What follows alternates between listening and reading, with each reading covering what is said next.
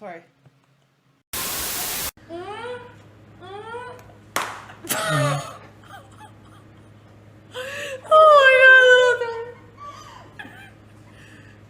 We're moving away the things that might actually. All right, you guys keep the water in your mouths, please. 1, 2. Ready? Oh, that felt kind of good. Okay, it's at 20. I told you, bro. Hell yeah. Okay, can I put it up to... Okay. I want more.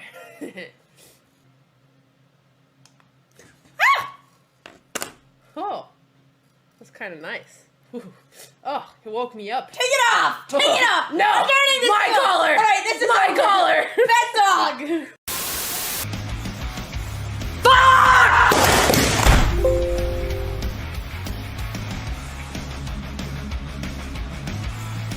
I broke my computer screen.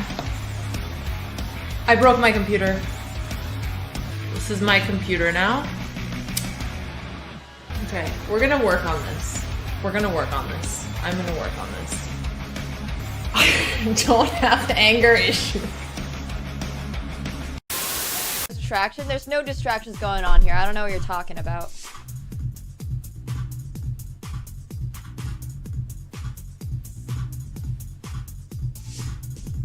Wait, I got this.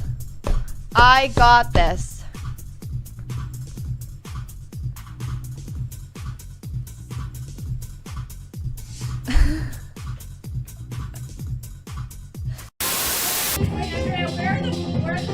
I don't know. We're not putting them. You're using them in one piece books. You're not reading them anyway. You're not reading them anyway. Hello and welcome to this beautiful island of Sardinia and the BotezLive channel. We are here with the round 6 of Sardinia International Chess Festival. I am your host, Women's Grandmaster Dina Belenkai, and alongside me, the wonderful, magnificent Grandmaster Yoon Lodvig Hammer. Hello, Yoon. How are you doing? Yeah, we don't use magnificent to describe me. Yeah, the most severe of them all, the one and Oh only. no, it's not about that. It's just magnificent. It reminds me too much of my big failure, being number 2 behind Mr. Magnus. Oh, I see. Yoon is ready to tell us all the insights about how the games are gonna go today, because Alexandra is crushing the tournament, the sole leader with 5 out of 5 on her road to the world record of 9 out of 9. Will we see that or not? And Andrea is actually very not far behind, only 3.5. The only loss she had was to her sister, which we all witnessed. That was a dramatic experience. I'm super excited for today's games. Do we already have the moves? Oh no, we actually don't. Okay, I looked at the We time. actually started on time this time, Dina. Oh, You managed right. to finish your makeup just right. Hey, I don't wear any makeup. I'm a natural beauty. But yeah, Of course. we started on time. But actually, we have an interesting situation today. Andrea is playing the highest rated player in the entire tournament. And Ooh. Alexandra is playing an opponent who actually scored a 2300 performance in Formentura. And Joe Paul Ganta, his name is, he was 2200 just a couple of months ago in December. But the problem is he played some tournaments in his native India and got to experience the Indian kids and other Indianers with the low ratings. And he got absolutely destroyed. And I think his confidence took a bit of a hit also, because he had some bad performances after that as well. But Alexandra told me that she knows this guy, that they met in Formentera, and that he's really, really eager about his chess, and that he asked to play the A group in this tournament, and the organizers said no. So he's playing in the B group because he has to, but he's a very, very good player, and he's going to present a big challenge to Alexandra today. That is unbelievable. Unbelievable. And how old is he, Hama?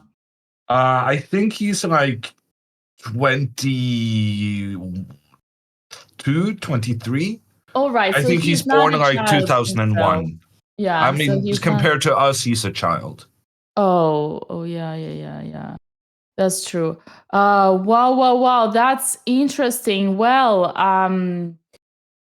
ladies and gentlemen, and we see Andrea and her opponent on the camera. Andrea is playing against some Bulgarian, if I were to guess. Yes. Dejan Dimitrov. Serbian. He has a Bulgarian flag, so guess I correctly. that makes sense to me that he's Bulgarian. He's I think one of the highest rated players in the tournament. But he did lose in the first round, and he has played a draw since. He's on 3.5 points, just like Andrea. So this will be a good challenge for her. But we know from experience that Andrea is significantly better with the white pieces than with the black pieces. It's going to be a tough day in general. Both girls having very, very skilled opponents.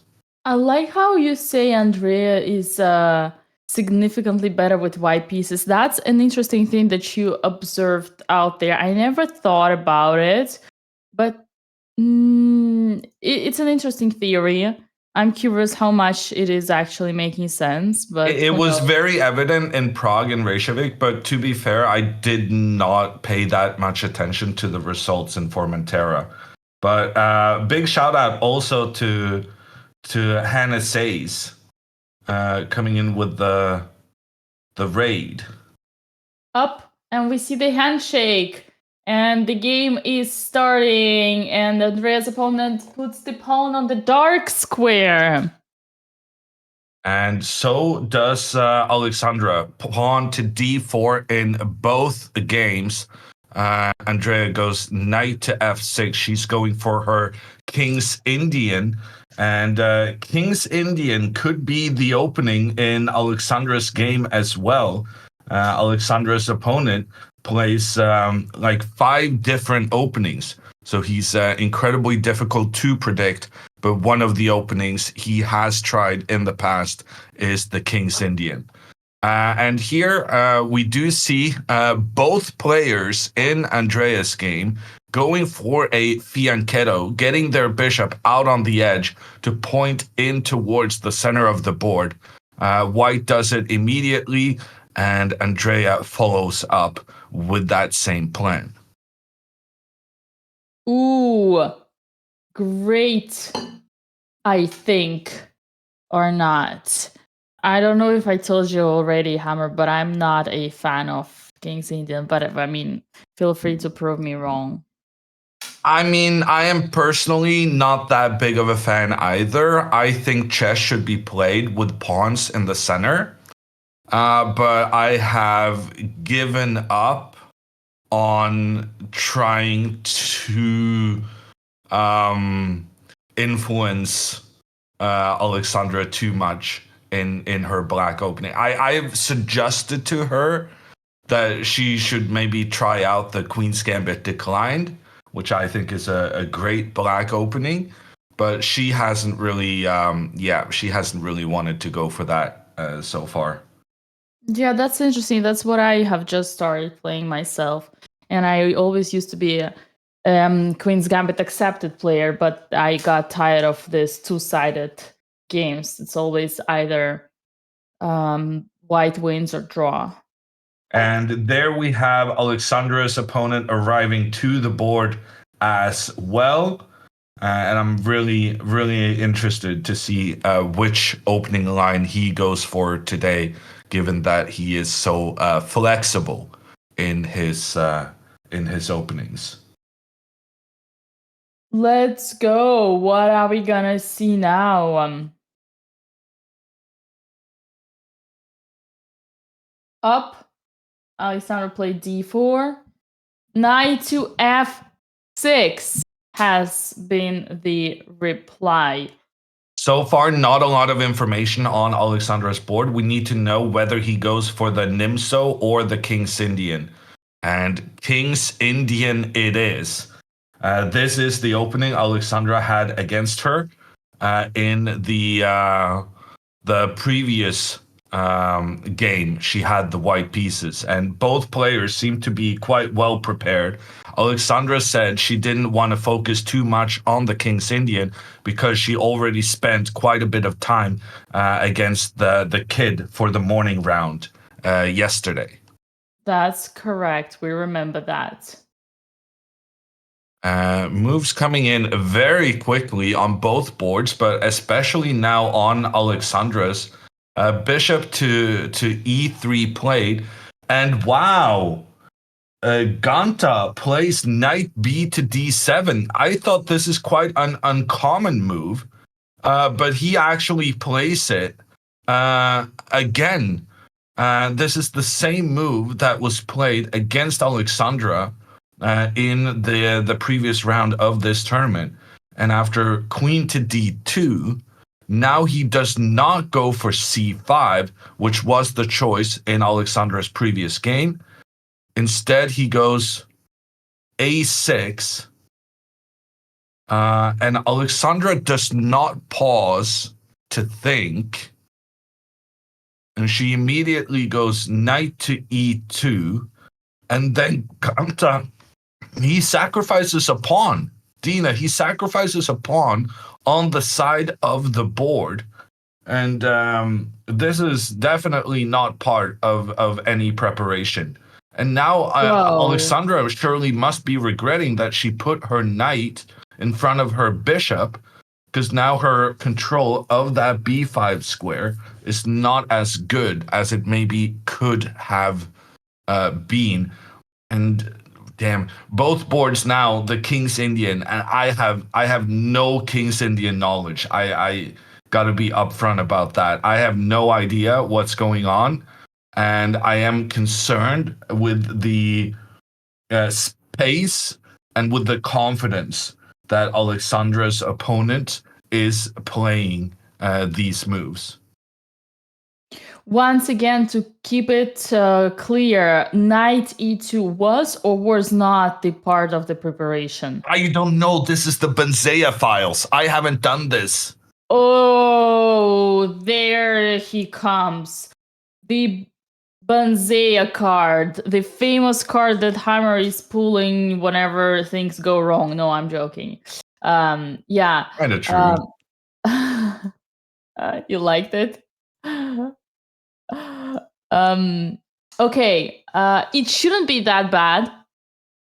No, but I have no idea how Alexandra is going to react to this, because we talked about yesterday. We reviewed, well, actually last night after all the games, we reviewed the game she played against the kid, and basically we said never take the pawn on b5.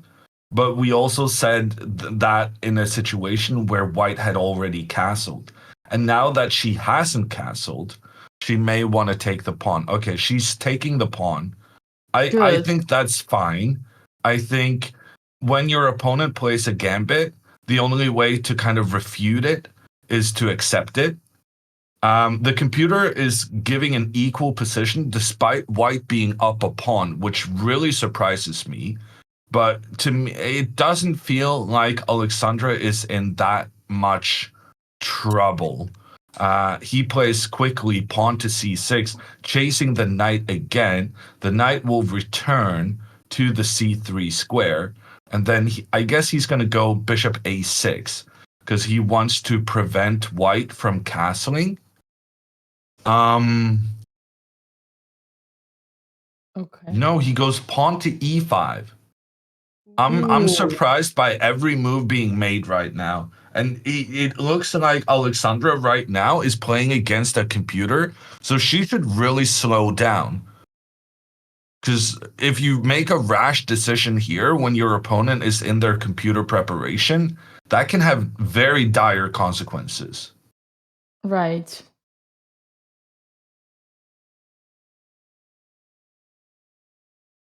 Man.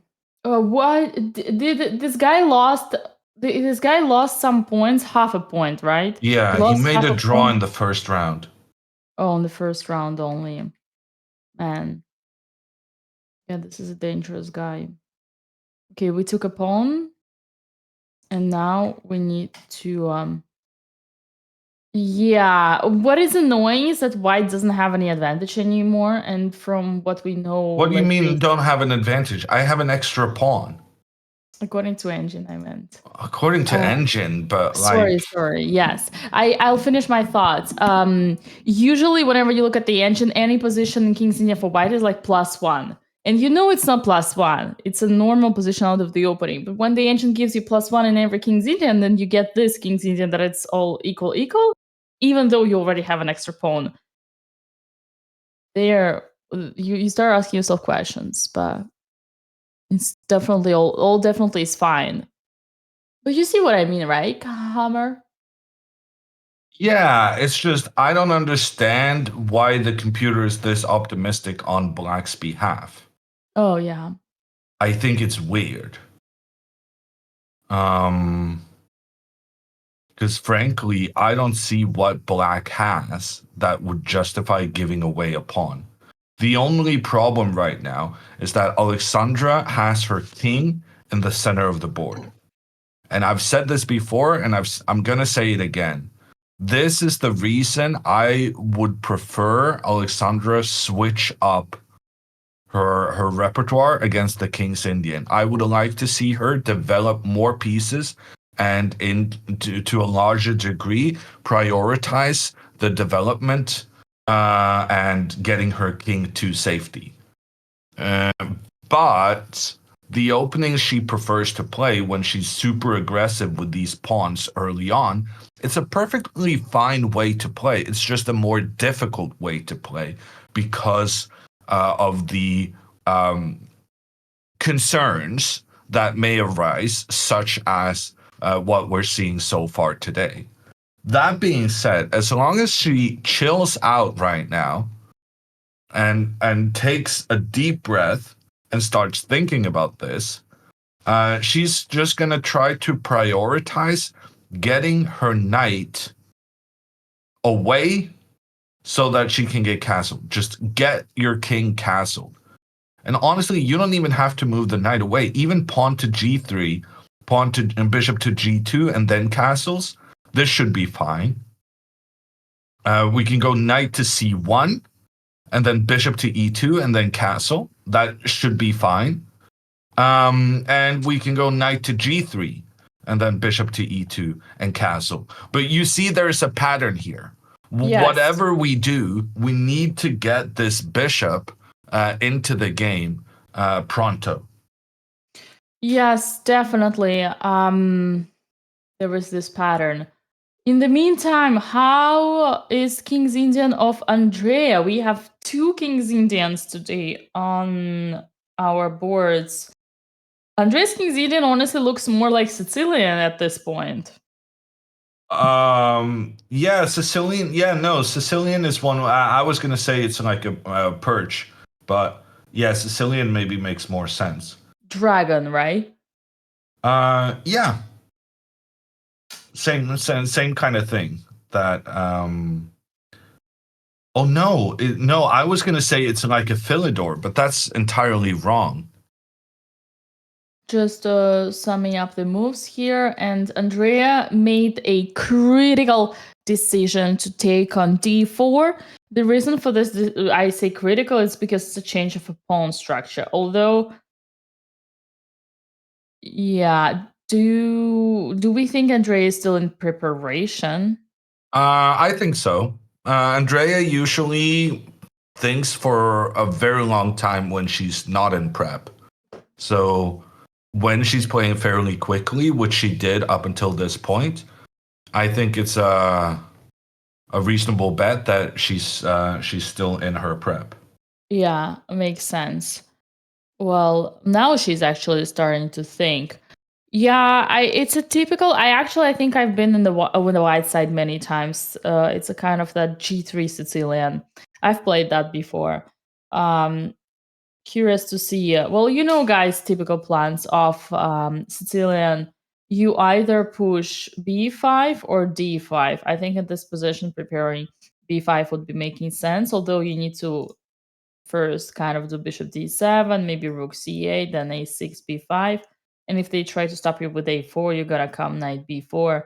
And other ideas, typical ideas, are knight a5, knight e5, with an idea heading to c4. That was a 2-minute summary of what to do in the Sicilian. Yeah. Sometimes bishop e6.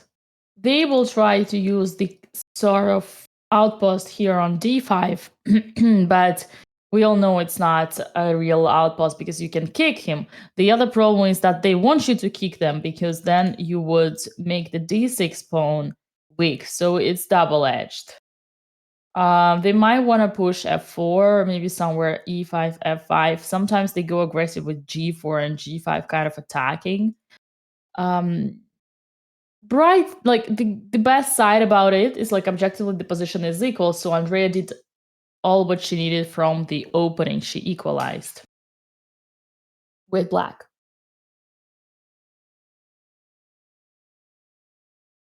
What are you drinking, Hammer? Tea? Black tea? Tea.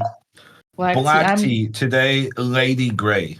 Yesterday, Earl Grey. Today, Lady Grey. I never tried Lady Grey. What is it about? I read on Wikipedia that it's like a special brand they made for the Scandinavian market, who feels Earl Grey is a bit bitter, and then Lady Grey is a bit more citrusy or something.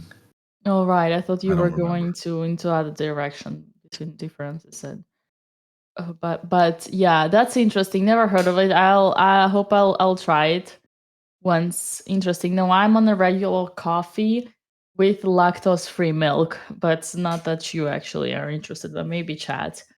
Yeah, things have been slowed down as of right now. Both girls are thinking maybe it's time for us to remind you the sponsor of our event. We have Coinbase, who has partnered with us for $20,000 for this tournament in giveaways, which is insane. And every day we have the minimum $1,000 raffle if you type the command Coinbase and the command raffle and fill in the Google Doc form. Use the email address that you already have associated with your official account. You can participate in the raffle. And so far, we have had not just $1,000, but $2,500 thanks to Andrea and Alexandra, who have been winning their games. If one of the sisters wins, we always have a it's actually double and a half price in giveaway. And in any case, you can already claim your first $20 BTC on the code BOTEZ20 for your first trade. Hammer, are you a crypto guy? No. Yeah, usually chess players, it's rare. Like, the stronger you are, the more you're focused on one thing. And somehow I'm not surprised. But I'm sure Alexandra could give you a couple of advice how to trade and stock your crypto. She is very, very, very skilled in that. Hammer is king. What? It's okay. We have not had any move. So, chat, let me point the finger at you. How are you doing today? We are streaming live to Twitch, but also YouTube. Hello, YouTube. Also, Twitter, X, and even Instagram.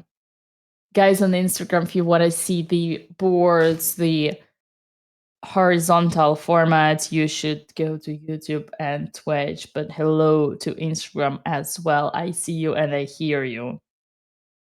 Wow, a separate broadcast for Instagram? Those guys are so special, huh? Yeah. Yeah, well, because it's horizontal. Yeah, maybe we also stream on TikTok, actually. I don't know for this one. But maybe someone in chat knows. I'm really interested in Alexandra's position now. I think she has a ton of choice, which is always really, really difficult to deal with. Pawn takes pawn is definitely an option. What I don't like about this is that it activates the Black Knight, and the Black Knight could potentially move further forward and attack both the Queen and the Bishop. So I'm not that big of a fan of such a trade. We can go pawn to d5. And that's a very interesting move because essentially we're saying we don't want you to get rid of the pawn on e5. We want this pawn to be standing there so that it's blocking your bishop, but it's also blocking the potential of the rook pointing down on the white king. So that's definitely an interesting option, but it kind of neglects the development. It doesn't do anything to get the king to safety quicker. And then we have these knight moves, the knight moving away to give space for the bishop. And the disadvantage of the knight moves, I'm not sure there's any disadvantages with the knight moves. I think knight here or knight g3, maybe knight g3 probably to give extra protection into the middle. That looks to me like it's a good move. She did play knight to c1. Yay! So I'm reasonably happy about this. And her opponent seemed very well prepared. But when Alexandra has a choice of 5 different moves, I'm kind of hoping that he's not going to respond instantly and that he hasn't had the opportunity to investigate every single possible move in that situation. Yeah. I like that you have a hope. And I always like that Alexandra is preparing her short castle. Did you guys have any talk yesterday about the yesterday's game? Yeah. What do you have in mind? Like, did you manage to keep it positive at the same time instructive in regards of the things we have discussed? Oh, sure. No, I mean, I don't. Alexandra doesn't need that much positive feedback when she's winning. It's more like, so it was a bit more on the constructive side, and we looked at some of her decisions with the pawns. Yeah. And discussed around them. I think it was a really useful. I think when you're at a tournament, your ability to learn is greater because you feel more in the moment. Like you feel like what you're learning is going to be so much more valuable in the very short term.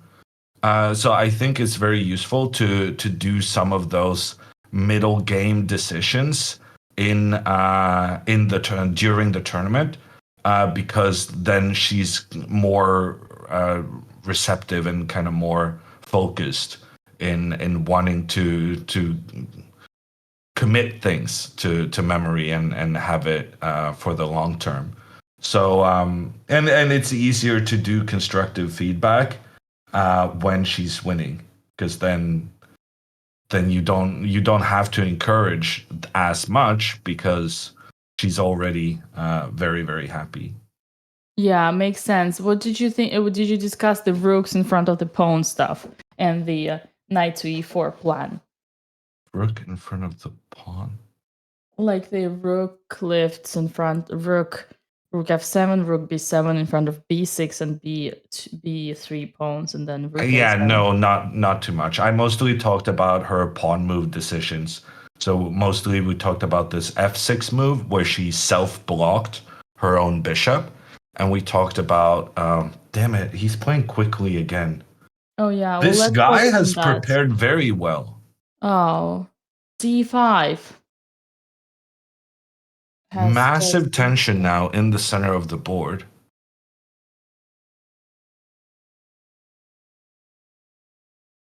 Man, who takes who?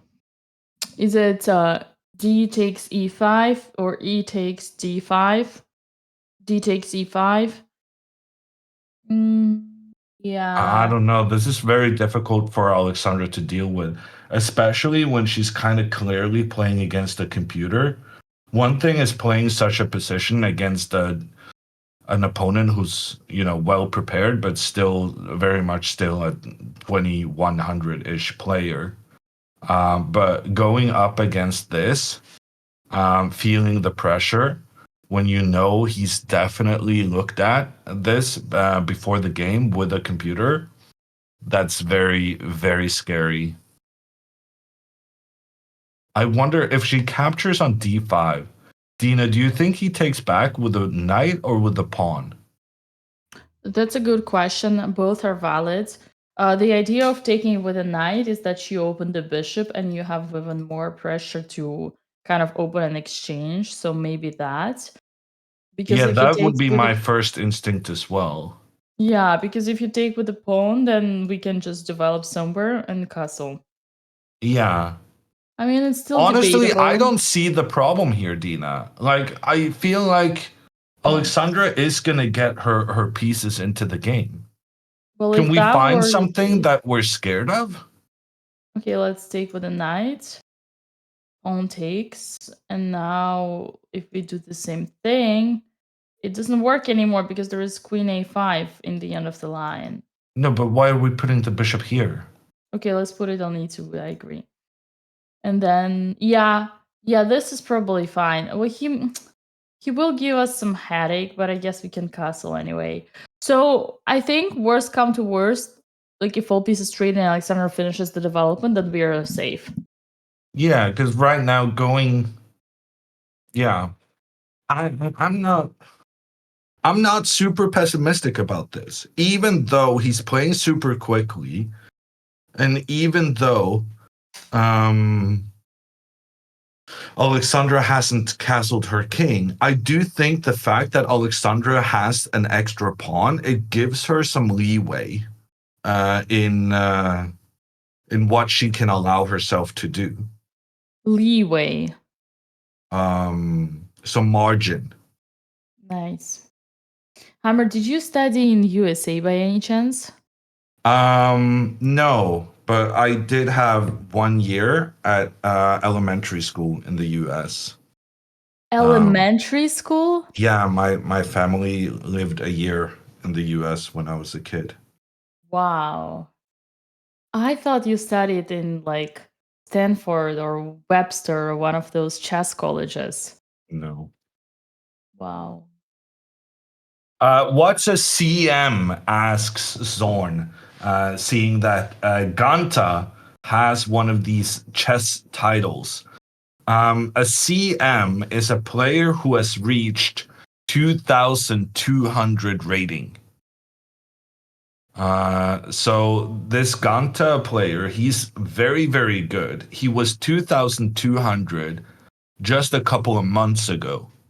But he played a tournament. No, he actually played 2 tournaments in India and got battered by the underrated Indian kids and other people, and lost a ton of rating because of that. And then when he returned playing tournaments in Europe, he lost quite a bit more then, which I guess is because his confidence took a bit of a Hit. battering. Yeah. He asked to play, so he's very close to 2,000 rating. The rating we have on our graphic is, I'm not sure it's entirely accurate. His rating right now is 1991. So he's very close to 2,000 rated. And he asked the organizers whether he could play the A group instead, because he wants to play the best opposition possible. But the organizers said, no, if you're under 2000, you have to play the under 2000 group. Yeah, which is very surprising. And in the meantime, Alexandra did take the right capture, and he replied right away with the knight takes. You know what, Dina? In this Yeah. position we have on the board right now, before he took with the knight, the computer wanted him to sacrifice a third pawn with knight to b6. Knight to b6 is the craziest move I have ever seen. He already sacrificed a pawn on the b5 square. Now he let Alexandra take on a d5, and then the computer wanted him to capture another pawn, making it 3 pawns more for white. That is wild. But which also is that was not crazy. played. Completely crazy. Well, that might prove the fact that maybe, well, depends what kind of engine he uses, but maybe he already. Yeah, he's not in his preparation. Right now, he's just playing quickly to try and stress out Alexandra. By not playing knight to b6, he revealed that he's not in his computer preparation, that he's just trying to play quick moves to stress out Alexandra. Yeah, which is, or can be a good strategy, continue bluffing, so to be playing poker and putting your opponent under pressure. It can backfire if the position is important and you need to kind of find the best. But if he considers after c takes and knight takes and takes some time, never on earth would he find or understand knight b6 on his own. But so maybe it's a good strategy, Hammer continuing putting pressure. But Alexandra replied right away, and she took on d5. And after pawn takes on d5, which has happened now, she already made a move. What is it, Hammer? Did she develop the bishop on e2? He did. So Yay. Alexandra is getting her pieces out. She has an extra pawn. I think this is fine. And we know that the guy is not in his preparation. And now he actually has to come up with a plan to justify the fact that he gave away a pawn in the opening. Right. Ooh, Dina, I have an idea. Ooh, tell me. Dina, my idea is terrible. Okay, never mind. I thought maybe you could go queen to b6 to try and put pressure down towards the pawn in the center and towards the bishop. And then I realized that I'm only putting my queen in a position where the bishop is going to threaten the queen.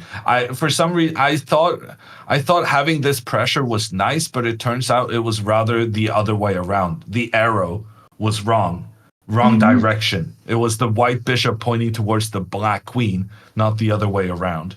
Do I need you to teach what is an X-ray? Dina, I'm very good at chess. Okay. Very good at chess. But the expressions, I'm better with good moves than the names. Okay. You got it, chat. He's very good and he knows. And X-ray is usually like the thing that when you put the queen, like when the rook in front of the queen or the rook in front of the king, that's an X-ray. But here it's like queen is under the bishop X-ray. Okay, so X-ray is pointing in something's general direction. Wait, do you seriously not know? No, why would I? When I was this bad that I needed to know such elementary things, I was a little Norwegian kid. So, and I don't even know the Norwegian expressions because I got language confused staying a year in the US. So, no, I don't know. But I know what's a good move and what's not a good move. Isn't that enough? Okay, chat. So this is official. Like, you need to praise this moment. The only time during the broadcast when you can feel yourself being smarter and stronger than the grandmaster themselves. But it's just for your ego. So an X-ray is usually referred to, for example, like rook to e1. That's an X-ray to the king. And same, like most likely it's actually for the queen, right? Like something like this. And then if these pawns were to disappear, then you wouldn't want to have like the queen in front of the rook, right? But here it's like hard to find an example. But it is important for your prophylactical thinking, because when you know, okay, my queen is in front of the rook, I better move it away. This is an X-ray towards the white rook. No, it's actually really like towards the queen. And here I was just No, you can't just have an expression that's only for the queen. No, I'm calling bullshit on that. Okay, I'm googling. X-ray chess. Let's see. X-ray chess. He called me bullshit, chat. Okay, you're right. It's Rentgen, we say in Russian. Okay, an X-ray is a tactic where a piece indirectly controls a square from the other side of an intervening piece. Generally, a piece reforming an X-ray either affects the skewer, indirectly attacks an enemy piece through another piece or pieces, or defends a friendly piece through an enemy piece. All right. So, but I swear to you guys, even though, okay, Hammer was right, I swear to you, most commonly it's referring to queen. Okay. All right, he didn't play the queen b6. Well, he's not gonna, because he's not gonna go into the bishop's X-ray. I'm a quick learner. I'll say that. Yeah, I was just about to mention that. Beautiful. I'm so impressed. This is how you become also a grandmaster, but you learn quick and you want to learn. Even from anyone, even from people who are way weaker than you. All right. How are the things doing at Andrea's board in the meantime? Yeah, I guess I've kind of not paid a lot of attention to Andrea on account of her just well, it's not her fault. It's more that Alexandra's position kind of caught fire very early on. But now Alexandra is one move away from castling, and we frankly don't see how her opponent can prevent that. So this makes a good moment to check on Andrea and how she's doing. So Andrea made her King's Indian setup, no pawns in the center of the board. But what I do like is that she immediately after having this early castling and her hideout for the bishop pointing down the board, she does find a way to trade her pawn in towards the center of the board. And now Andrea has a long-term advantage of 2 pawns versus 1 in the center. The problem is that her opponent's pawn, the 1 pawn, is further advanced in the center, and as such is taking a bit more control in towards Andrea's half of the board. Knight c6 puts pressure on the knight, and the knight actually just escapes. Andrea moves her knight so that the bishop's diagonal is opened up. H3 is a bit of a weird move from white, but it tells me that he's planning to push the pawns forward on the king side. I feel like that's the only useful idea behind that move. Andrea is not faced. She goes knight c5, getting the knight in a better position.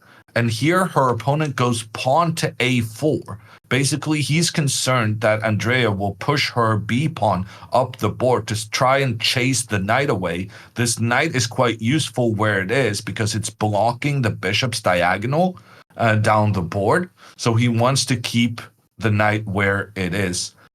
Oh, actually, I got this wrong, Dina, because Andrea played bishop to e6, and now her opponent went knight d5. And it turns out this a4 move was more so that he could move the knight to the d5 square without allowing Andrea to go pawn to b5 and getting space on the queen side. Right. Remember, Chad, I told you, in Sicilian, black has only 2 plans. Either push d5 or push b5. And when none of those is possible, you gotta go for the c4 square and kind of use the c file, the activity here. Well, Wire wants to play c3 and kill all the vibe here for us with the barrier. So we do wanted to exploit the c file from with the rook and the knight and head to c4. This would be my advice to Andrea next.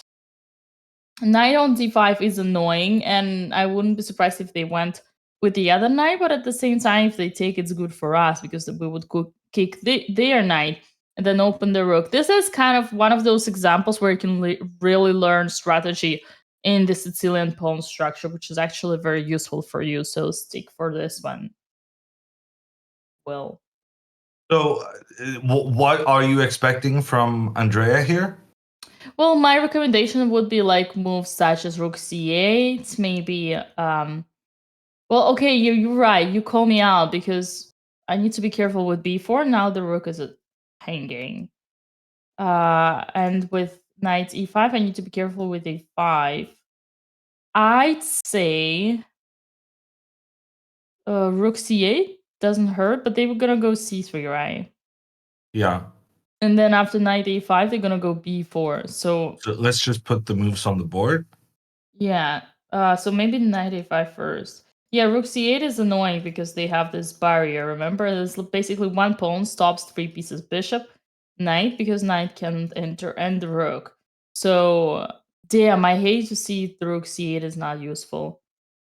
Man, if we do this first, knight a5. Why are you going via the a5 square? Why are you not going via e5 to c4?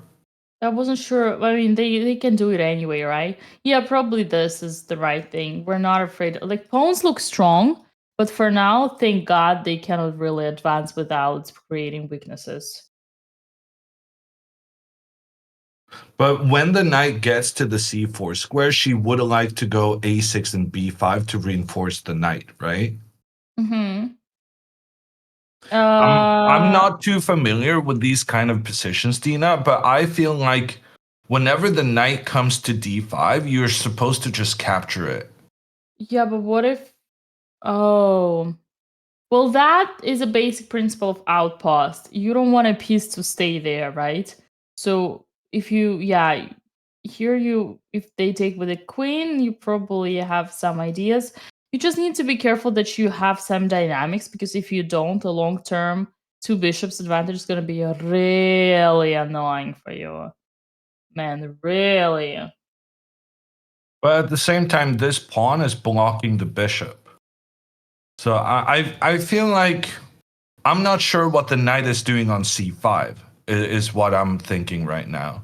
I feel like I kind of like this plan Andrea had with bishop to e6, but it's not clear to me that this knight is better placed on c5 than it was on f6. If we do the same kind of moves for Andrea, just without this maneuvering to c5, bishop e6, rook to c1, and then go with Dina's kind of trying to get the knight to the c4 square. Anytime now the white knight gets to d5, I feel like you're supposed to take and go like knight c4. No, computer hates this as well.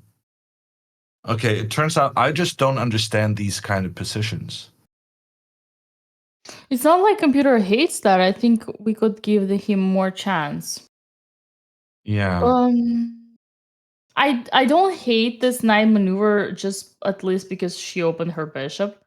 Now, obviously, the opponent is gonna block it with c3. Andrea's thinking, oh yeah. Oh yeah, sorry, complete your... No. I finished. Go on. No, because you made this really good point that if we go rook c8, c3, then these 2 pawns, pawn protected by another pawn, that is a bishop's nightmare. Bishops hate being pointing in towards an opponent's pawn blocked by another, protected by another pawn. And you also made that the same thing is true for the rook. And so for what the knight, it's actually 1 pawn against 3 pieces. Do you know what's to a the name lesser of degree the knight, I think, but I see your point. Do you know what's the name of this one? It is also basic Russian terminology. Chad actually knows. Wow. Damn, Chad, look at you. You know more than the Grandmaster. Okay, guys, bring it on. Bring it on. What's the C3 B2 pawns are? Oh, come on, don't say in the Norwegian chess broadcasts, I used to call it concrete or granite. it's called a barrier. This is a barrier. Exactly, Chad. I see some people know. People who stick around BotezLive know. It's a barrier against it kills. I do believe, I know you disagree with a knight, but I still think that it restrains. I mean, this is how I go with it. Yeah. One pawn, 3 pieces, which is really crazy. You wanted to add on something with this. Yeah. Oh, yeah. No. So realizing the effectiveness of this C3 pawn protected by other pawn move, I have decided that in this position, Dina, I want to go A6. And then after C3, I want to go B5. And essentially what I'm doing is I'm trying to get my pawn up here to challenge the white pawn.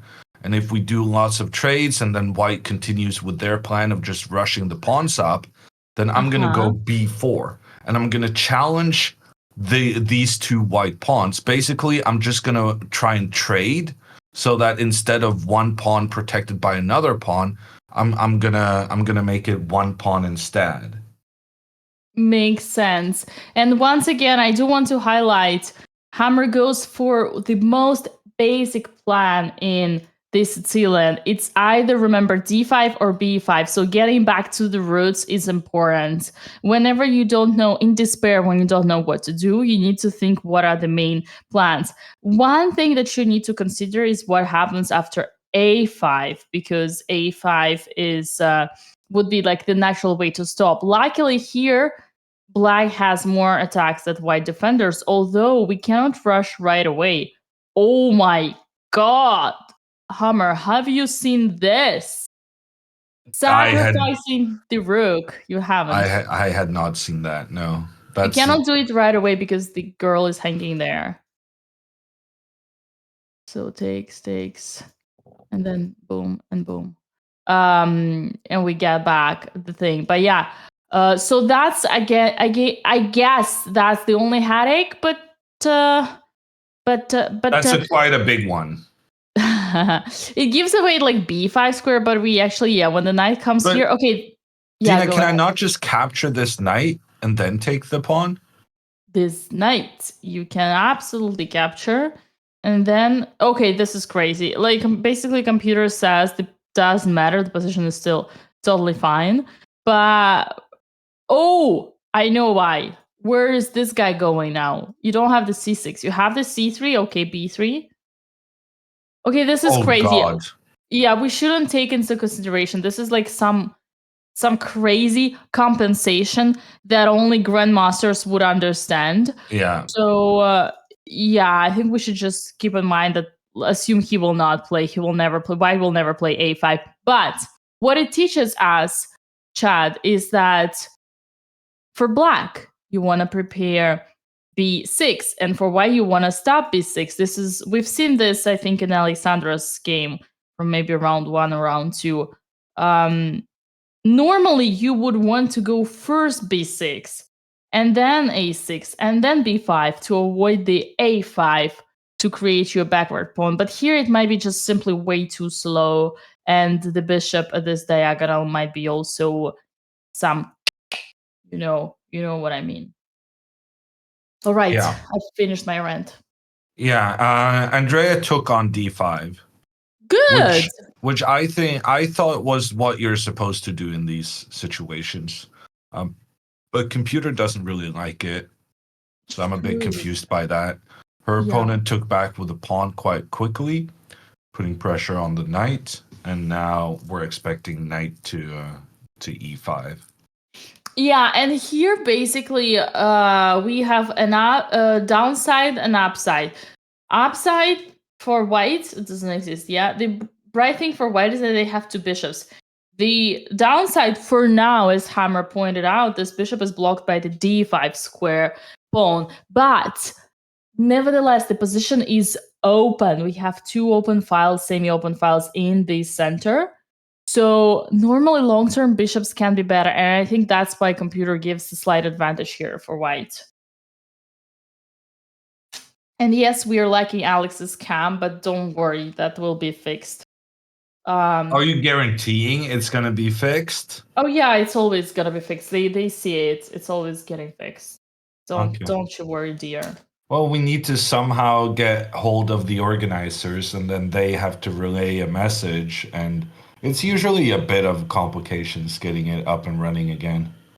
Well, for some reason, like in Fermentera, it would be like a fix of like just a few minutes. So I think there is always someone who's checking an eye on those. Rook to a4 played on Alexandra's board. Very interesting move. Interesting. Trying to put pressure in towards Alexandra's pawn. And if Alexandra tries to protect the pawn, that would be a big mistake. Because then after takes, I'm scared that there's going to be some kind of a check attacking both the knight and the bishop. But maybe the problem is just the rook.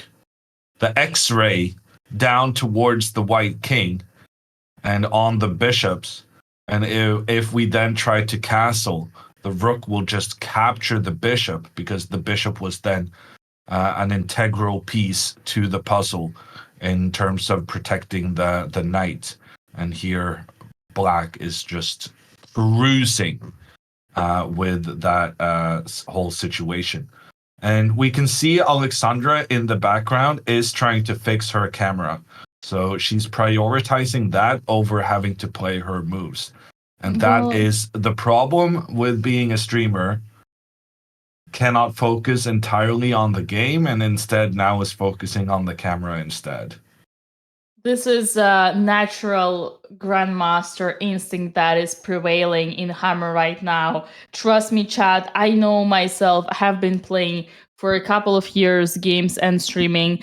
It does not distract you. In fact, it only motivates you way more because when you see all these people, all of you guys rooting and supporting, it makes you so much stronger and so much better. One thing I would say is that it will help you, like having a tech guy on site is just definitely helping, but it's like having like an assistant in general. Yeah, they kind of have the laptop point. Ina, since you started streaming your tournaments, how has your rating done? Shut up. Okay. Have you? No, okay. No, that was a hit below I the belt. I have a line on that. Every streamer who has done IRL content has a lost rating. I actually really love you calling me out. I'm being mean only for the show, but I have an explanation to that. My rating went down. The explanation is that being a streamer and doing content as kind of like just as big as a priority as having good results, it is detrimental to your chess game. I had this discussion with Anna Kamling, and basically what I said to her is that you basically have to become an even better chess player so that when you're performing on stream to be at 2100, your real strength is going to be like 2250. You got to increase your real strength to increase your level on stream because all the distractions of stream will affect your level in game. So it becomes about, if she plays a tournament without streaming, then probably she's going to have much better results because her ability to focus on what she's doing is going to be much higher. I mean, it depends for who. It's for me personally, my rating was affected by the American underrated kids. But I have the tournaments that I played off stream, Hammer, have been the worst. I have had 2 horrible tournaments last year, European Team Championship and European Club Cup. absolutely horrible, and those were the only tournaments that I did not stream. Wow. So yeah, for me, there is a lot about preparation for the game and the discipline, for example. So there is that. But during the game, I always feel only empowered by the stream. Okay. Well, that's interesting. It goes against everything I believe, but I guess I'm open to input sometimes, once in a while. I think what can affect where you're right is your like the work you put on chess off stream. How much time you can dedicate off stream? Sorry, I meant off tournaments. How much time you can dedicate off tournaments, and how much time you can dedicate kind of and how much you prepare before the games during the tournaments. But in the game, that small moments, nah, don't worry about that. But there are things that where you're right. Yeah, we're both right and wrong in our own ways. How about that? Diplomat Dina. There's a new Dina that has been born today. The supportive, diplomatic Dina. I do feel a little bad, Dina, because going after another chess player's results, that is just way below the belt. Like, that is unacceptable, and I apologize. Well, absolutely don't. You should not. It's like, okay, I love being roasted. And I think, especially when you're right, please roast me more. I know, actually, really, I love when people bring that. And if anything, that only helps me get my ass back to work and work more on my chess. And for instance, next week I'm playing, and it's going to be off stream. So hopefully it's going to go good, but I'm looking forward to get back to my normal rating and higher. Now I feel a bit like Andrea when Alexandra turned out to like being shocked when they did the colors. Oh yeah, that's right. No, I mean, come on, you're saying the truth. Like I think one should not get offended by truth. I think it's like one should be smart enough to not get offended by truth. Yeah, yeah. I'm not one of those people, but you go, girl. Like, you don't like when I call you princess? No, that's fine. But see, you don't get offended on truth. Princess Hammer. I am not a princess. Princess is fine because it's very obviously not the truth. What are you talking about? Oh, I'm tired today. This stream has been long, but it's just because I didn't eat before this stream. But next time's gonna be fine. I will eat and I will have more energy. Hammer's not a princess, he's a queen. Okay, let's go back to serious, okay? We have games ongoing, and Alexandra has fixed her cam, and like in that famous novel, did not steal any pieces off the board. Yeah, but look at Andrea's opponent, Rook to A2. What are they feeding these 1900s in Bulgaria? Playing prophylactic moves in positional style? That's wild. Dina, isn't this like a 2200 kind of move? I do believe so. It's a very strong move. He's getting out of the X-ray, Dina. Yeah. Preparing B3 or C3 or C4. Oh, you were proud that you learned a new word. Sorry, I was, yes. Yeah, I noticed with a slight delay. GG's. Good. Very good, Hammer. So yeah, this is an impressive move. But you know what? Not surprise me, because the guy is a Bulgarian. Bulgarian, it's like Russian, but Bulgarian. So yeah, I'm very I'm not surprised. It's all this former Yugoslavia, another chess country. Oh my god. Dina, do you know what the computer recommendation is in Alexandra's game? Absolutely not. The computer wants Alexandra to castle here, ignoring the threat to her pawn in the center. That's brilliant, but that's also very, very difficult to realize that you're in such a precarious state that you just got to get your king away immediately. I Okay. was, Well, that makes sense. I think you had this example like the day before, yesterday morning, right? yeah. Yesterday morning in Alexander's game when there were triple pawns possible. But this is a bit different, right? Because it's not giving the opponent tripled pawns, and making the trade does not undouble the opponent's pawns. But here the key is that if we take the pawn on e5, oh my god, computer hates that for Alexandra. This rook to a4 is super dangerous for her. I thought, why hasn't she taken the pawn on e5 already? But actually, that's highly problematic.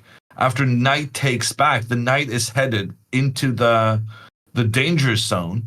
And here, when Alexandra castles, the knight can move further on, attacking the queen, attacking the bishop. We're going to have to give up our own bishop. But then black has very nice bishops coming in to put pressure down towards Alexandra's queen side. And even though black is down a pawn, the computer massively favors his position. I only now realized how tricky Alexandra's position is. This rook to a4 move was excellent. And if she manages to find castles, I will be incredibly impressed. Castles take, we gotta go back. And what if knight tries now to enter to c4? We have time to play b3, and now we are having an advantage. And there's a huge potential here for Alexandra, by the way, because she has 2 connected pass pawns. Man, I agree. If Alexandra finds this, we should give her a grandmaster title. I did not say that though. So in that case, you cannot agree to a statement I have not made.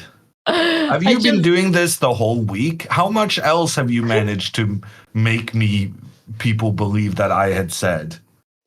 Well, I'm just emphasizing what you want to say. It's just being a little bit overly dramatic, but just for the sake of the community's entertainment.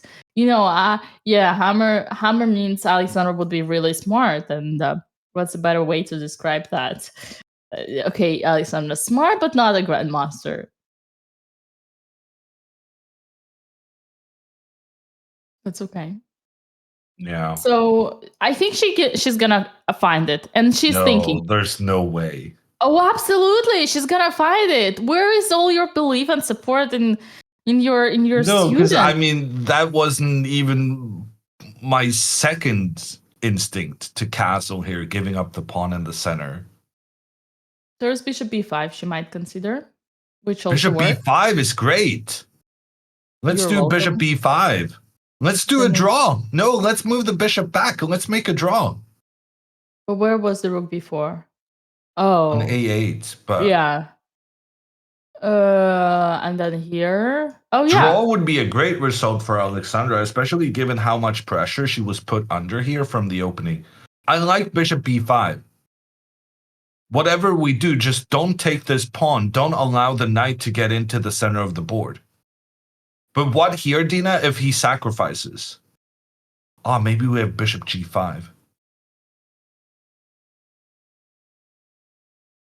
Because if he sacrifices the rook and we get this sort of position, this is incredibly dangerous. Because there's this queen coming in here for the check. There's the rook pointing down on the king. And there's also the bishop. Like, this would be just terrible for Alexandra. She would need to go queen b4 to keep her bishop safe.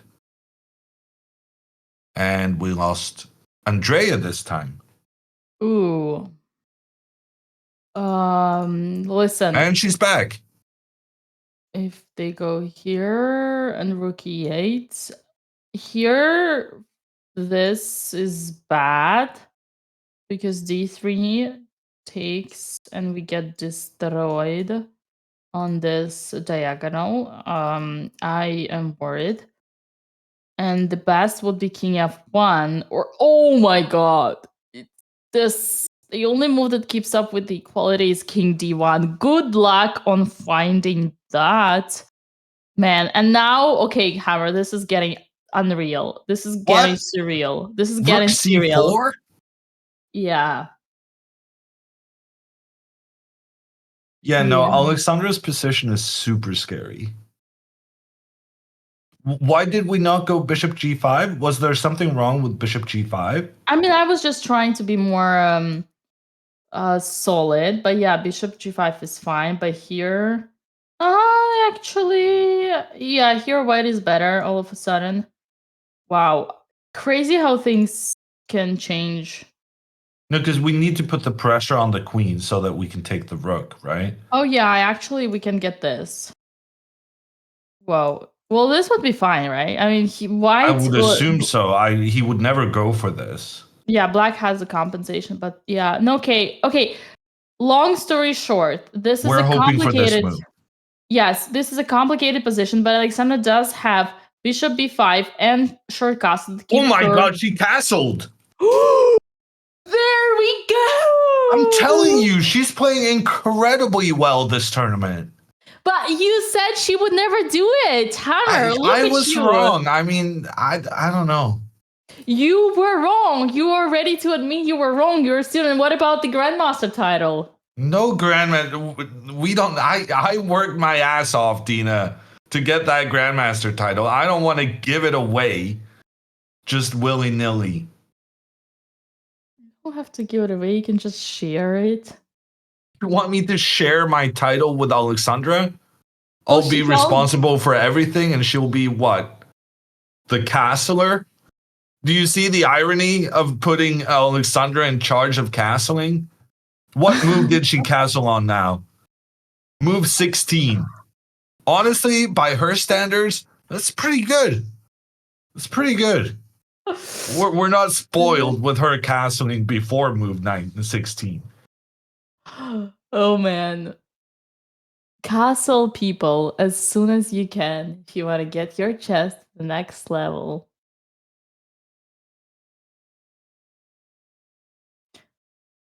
Great. Life is beautiful. Is it time to go to Andrea? Ban castling so less draw happens, says ooh. Also, banning castling would massively improve Alexandra's rating. If she's only castling on move 20 on average, imagine how good it would be if her opponents couldn't castle either. Yeah, no one would castle, and Alex will be the happiest player out there. No, Also, but Papa Boat is this castles move is yeah. fantastic, Dina. Like, this is incredible play. Oh, absolutely, absolutely. And I want to call out Papa Botas, who, just like you, did not believe that his own daughter would castle. But, like... He said she was looking at the left side of the board. Okay. So he didn't necessarily say she wasn't good enough to castle, just that his analysis of the situation. That's better than what I did, at least. Okay. Well, where are we? Let's look at how Andre is doing. Yeah. Andrea's opponent is finding some really nice positional moves.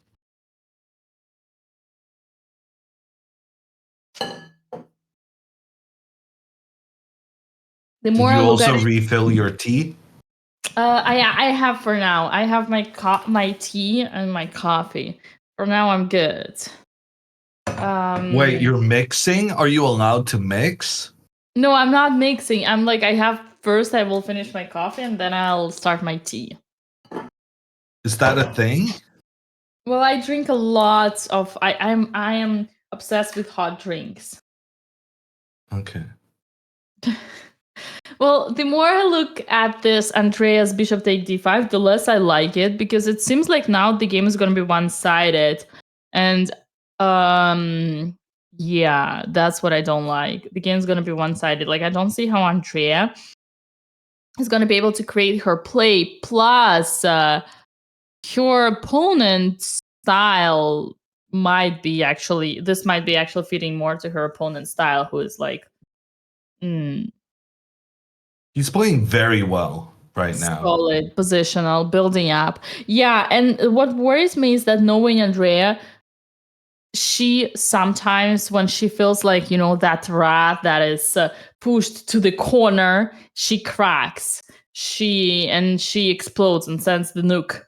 But we would want her to improve on holding on, keeping up, no matter what kind of pressure and how uncomfortable you are with your position, right? Yeah. So this is my worry, that it's not her, like, it's a tough psychological spot for her, because she now has to just hold on. Yeah. And her opponent is doing such a good job of restricting her options. Andrea quite clearly wanted to try and get her knight to the c4 square, but by evacuating this diagonal with the rook, White was able to follow up with this b3 move afterwards, and now there's a very clear lack of good squares for Andrea's knights. He has one good square for the knight, which is on c5. And now she just moved her knight away from that good square. So, rip. Oh, I actually kind of like this, Dina. Because now if pawn to c4, then Andrea can put one knight on the b4 square and reinforce it with the pawn. And then she can get the other knight to the c5 square. Ooh, I love that. This is not too bad, right? Yeah. Computer still hates her position, but at least then she has some well-placed pieces. Oh, yeah. I like that. But I feel like maybe she should have waited to go knight a6 until the guy actually played c4. Because now he can go c3, right? Mm-hmm. And just prevent that square for the knight. Maybe it's fine. Yeah, maybe she should have, what that thing that you do after the opening, once the opening is finished. Do you know it? The crab. No. Once the opening finishes, which is still part of the opening, you need to connect your rooks by moving up your queen. She should have done another development No, but then you're move. blundering your knight. Sorry. I'm taking my words back. What about queen c7? Yeah, queen c7 works. Just something, right? With the idea of hammer to wait. Every time I see Andrea having her knight on the rim is slim, I don't feel comfortable. I have a PTSD. Is slim a derogatory term? This is Andrea's. This is Andrea's quote. Actually, she invented that. Okay. No. There's no. I don't mean derogatory. I mean like negative. No. I don't have a complex of overweight. But in this scenario, I have a PTSD from Andrea's game in Fermentera, where I think round 1, where she would put the knight on h3 and then just blunder it. Do you remember, chat? So every time she puts a piece back to the knight back to the side, I get nervous. Knight on the rim is green. Or dim. Dim is what I've been taught. Yeah, it is dim. Grim is a better word, arguably. Yeah. No, it's Andrea's invention.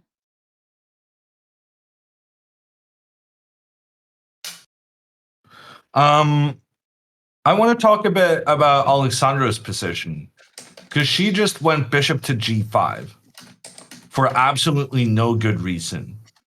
For the life of me, I do not understand why she's not playing bishop to f2 to have that pressure in towards the isolated pawn, the pawn that cannot be protected by other pawns in the center of the board. She did incredibly well to find this castling move, but then right after, she makes a move that just doesn't make sense in the context of the latest move she made. Oh no. No. That being said, she's still going to get a good blockade. She's going to get her knight to this d3 square. Yeah. And Beautifully placed. and this knight is making sure that the pawn cannot move forward, which in turn means that black's bishop has now been limited by the fact that its own pawn is standing in the way.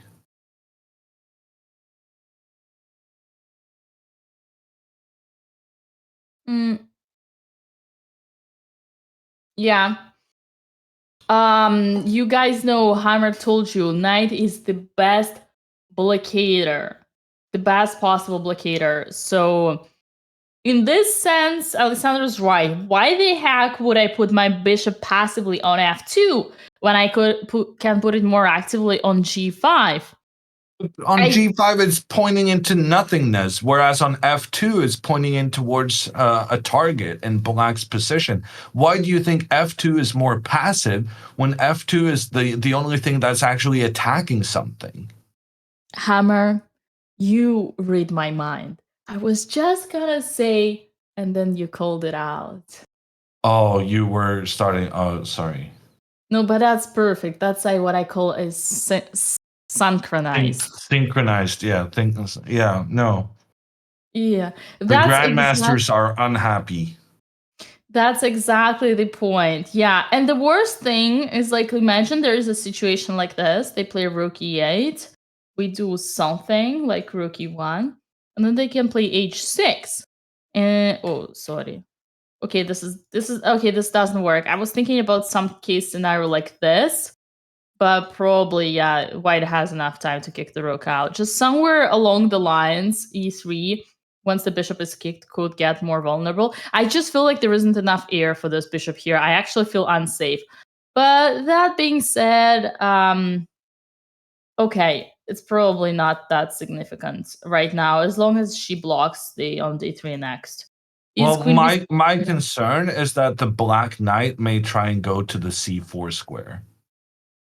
So obviously now that the queen is under attack, he's going to go queen b6. Okay. Knight b3. And then knight d3, I feel pretty safe that Alexandra is going to play that. Uh-huh. And then I'm a bit scared of knight e5 yeah, I was going to c4. suggest b3, as you might have guessed. Yeah, that would be my instinct as well.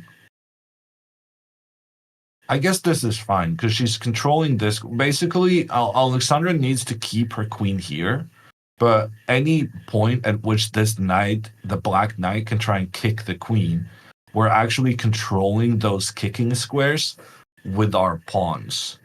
So that should be fine. Okay, here's a quick instructional tip for the viewers. In this position is equal, even though normally, pawn structure-wise, white has a huge advantage because they have two connected passed pawns. Any endgame is winning. Black, however, has a huge compensation for that, even though their pawns are doubled. But just because, and isolated, but which is much weaker, but just because their pawns are in the center, and the minor pieces are on the board, black has lots of ideas using the dynamics and getting into the opponent territory on this squares c3 and e3, and hopefully not hopefully, but potentially by the c and e file. So what is the plan here for white? To win this game, we simply need to remove all the pieces off the board. I would say start with... That's a good question. I was going to say hammer. I was going to say start with minor, but then I realized that this is a pass pawn, and pass pawn, actually, you can lose when you have major pieces. So probably remove the queens would help, minor pieces, and then if we are heading with the rooks, then the question is what is the activity? But if we manage to capitalize, imagine we put two rooks here, we bring the king. Actually, if we have the rooks, I'm going on a dungeon, because if we have the rooks, we'll just push these guys, rook on d1 and then push this and then bring the king. Yeah, let's say you remove queens and knight and bishop, and then it's a completely winning endgame. On the other hand, black should keep up the pressure and keep the pieces on the board and use the center. So basically, long story short, center is so important that even the garbage like d4 and e4 can compensate for 2 future queens because the garbage is in the center. What did you think about my thesis? I may have lost you at some point there. It's And okay. then I thought I caught back up with you until the garbage is in the center, and then you lost me again. Well, listen, at least you got some time to rest, right? Yeah. He's honest about it, chat. So Queen B6 has been played, and this kind of just highlights why we preferred that Alexandra keep her bishop on this f2 square, because then the queen's pressure on the diagonal wouldn't be that big of a deal. Alexandra has already played knight to d3, and now I'm expecting her opponent to go rook e8. I think this is a very useful move. Dina mentioned some ideas of going rook to e3. I like that. I think that's very interesting. But also just wanting to go bishop to a6 afterwards and putting pressure in towards the knight and bishop together with the rook. Alexandra would probably go b3, kicking the rook back. And after the rook goes back, Alexandra will play something like rook to e1.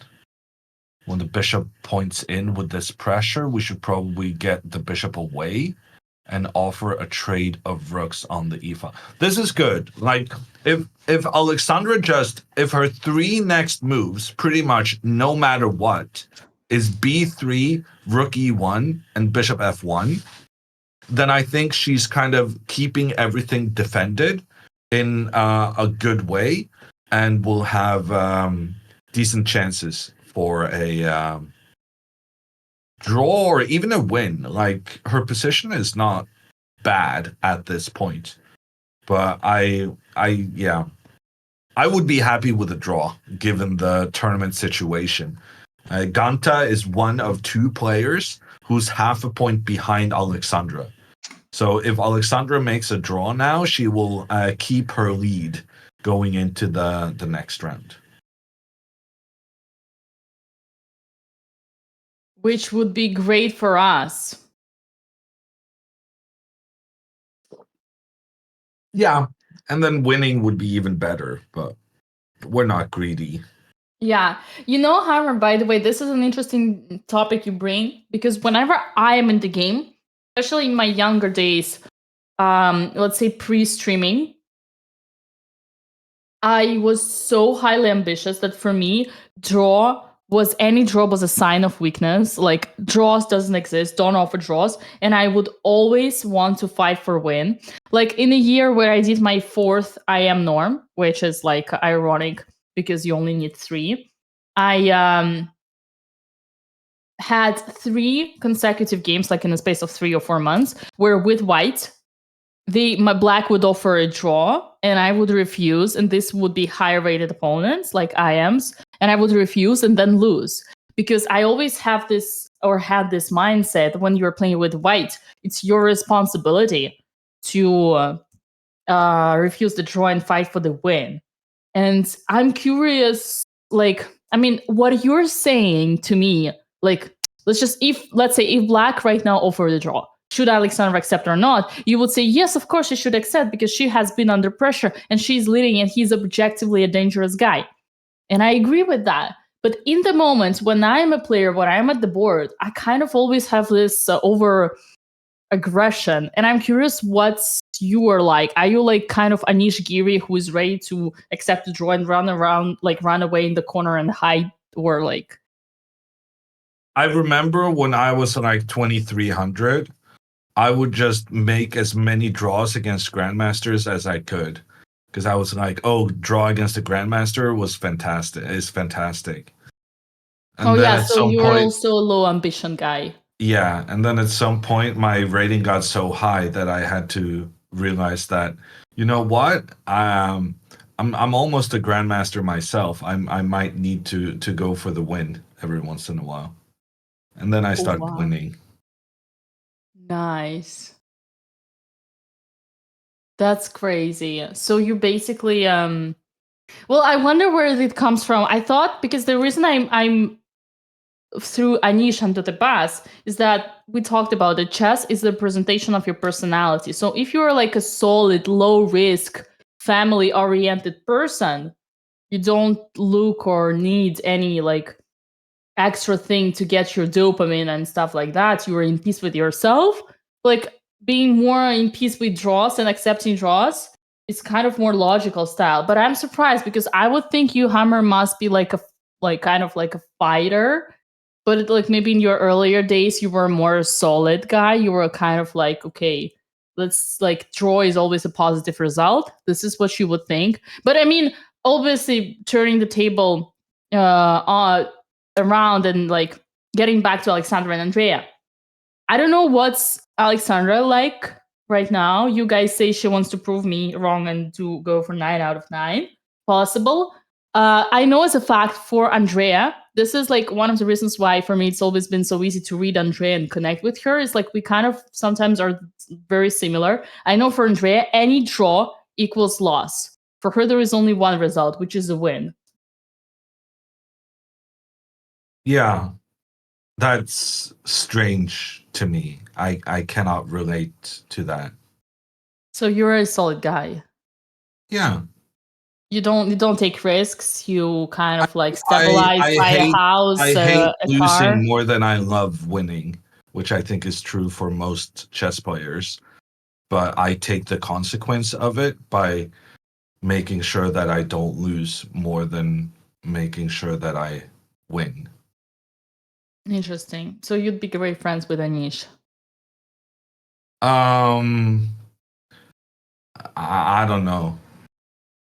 Um, we're getting moves on Alexandra's board, and frankly, I'm not a big fan of this move, Rook F to C1, because here Alexandra is not realizing the potential X-ray down towards her rook on A1.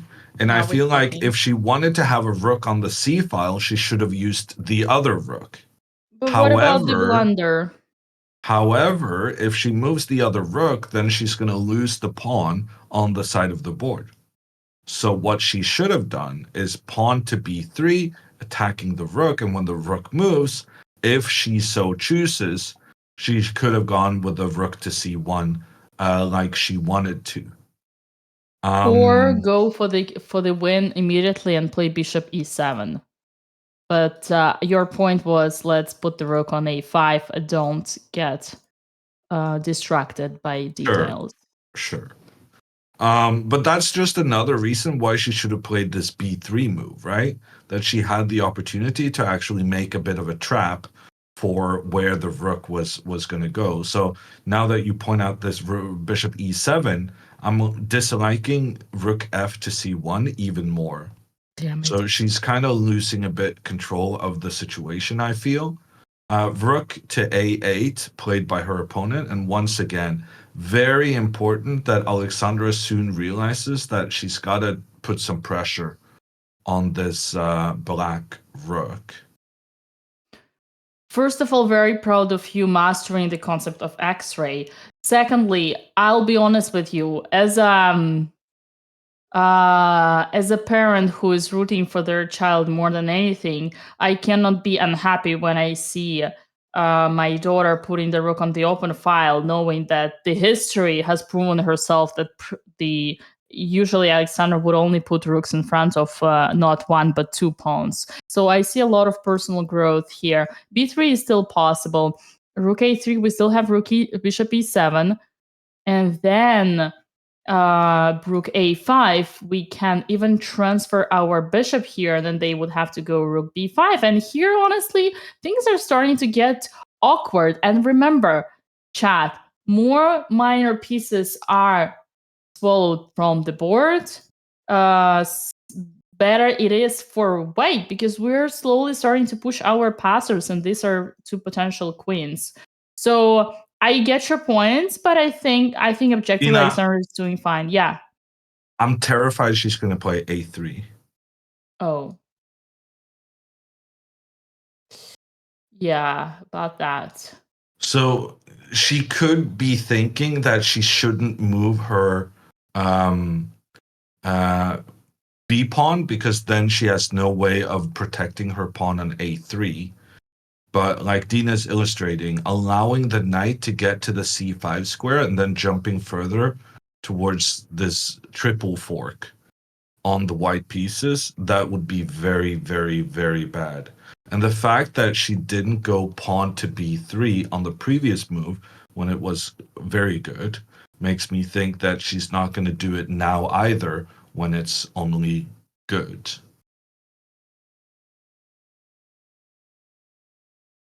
I agree, there is a risk like that. But if you discussed last night the mistake of pushing e3 pawn in the winning endgame instead of pushing the d pawn, I did.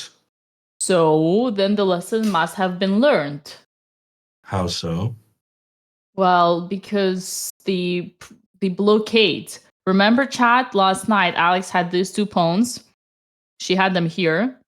And by pushing the e3, the blockade was possible. So a3, it's the same weakness. You allow them to get you blockaded, while b3 doesn't let them blockade because you got your guy here kicking them out and not creating those holes. If you see what I mean. Yeah, I just kind of disagree that it's the same sort of position, because the argument we made yesterday was that you should keep your pawns on the same square as your opponent's bishop to restrict the opponent bishop. But here, both players have two bishops each. So it's not clear whether you want your pawns on the light squares or the dark squares, because if you put the pawn on the dark squares, then the opponent may exploit the light squares, but also vice versa, because the opponent has the two bishops. So I don't think this relates to the lesson potentially learned yesterday. But I mean, if she finds castling, like she already found the difficult move, I should have some faith that she will find the follow-up sensible moves. Yeah, I agree that strategy-wise, how would you make a difference? I guess here the most important thing is to back it up with tactics.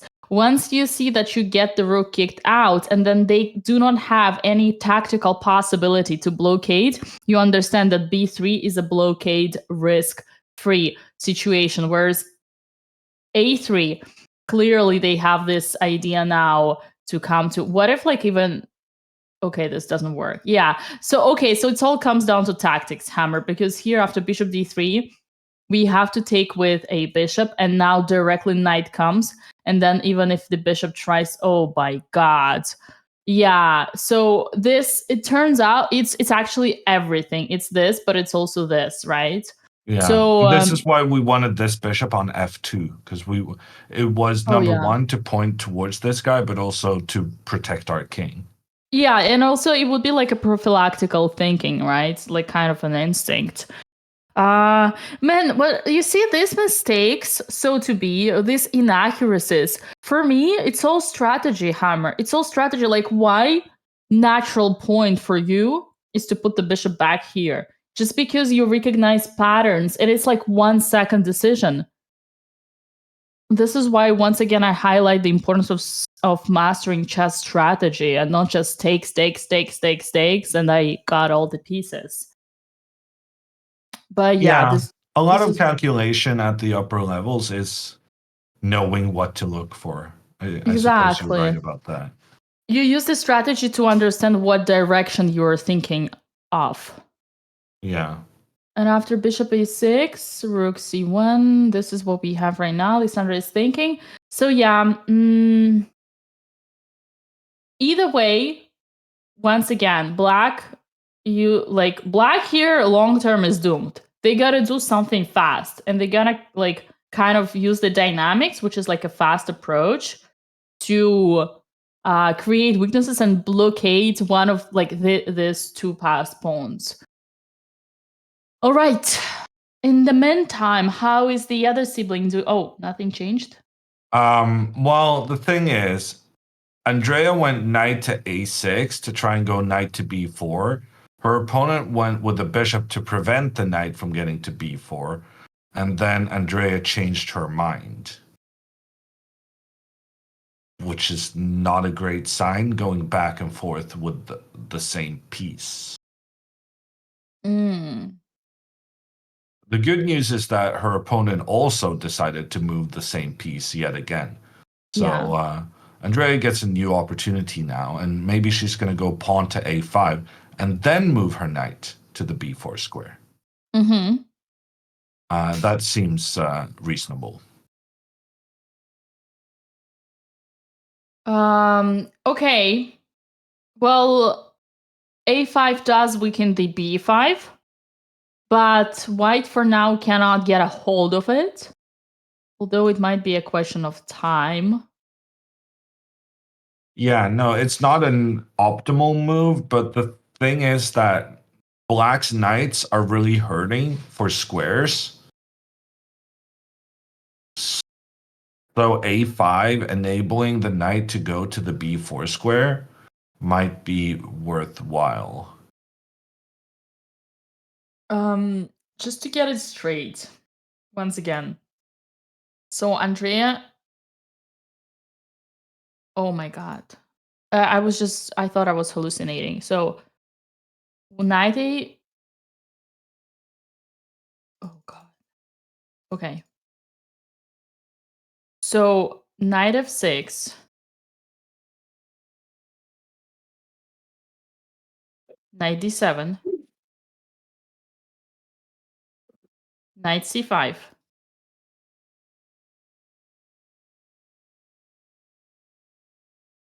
She took. Instead, she took.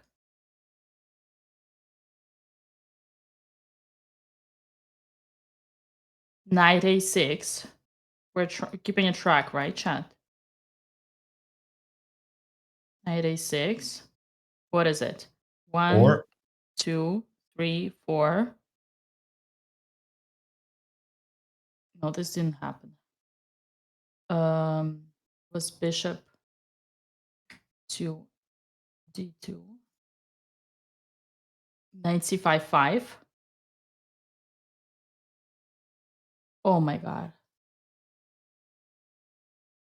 Knight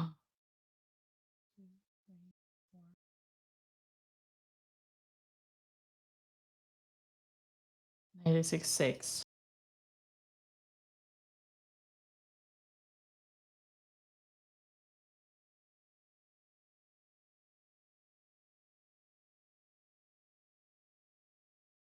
She did play it back, right, chat?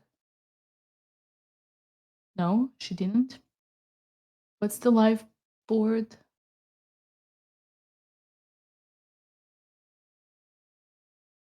Oh, she hasn't yet played a5. Oh. No, that was my suggestion. But she already played knight a6, knight c5 back. Yeah.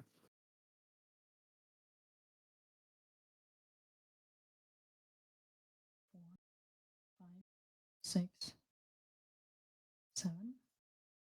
1, 2, 3, 4, 5, 6, 7.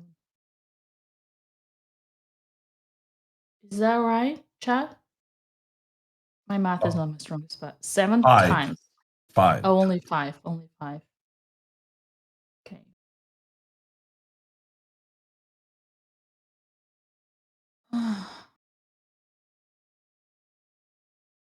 Something is wrong about it. What do you mean? How often do you move the same knight 5 times to get to the same square? Quite often. Okay. Did we not literally have moving this knight 5 times in the game that Andrea won in like round 1? Yeah, did we approve that? We were a bit skeptical, as I recall, Okay, but she won the game. true. Yeah. The knight is staying slim by jumping around. Absolutely. Absolutely. That's the best way That's of very putting it. funny. Yeah. I mean, there is some connection to the fact that Andrea did ask the question, how does the knight move? And then sacrifice that knight against Alexandra. Maybe? Does she not like the knights? Is that what you're saying? I think that, yeah, she might have a connection to the knights, like special connection. Yeah. Just arrived. Any chairs stolen yet? Well, the cameras did switch off, and we were expecting some pieces to be turned around, but it didn't happen yet. Appreciate the question, though. Queen Queen A5? A5 has been played. Interesting. Well, you see, Hammer, at least she's being solid now. She knows that pawns don't go back, and it's not the time for crap, because when the knight wants to go to b5, she always has the option to go a6, whereas had she played a5 instead, then a6 would no longer be possible. So maybe, Andrea's prophylactical thinking instincts kicking in. Yeah, and Andrea actually has a big threat in this position, I think. Does she? Yeah. After queen to a5, the fact that the queen now is pointing down towards the white rook, if white does a nothing move, like king to h2, then Andrea can go pawn to b5. And the Ooh. idea would be that the pawn continues forward to the b4 square, thereby making sure that the white pawn can never position itself to attack the black knight. Right. And remember, chat, at the end of the day, b5 and d5 are the main plans in any Sicilian. I will continue highlighting this over and over again, because how do you find a move b5? Not because you see that there is a pin and the pawn cannot take because the queen takes rook, but it is because this is how you want to play. And you need to use pawns to grab space, because frankly, right now, white has an advantage because of this super strong center, right? The d5, and like we don't have any pawn in the center, like white is in our territory, so we gotta advance pawn somewhere, and it should be b5. Computer was not a big fan of that though, which I just don't understand why. I feel like we need to get some influence in white's half of the board, but Influence. yeah, I guess something like pawn to c3 here, threatening the fork, and then when we go b4, they can go c4. And like, even though we're happy to get this pawn to the b4 square, white is also happy that they got the pawns protecting each other up the board. Yeah, because unfortunately, this guy on d5, it's just like the golden mile for white, right? So it takes all the board and it's kind of squeezes, like it's really annoying. It's like that thing in your body that you want to get rid of. Yeah, but the problem is anytime we get rid of it, right now that pawn is also the only thing preventing the white queen and the white bishop from being even better. This is a bad example, but some people, when they get shot, doctors tell them, we don't want to remove the Bullet. the bullets, because like it's like right now it doesn't, like it's not gray, but it stops like the bleeding or something. It doesn't like, but if we remove it, then everything's gonna be disconnected and open, Yeah. too much blood, and there's gonna be a lot of blood here with this bishop. So it's kind of that bullet that That is not following you, but I actually that one I kind of got, Dina. I saw your mind at work there. Pawn to c3 has been played. Now he's threatening the fork. yeah. So, Dina, if I tell you the best move here is queen to d8, what do you say? Andrea, I mean, Andrea's gonna be not happy with this, but I think she will have to find it even if she never retreats because she doesn't have any choice. Yeah. It's not a great look when you make this move and then you decide, damn it, I have to go back. And then you make this move and you next decide, man, I'm going to have to go back again. Because it turns out my queen is getting under attack. Yeah, it's not good. Andrea is kind of being bullied here by the white pawns. And that's another way of using the word bullet. Good. Okay. How? Okay. Interesting. Can you take charge a little bit, Dina? I need to go. Of course. Don't forget to grab something for me, though. Don't think only about yourself. Take something for me, just maybe a snack or two. I'll eat a snack in your honor, Dina. That works. At least something. Okay. Everybody, welcome to the show. Now that we are alone, I think it's time for me to remind you that this tournament is sponsored by Coinbase. Coinbase is your best way to stock and trade crypto, and we have $20,000 in cryptocurrency in giveaway for this entire tournament. Every day we are ruffling with at the very least $1,000. You do want to participate in the giveaway. Use the command raffle, fill in the Google Doc, and use the email address that you have for your already existing or just created account in the giveaway. And I see you chat. You are saying Alexandra it has just played B3. If that's true, that's amazing. But do not forget that if one of the sisters wins, we are gonna have $2,500 for giveaway for different winners. And once you participated, you're basically secured. Once you filled in the doc, you're securing your spot for the entire tournament, which is amazing. And now we're gonna see that. We're gonna get back to the camera, to the board. Has B3 happened on the game? Yes, she did it. Yes, look at her. Oh my God, I'm so proud, so impressed. I cannot wait for Hammer to be back and tell him how wrong he was, because Alexandra proves over and over again that she's in an amazing form, in an amazing shape in this tournament. Finds first short castle and now B3. Best moves. She doesn't let her opponent blockade. She learned her lesson from yesterday. It is important how you move your pawns, and Alexandra finds the right move. D3 is such a good move because now basically black doesn't have any way to blockade. And computer suggests this bishop takes D3, which is like, what? Oh, the Botez gambit. Ooh, the Botez gambit. Ooh. Okay, we're not gonna fall for that. This ain't circus, which is gonna take back.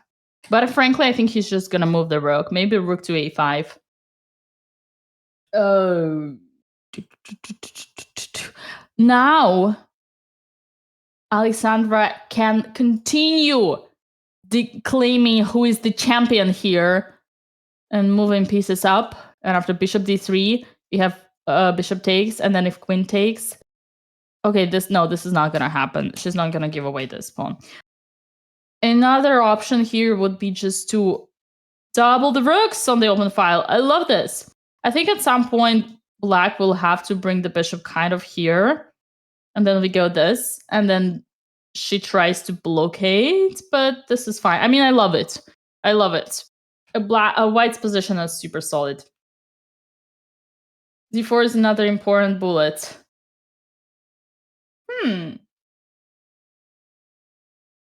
I agree with that. You're right. You're absolutely right. D4 is another bullet. This is that thing that stays in your body and you're fine with it because you don't want, believe me, you don't want to remove it because then the bleeding would start. Super strong move here would be regardless bishop e7, even if it doesn't attack the rook, because we kind of remember what did I tell you? What did I tell you, chat? Do we want to trade or do we not want to trade? Yes, we do.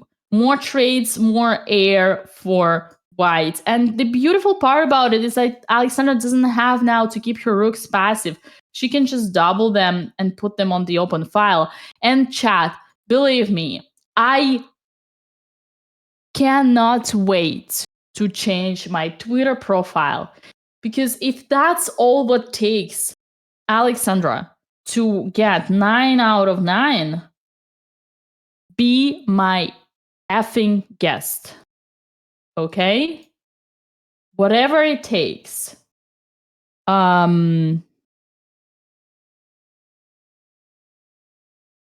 Okay. This is beautiful. I love this. How's Andrea doing? Oh god, Andrea's opponent played. Oh god. Andrea's opponent played c3. You know what that means? We're gonna have the number 6. Number 6 on the line is the knight. Okay, knight or bishop? What? Knight or queen? What are we moving? Mr. Hama, I got news for you. E3, good and bad. let's go. That was a good one. The bad one is that Oh. Andrea's opponent played the c3. C3? Yeah. What do you mean? Good news in Alexandra's game, bad news in Andrea's game. Oh no, C3 was played, Dina. Yeah. That's why I put it on the board. It was already Oh. played when I went on my break. Oh, my bad, my bad. Then only good news, see? Life is Only beautiful. good news. Only good news. Let's go. Yes. But I did forget my teacup, so I need another break. Sure. Every time you go away, Alexandra has great moves happening on the board. Andrea played something. Oh, she played queen back to c7. See, that's good. I love that. No, that's actually great.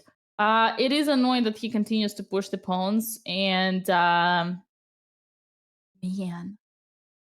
we gotta keep up. We gotta keep up with this. No, but this is a good development for Alexandra, right? Of course. And her opponent made the trade, the bishop for the knight. Yay! I love that, because he felt, oh, this is interesting. He's provoking. I was explaining to chat that you cannot take this rook because then we're gonna have a BotezLive gambit. Have you heard of this one? No. How does it differ from the normal Botez gambit? Well, it's a plural. Botez, it's one Botez. BotezLive is 2 Botez. But it's plural in terms of like, never mind. It's me inventing the language. Bishop d3 here. Alexandra has to keep the cold blood that she has kept the entire tournament and say, listen, man, who do you think I am? You think I'm gonna fall for that? I'm the Botez sister. I'm taking with the bishop. And you figure out what you do with your rook.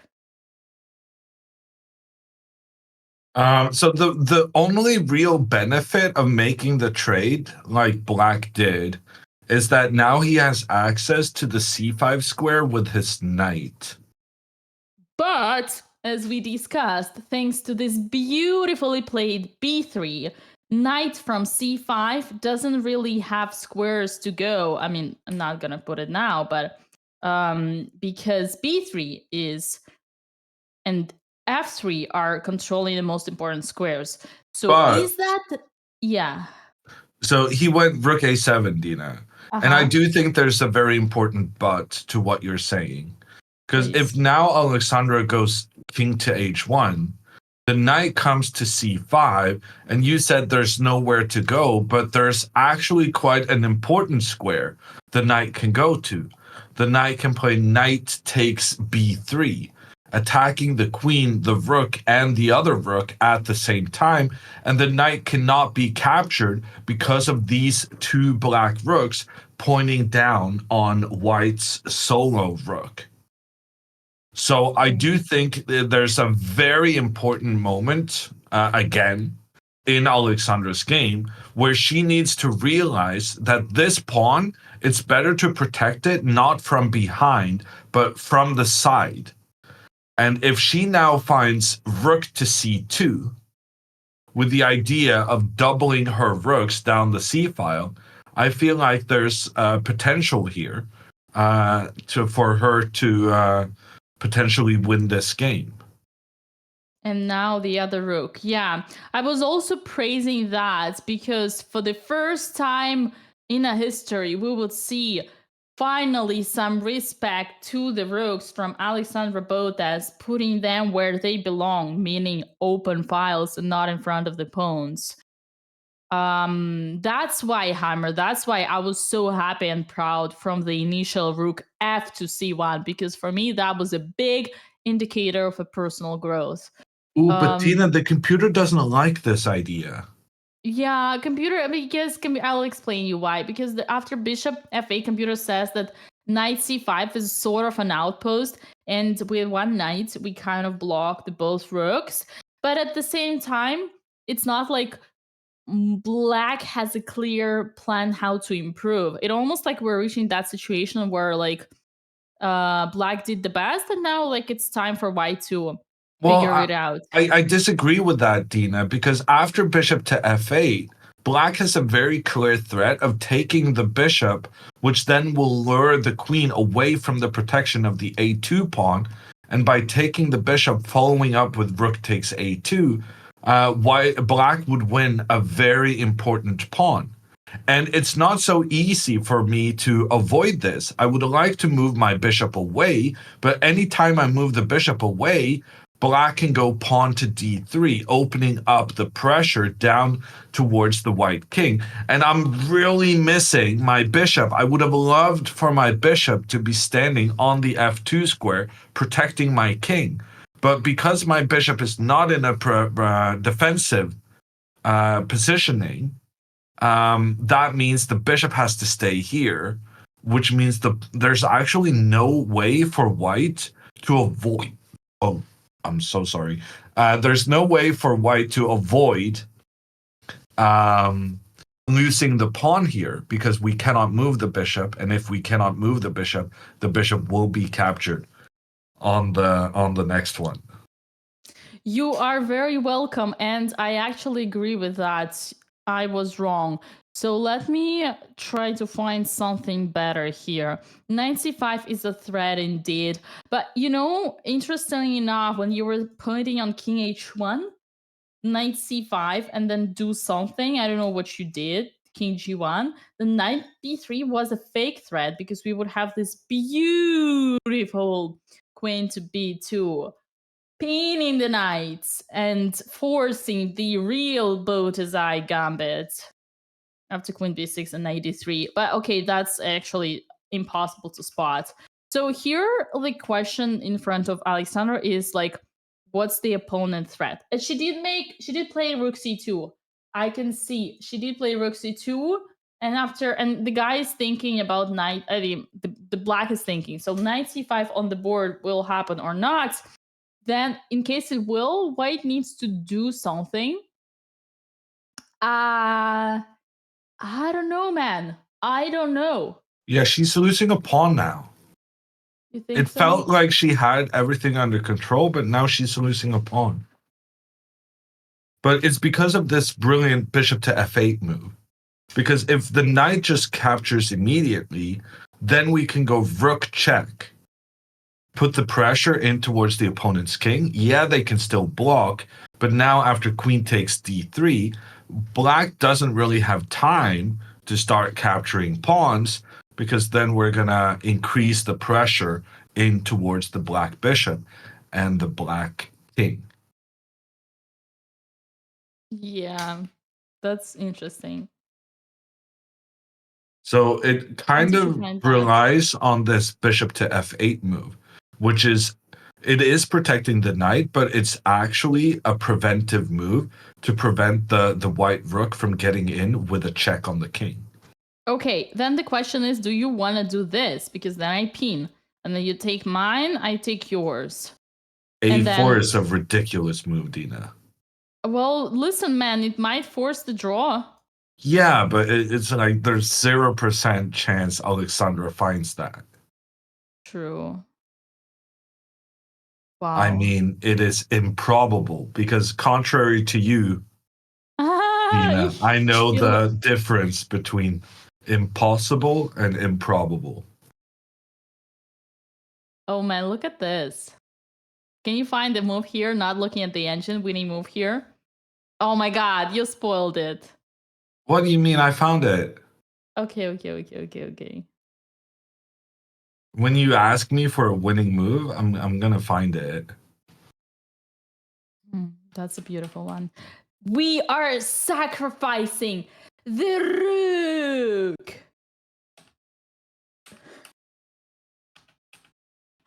Oh god. Okay, we left it a little bit too far.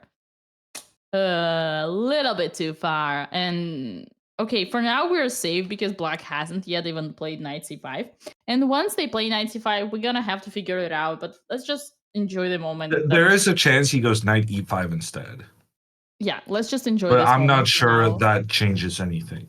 Maybe there's a chance he goes bishop f8 first, trying to kind of think that, okay, maybe I can get a bishop to a3. Dina, how about knight e5, rook doubling, and then h6?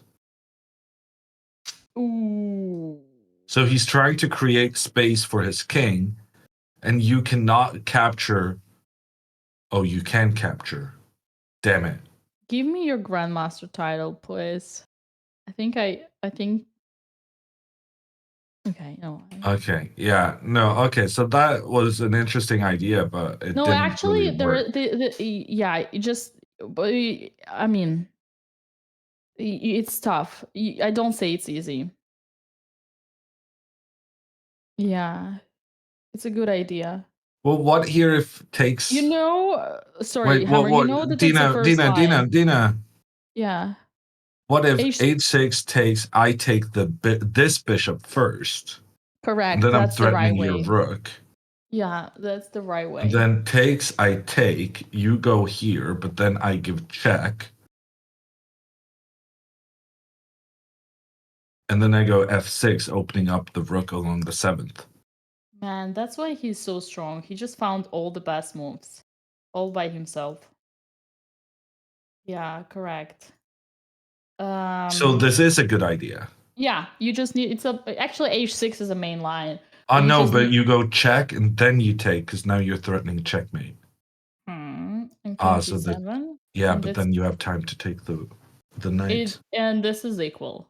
Yeah, this is equal. Yeah, it's still a very, very complicated position and lots of Super. options for both players. I am a little bit concerned about Alexandra's time. If you go back to the current position, Dina, what move are we on? 22. So Alexandra has 36 minutes remaining. That's a bit low compared to the pace she's usually had the last couple of weeks. But other than that, I think I'm fine with what's going on. And then in Andrea's game, she's getting squeezed bad.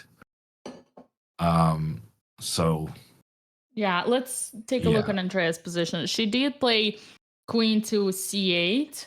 C7, sorry, which is good because the knight is still strong. But yeah, I mean, unfortunately, chat, there isn't much we can blame Andrea for because this is one of those cases. We can blame Benzea, maybe. Exactly. This is where I was going. This is one of those cases that it's not Andrea's fault. It's just the opening.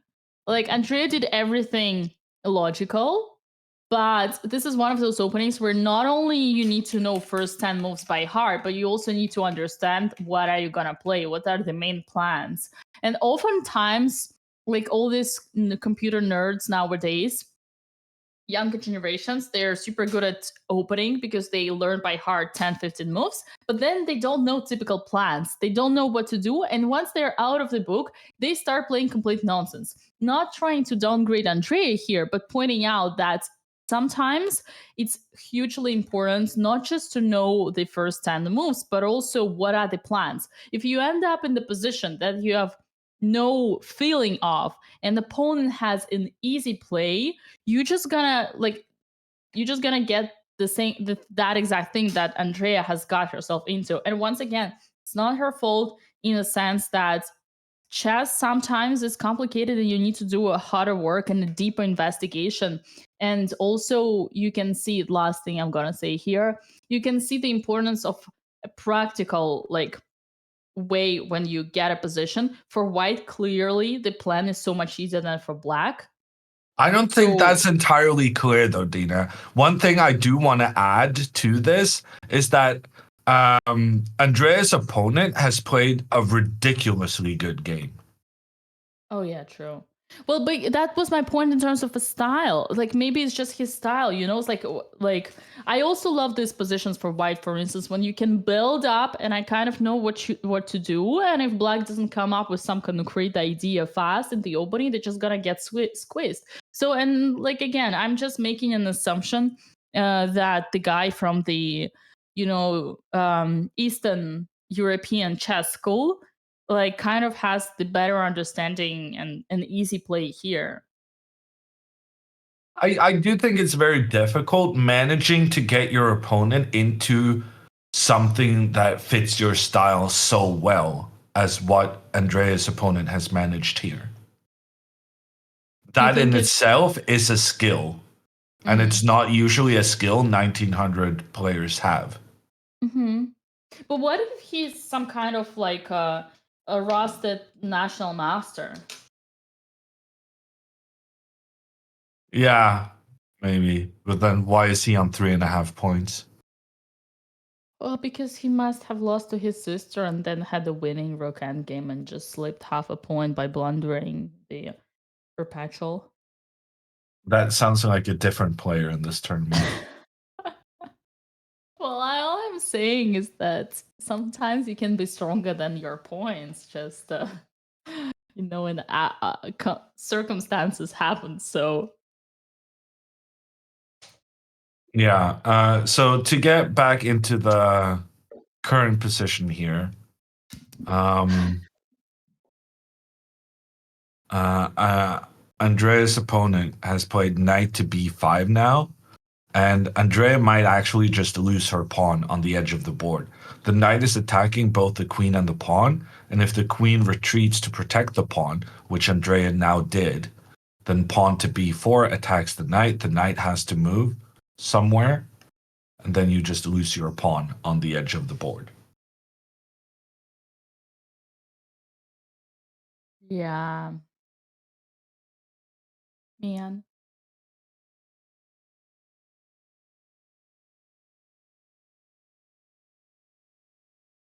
Andrea needs some serious luck and slippery and stamina to hold this game.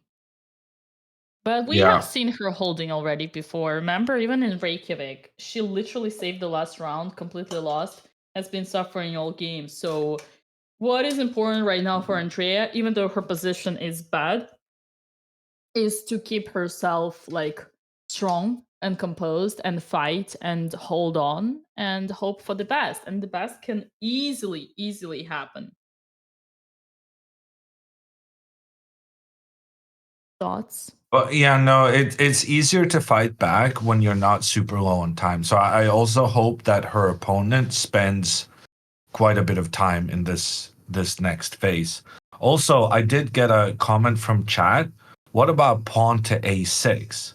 And this is a really good comment, because actually here the pawn attacks the knight, and if we go for the trade situation, then suddenly Andrea might be even better. Like there are positions such as this one where Andrea, even though she's down a pawn, she can get this amazing square for her knight on the c4 square. The white bishop is being blocked by its own pawn, and the black rooks are perfectly placed to put pressure down the diagonals. So something like this would be completely fine for Andrea. And so I guess this is the kind of thing we're hoping for. We're hoping her opponent spends quite a lot of time calculating, tries to win the pawn, but then Andrea fights back well. Yeah, that would be a dream come true, because here would be huge turn out of the ways. You see this beautiful knight taking, like, in the opponent's territory, would be giving us more space. The pawn structure would be more rough, opening the e-file, also another fresh air. It's basically like a Hammer taking a walk by opening his balcony door and getting some fresh air in between the rounds. Right, Hammer? Yeah, I got a question from Mogul that in this variation, can you not capture on c3? To be fair, I didn't entirely see that initially, but I also want to make the argument that if we take the pawn on c3, it becomes easier for white to control the c4 square. So sometimes you can make the argument that I don't want to take this pawn because without this pawn, white can control the c4 square. Whereas now, getting that knight to the square means that maybe I can have a good, well-placed piece, and maybe that's better than having the same amount of pawns. Yeah. Good one. Good one. Okay, how high is the chance that we would get into this line? I think it's reasonable. No, he already went knight to b5, queen back, and he's clearly seeing this pressure with the knight and the bishop pointing towards a7. Yeah, and the bright side about it is, like, after b4, Andrea has to play a6. She doesn't have any choice, right? We talked about this many times. One of those situations, there by force, you're gonna find the best move. Yeah, I would love to see that. This would be one of those moments where Andrea is under pressure, but she keeps. Oh, she did it! She played it! Queen to b8 on the board. Good. So she sees it. She's not worried. She sees it. And, Andrea is only 10 minutes behind her opponent. This is nothing. Honestly, this is nothing. Yeah, I'm happy here. I am actually very happy here. So now white has to abandon their idea of pushing b4 and understand that it's time to play on the other side on the board. The downside is that this version is actually 10 times better, which is quite unfortunate. And after takes. Ooh, maybe there's pawn to c6. Yeah, because this bishop is actually protecting. But then this shouldn't be the end of the world. Just move the knight up, right? Yeah. We have pressure here. We have pressure here. This guy is a bit lonely.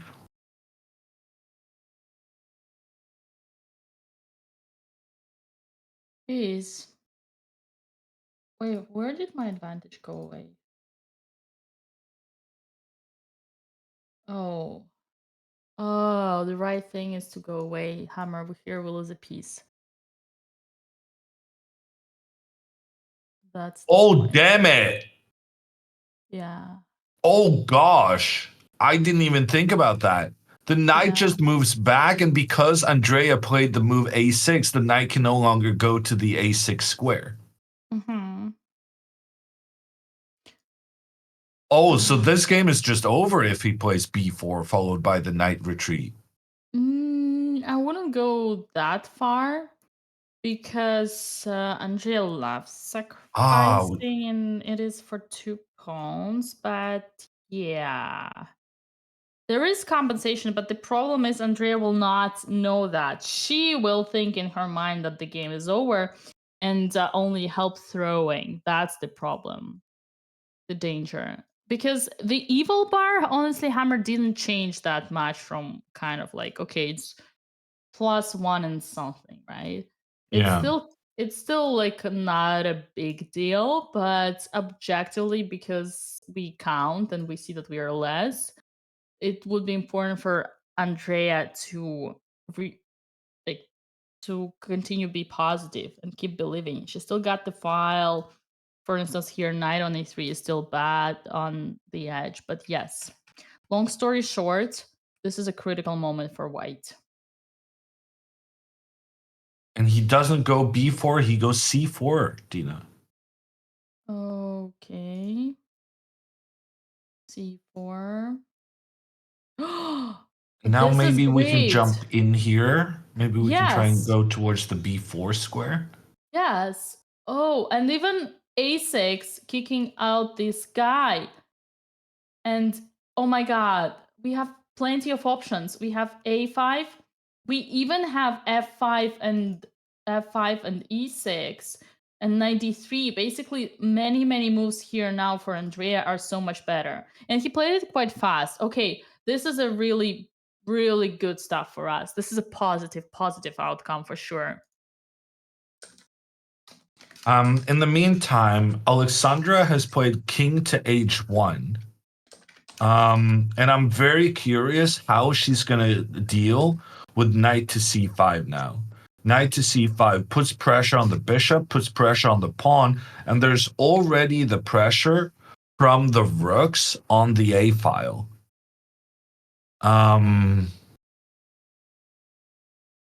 So I don't know how Alexandra is intending to deal with all of this. It looks very uncomfortable, if you ask me.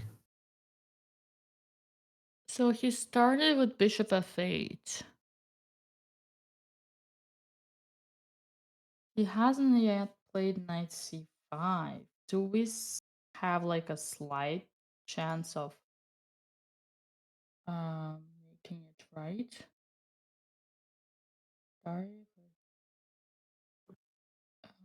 Sorry. Rook to a7.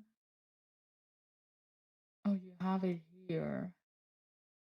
Bishop. I'm just looking at the camera, man. Bishop. Yeah.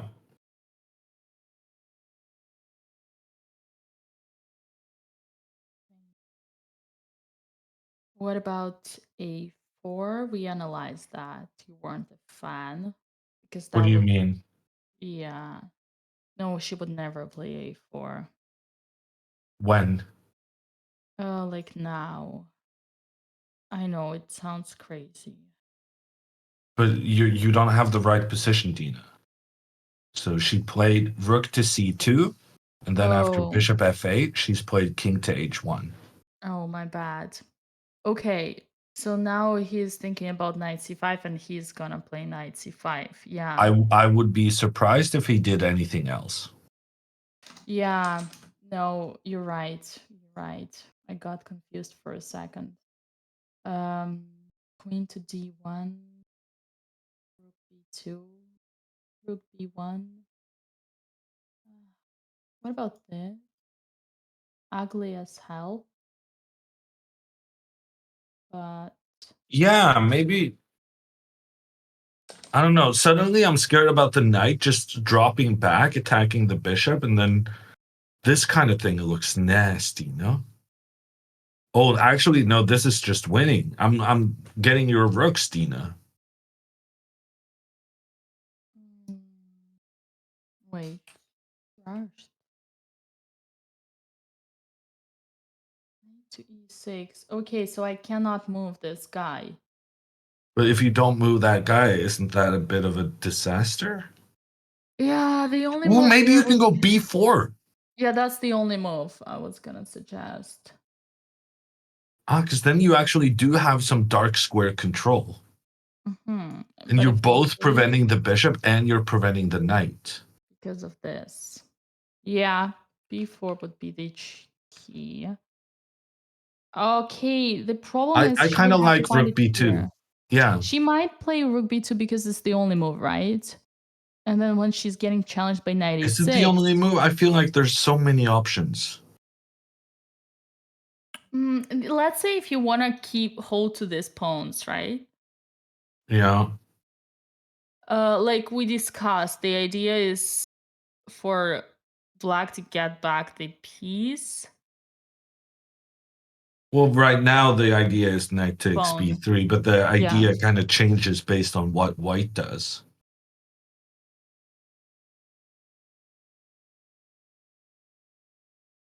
Yeah. Okay. There is also rook to b1, and but then 93 you got to this one. No, this we don't want. Maybe this. No, but Dina, let's look at this for a little bit, because Okay. frankly, if rook to b1, if the trade happens and then rook takes a2, and this sort of thing, how bad is this really for Alexandra? Like, she's got her queen standing in the path of the pawns. The pawns can't really do anything.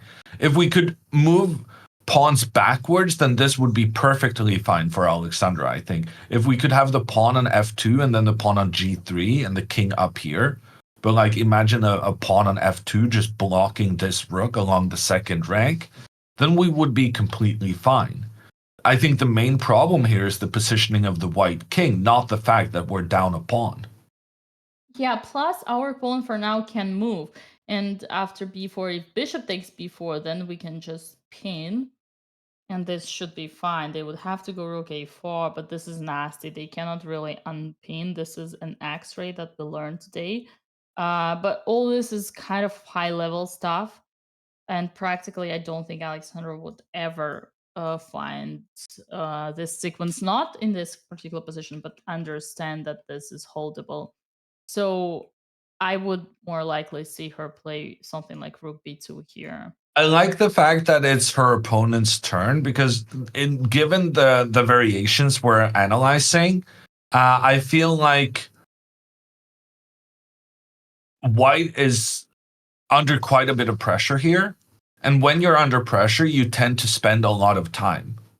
So for Alexandra, it's very valuable that she manages to keep her time close to her opponents, that she doesn't end up being way, way behind and making mistakes potentially in a time scramble. Yeah, and the best part of it, Hammer, is that we know that Alexandra uses the time very wisely, but when her opponents think, she also thinks. So she's right now just as us calculating, trying to figure out what she's gonna do after knight to c5. And he just did it. Okay. Well, now the question is, will Alexandra play something like logical, human kind of like rook to b2? Or will she already understand the danger and be looking for ways to sort of give away the pawn? And you know, guys, whenever you're under pressure, sometimes it's important that you understand early enough that just giving away one pawn but having more air can be really, really beneficial for you.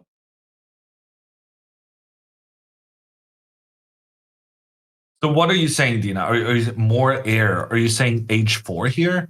No, I was saying more air in regards of like giving away the a2, the line that we went to, more air, like less passive. That's what I meant. Like we give away the pawn, but we oh sorry. I what was it? Was knight, where were we? Knight b3, remind me.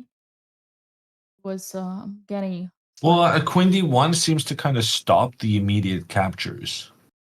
Oh, then queen d1, yes. Knight b3. No, knight b3 wasn't big.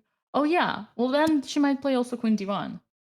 Because now if knight takes, if queen Yeah. d1, then if knight takes b3, the problem is rook to b1 puts pressure on the queen. Exactly. And also the white queen is contributing to that pressure, so that if black takes out the white pawn that was going to take the black knight, then it doesn't really matter because after the trade, the queen is still pointing in towards the black knight together with a rook. Yeah. Agreed.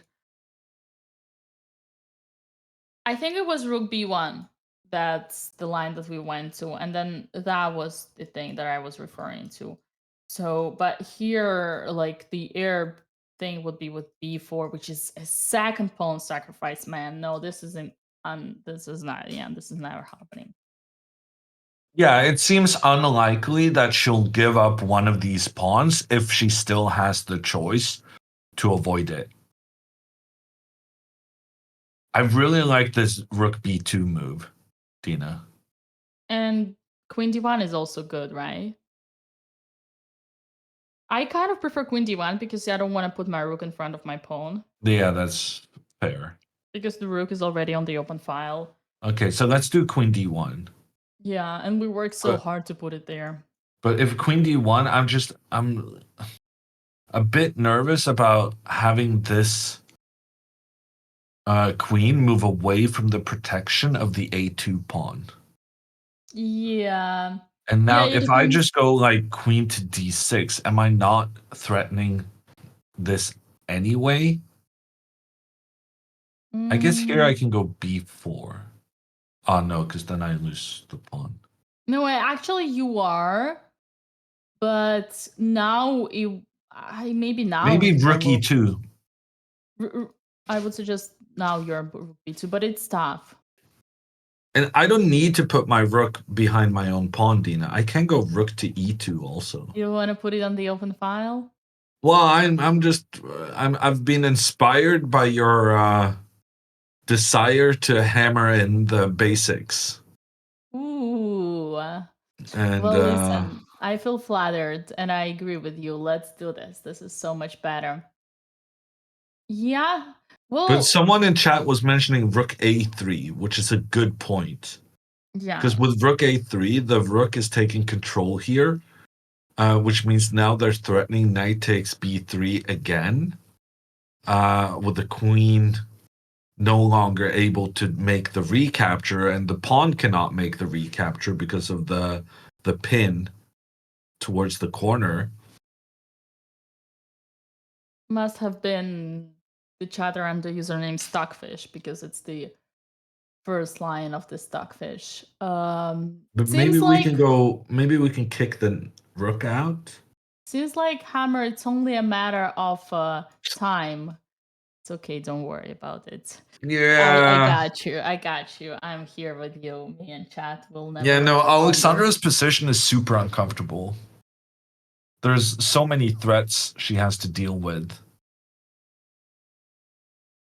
And somehow I kind of feel like it would be okay if she just lost her pawn, but then at least got a more obvious situation where she more easily understands her plan of action. Yeah, it is definitely the right way. The main question is for her to find the best moment. And I can tell you that here, this is actually one of those moments. Like, for example, do what we wanted to do, move the bishop away. And after knight b3, just say, okay, and what's next? And they move back. But hey, we act. Oh, God. If all that just to put it back here, I don't know. Yeah, it's like the more we move, the worse it becomes.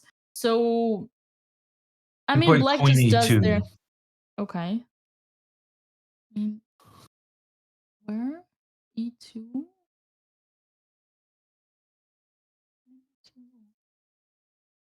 Same kind of principle as queen d1. Right. Okay, fine, we're holding. Let's just take this position move by move. Yeah.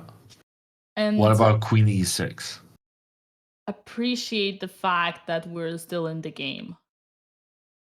But I didn't think it was this bad. I didn't think we had to appreciate still being in the game. I thought we were okay. Sorry, this was Freud because I wanted to say appreciate that we still have 2 pawns on the board. Oh God, Freud is so right. Queen e6. He's threatening to trade the queens, and after the queen trade, there will be a fork on our rook and on our bishop. This is a complete disaster, Dina. Yeah.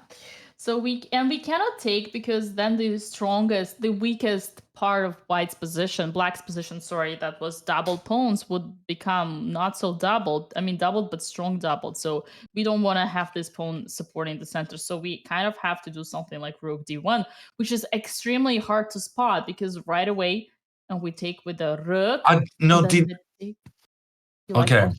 Yeah, no, I'm always uncomfortable when we lose the pawn. Because I don't also blame think that you. there's problems with the king on the back rank. But I had an idea with queen f1. Okay, let's try. And what about this now? You have Then rook I'm e1. planning rook to e1. Beautiful. And then we take the knight. Chat, you know that we cannot take the knight because of this thing happening here. Yeah. Okay. And after, yes, let's do that. Okay. I'm gonna stop here and pray for the best. Yeah, because there's rook a3, isn't there? Okay. You ready for beginner level tactics? 1, 2, Oh, damn it. 3, 4. That was a lot of 5. moves, though, Dina. That was a lot of moves. Overcharge. That's definitely an intermediate tactic. It's an overcharge. You have heard of overcharge, right? Overcharge is not an English expression, Dina. Overdose. Overloaded. Overloaded.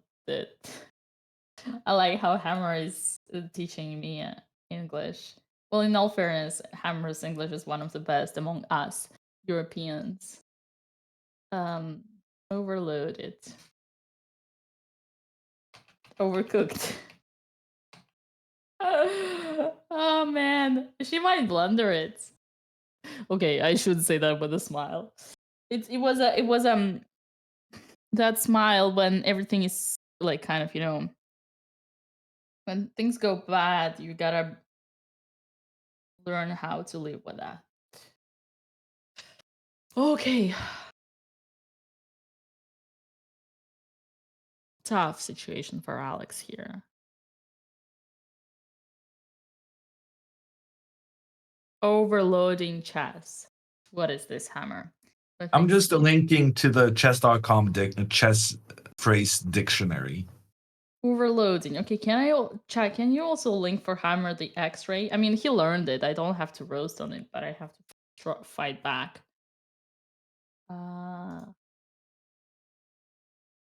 Okay, Hammer. This is so bad that I feel like it's my time to leave you alone and let you figure it out. Okay. Great.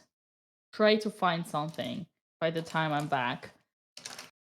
Because we don't want to stop the winning grind. I believe in you. So the problem with this queen to e6 move is that it makes a lot of sense for black to move their queen. They cannot capture on b3 because of rook b1. And here the placement of the queen is the major concern. So that means black is already looking, okay, I got to move my queen. Where can my queen go? And then queen to e6 becomes quite an obvious idea because it's threatening to win a piece. If white does a nothing move, the queens will be traded. The bishop then loses its defender. So the bishop recaptures because the bishop needs to escape from the knight's influence. And then pawn to d3 is a fork on the rook and on the bishop. Bad news. Very bad news. So, I guess we're just hoping he doesn't go queen e6. And if he does something like queen d6 instead, then Alexandra can go rook to d1 and rook takes. And this would actually solve everything. Because here the queen and the rook are still protecting the a pawn. And the other rook got away from the precarious situation on this a1 square. Oh, so any other move than then queen to e6, we have this rook d1 idea. And the reason we don't have rook d1 in this circumstance is because then black can go for the trade, and after the trade, the queen no longer defends on the second rank. And he doesn't find queen e6. He doesn't find it. He plays f6 instead. And f6 is a super ugly move. F6 is super ugly because it opens up more pressure in towards the black king. But there's a reason he did this. So his idea is that after bishop to h4, trying to move the bishop around to, frankly, where that bishop should have been in the first place, now he's intending rook to e7. That's why he put the pawn on f6, so that the bishop no longer controls the e7 square. And then after queen to f1, he's going to go rook e3, attacking the bishop. And if the bishop moves, he can go d3, and then he's attacking both the bishop and the rook at the same time. And why is the computer not unhappy about an opposing rook making its way into the heart of our position? Computer says rook to d2.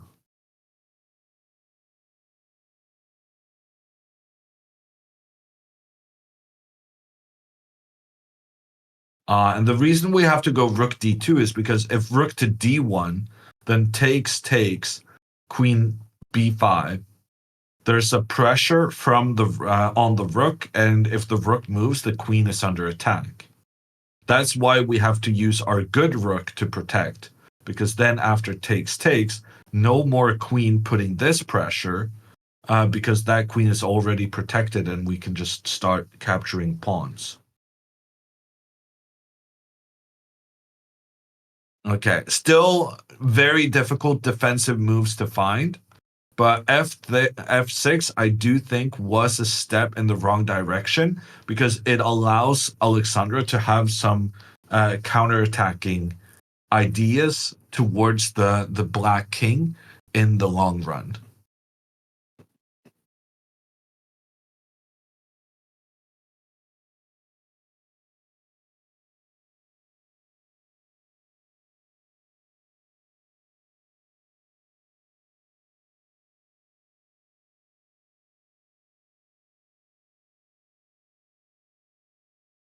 Did Andrea just give up? No, she's not giving up. And in fact, her position is better now than it has been for a while. She has a nicely placed knight on c5. It's impossible for white to kick the knight out because Andrea has secured her knight's positioning with this pawn on a5. Anytime white tries to go pawn b4, kick the knight, she will be able to just capture. So she has one very well-placed piece. And notice how this well-placed piece is pointing towards the b3 pawn, which is the white pawn that's the furthest back, which means this pawn is always going to need protection from one of white's pieces, which in turn means that Andrea's knight is making sure that white always have to have one defensive piece to protect the pawn on b3. So that's the good news. And then the bad news is that all her rooks and queens are terrible. She has no open files to put pressure with them.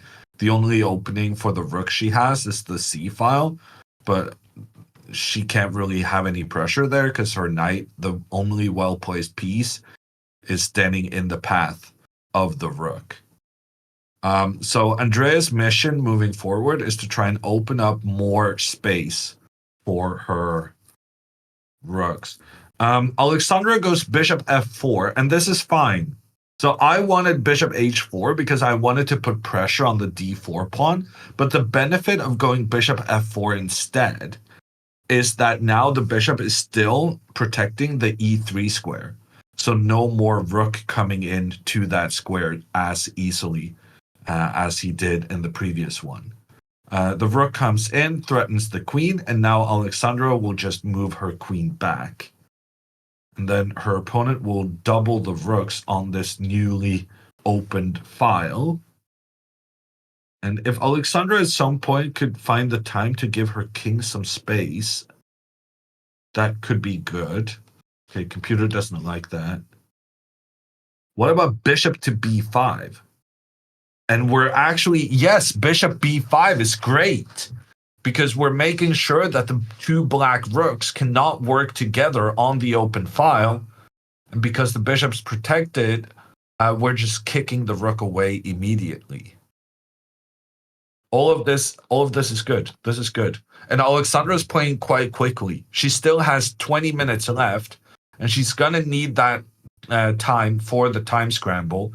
Alexandra has 14 more moves that she needs to execute before getting another 30 minutes, which means that including the 30 seconds extra she gets per move, she has exactly 2 minutes per move on average.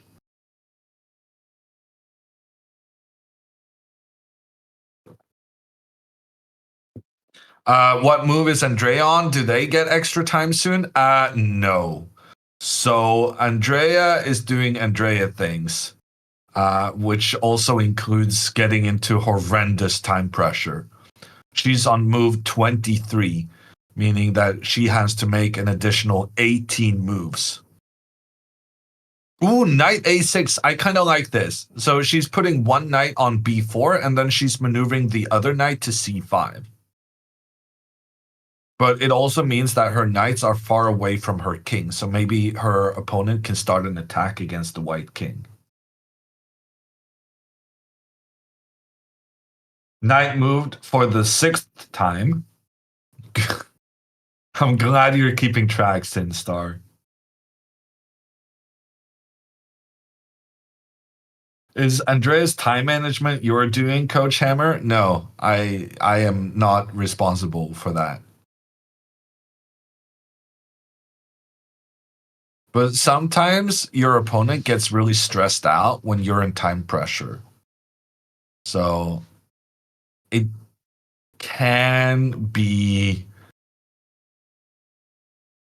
if you have a super bad position anyway, like Andrea does here, there's actually a strategy some people will use that if they hate their position, they will get themselves into time trouble because that often affects the opponent's actions. And because you're in time trouble, often your opponent plays quicker because they think, oh, I'm going to beat them on time.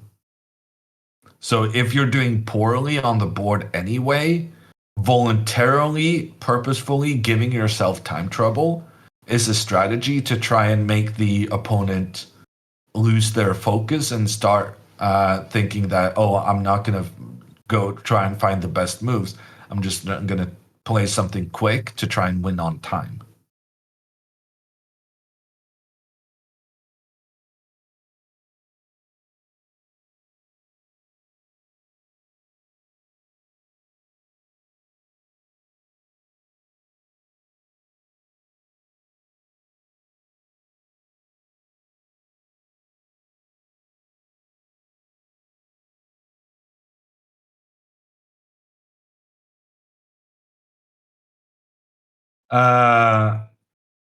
Agnes, with the rate of 75, how's everyone doing? We're here from the Sardinia Chess Festival in Italy.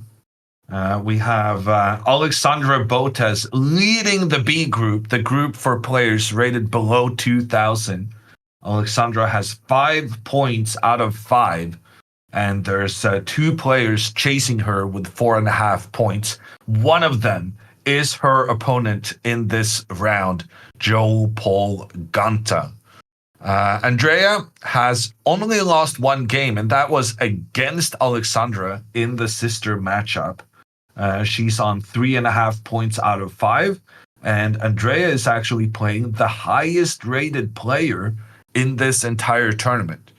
Andrea is under quite a bit of pressure, but she's not down any material so far, and we'll see if her opponent can keep his head cool in this time scramble.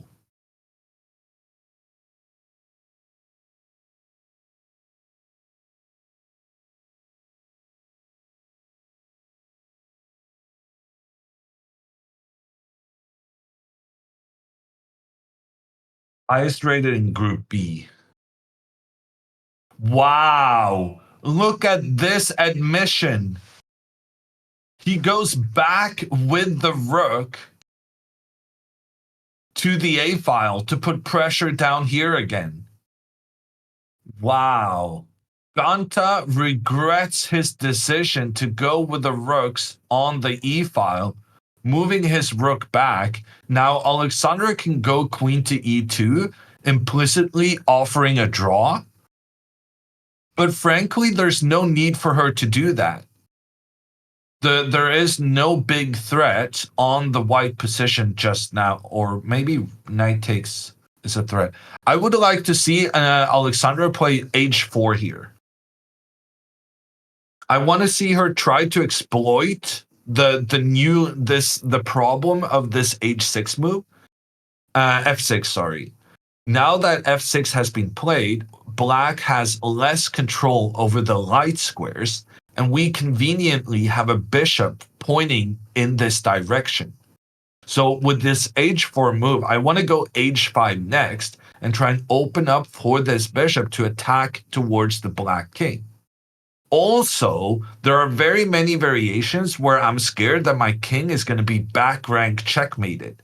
So this h4 move has the additional benefit of creating an escape square for the king.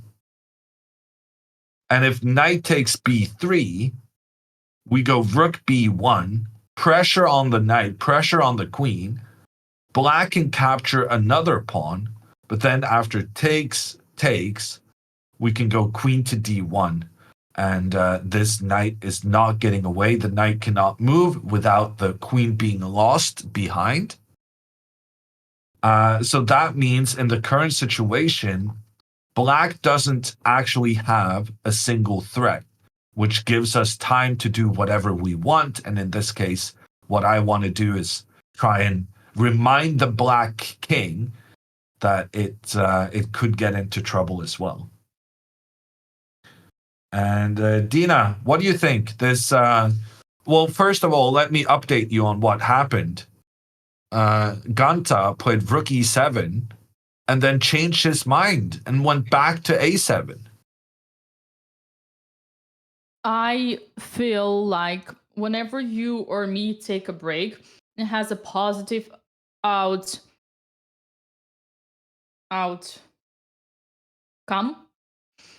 On Alexandra. I have been keeping an eye on you guys and I saw everything what happened. And frankly speaking, I am relieved. Do you think she's going to go queen e2 now? And go for the back and forth draw?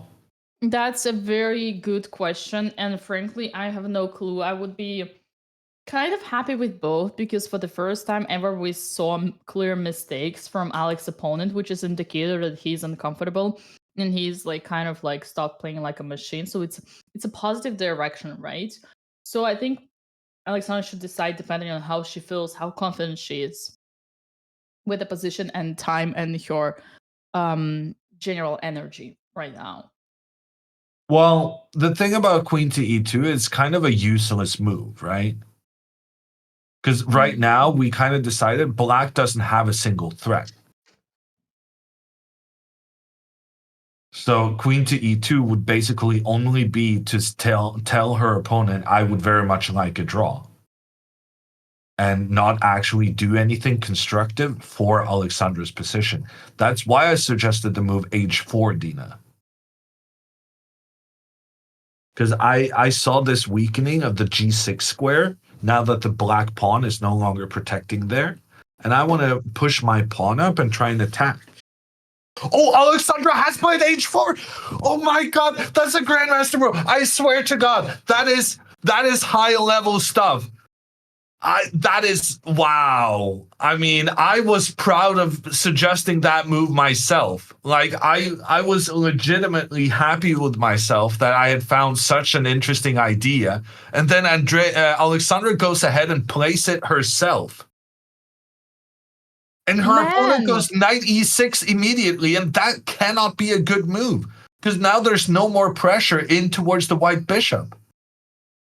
Who is this woman? Do we see a complete transformation from Alexandra to Grander Sandra? That was too bad. And Mama Boat is in the chat. That's the perfect moment for Mama to be happy for her daughter. Who is this woman? We are seeing right now Granda Sandra, officially promoted to Granda Sandra Botez. And Dina, now if bishop to d2, so his intention is to try and lure his bishop in towards the white rook, but we can just trade off. We just trade off the bishop, and then we can go pawn to f4. And then we're getting queen to f3. We're attacking here. We're threatening pawn to f5. Why did the computer dislike this? This is great. Yeah. How is this not great? She did something with her bishop as of right now. Okay. She moved the bishop. On h2, which is very solid, right? No, but now she's allowing this bishop to come in against the rook. Oh, crap. Well, apparently, it's time to have some fun, Mr. Hammer. Are you ready for Ooh. another Botez gambit? That's a nice trick. Yeah, well, imagine you get away. I mean, honestly, Alexandra's getting more and more into harmony, which is cannot but amaze. There's no more pressure from the knight on the bishop. And this having h4 is such a good move, because even when you get into trouble on the opposite flank, if you get the opportunity to play h5, suddenly the opponent's king is in trouble. h4, I'm so proud. I'm so proud. h4 is a great move. I cannot believe. First short castle, then b3, then h4. Are we seeing the new era of Alexandra Botez? He didn't even go for this bishop to the c3 square. He went bishop h6, which makes no sense. Now she can go f4, Dina. Well, she will definitely go f4 because it's the most natural thing to do. Yeah, her opponent is targeting this f4 square. Also, he's threatening to go bishop to e3, which may be uncomfortable. And if Alexandra goes f4, she's threatening f5 to try and open up for her bishop and open up for the queen. So after f4, black has to go f5. There's no choice. But then queen to f3 sees white coordinating their pieces very nicely. I like that. Maybe we can even go g4. Dina, g4. Man, I've never seen Hammer so excite me before. Ooh, but there is a problem here, Dina, though. Because now after we go f4, f5, black has a really nice placement for the knight on e4. Right. Maybe And that would be the outpost. g4 immediately.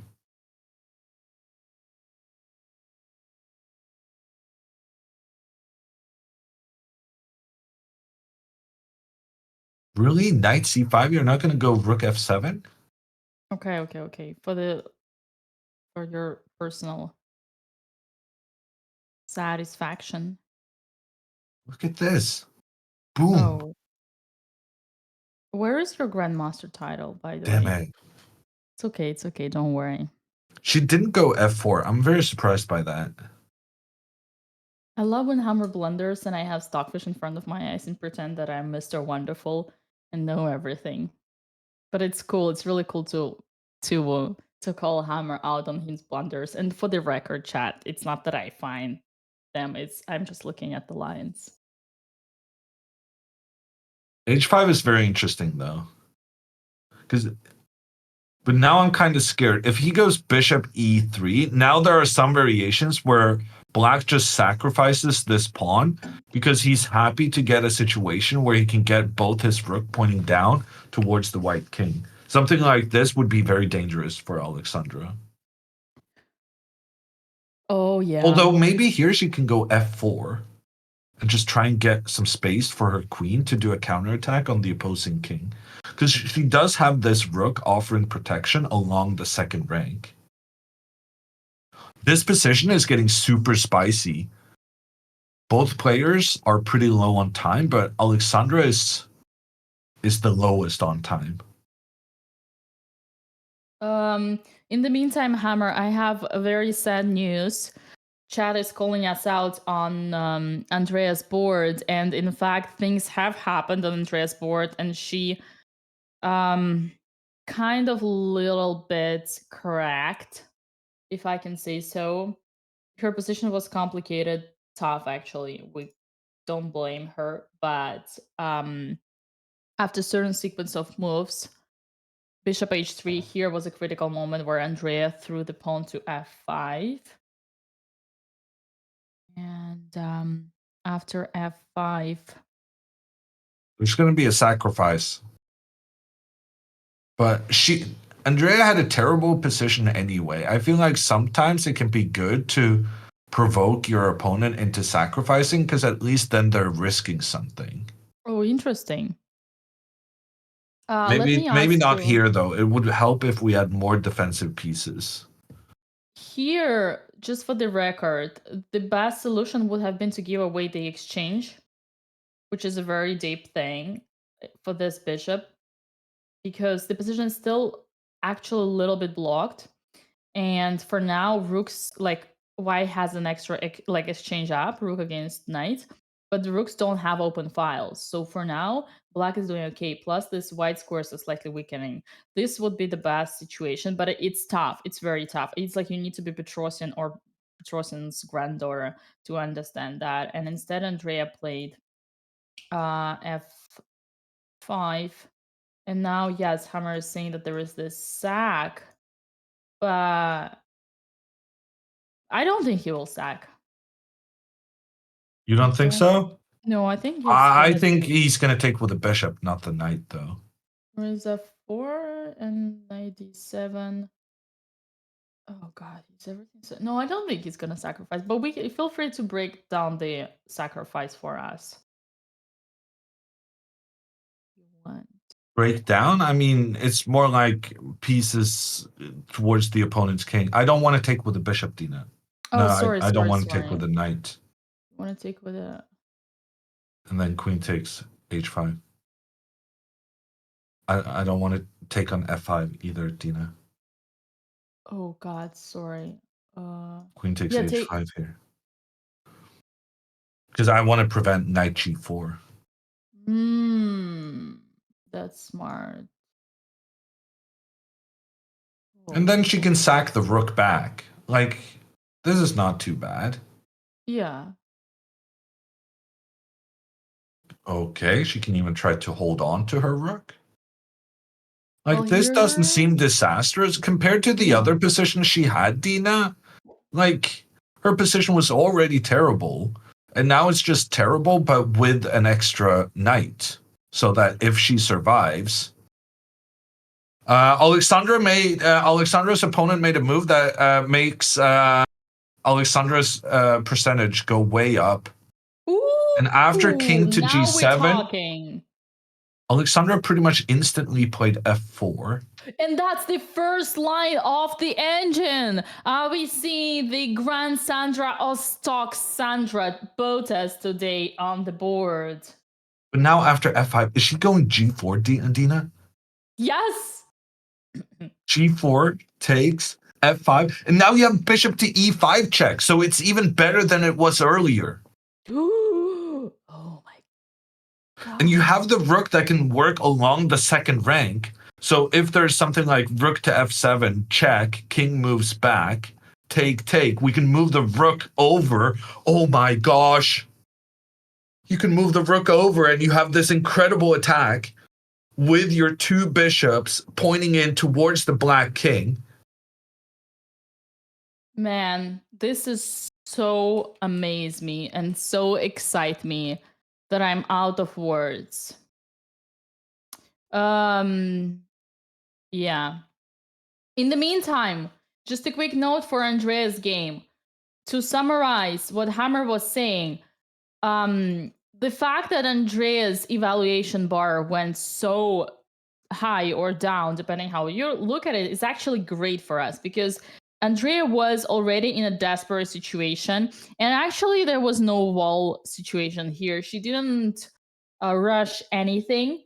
Just after f5, now her opponent is in an interesting situation where he might throw and Andrea might swindle because, as Hammer said, she's provoking into sacrifice. But this sacrifice, you gotta understand what's going on here in order to make it right. So actually, guys, this is good news. This is in fact good news for Andrea because she's still in the game, and now it's a more risky kind of situation for White if they sacrifice.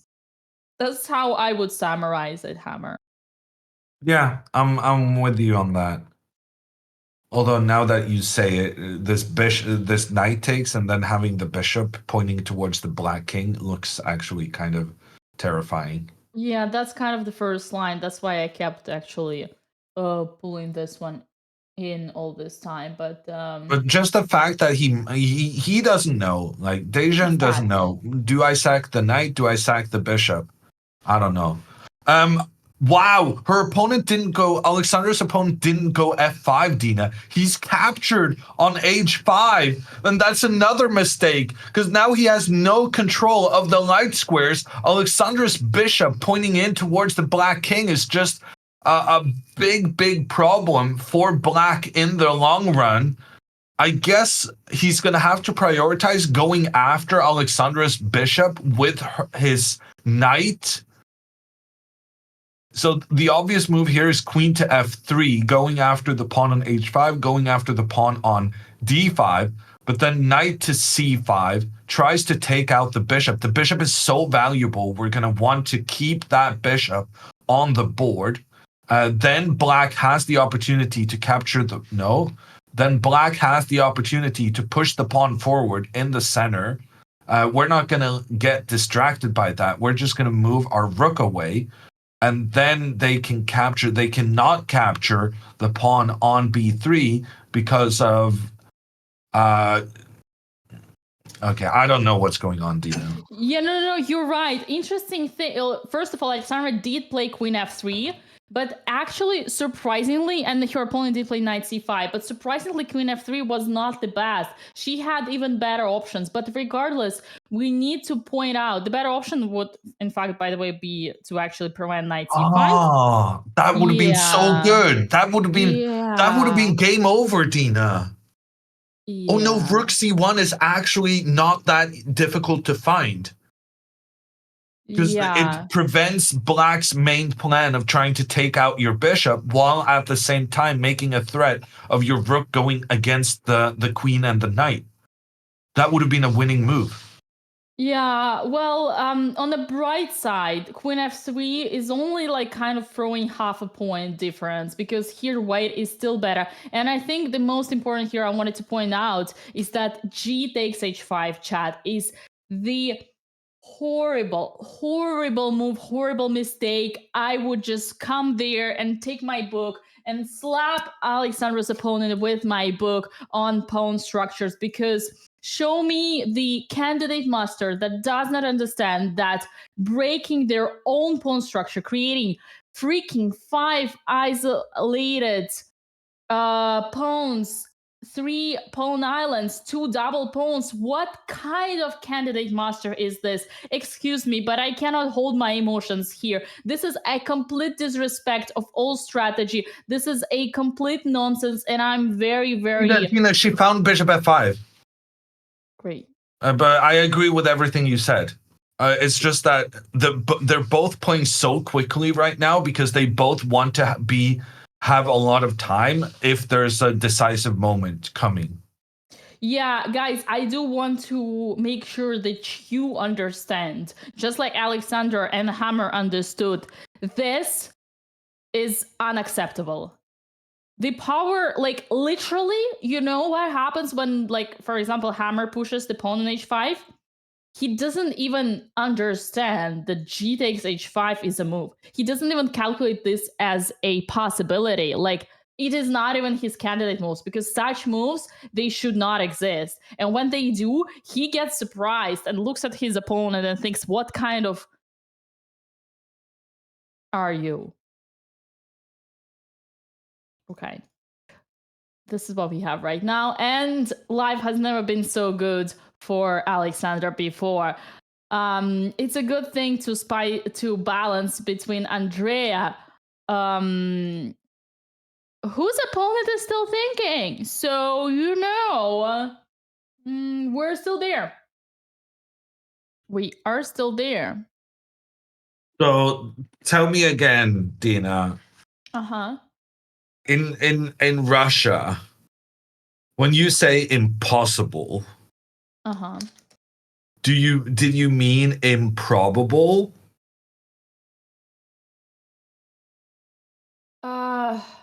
I think whenever I say myself impossible, I mean like it's way too bad, so bad that you wouldn't even think about it, or like I mean improbable. But Yeah. it's just being overly dramatic. I think it's just me. So how would you rate Alexandra's chances to get 9 out of 9 in this instance?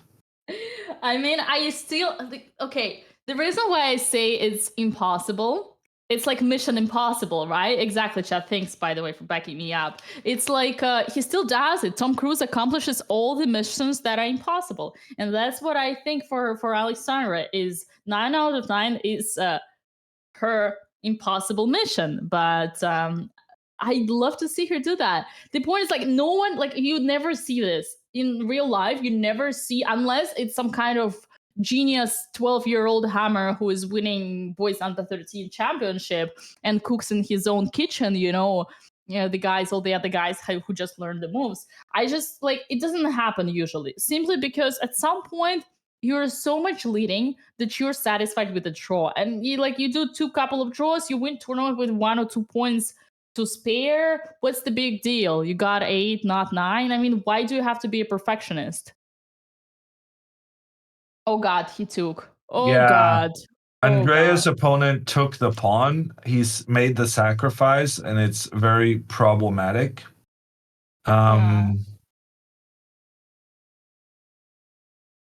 Vila, I made the move on my board, but it hasn't registered on stream. Vila, how are you, Vila? Do we have It's like, connection? Mom, bring me some juice. Okay, Mom. I think it's just bugged. Okay. Oh my God. Alexandra captured on D5, Dina, and her opponent has captured on B3. Knight takes B3 has happened. He has put his knight in a precarious situation. Can Alexandra make something happen here on the B file? Computer says Alexandra is winning at this point. Computer also says that Andrea is losing, but things are happening in both games now. But I think the biggest drama is on Alexandra's board. She's one move away from What? No. Rook to B1 is not the right move. It is the right move. Computer wants rook to D1. No. Well, listen, this is great because knight has nowhere to go, Hama.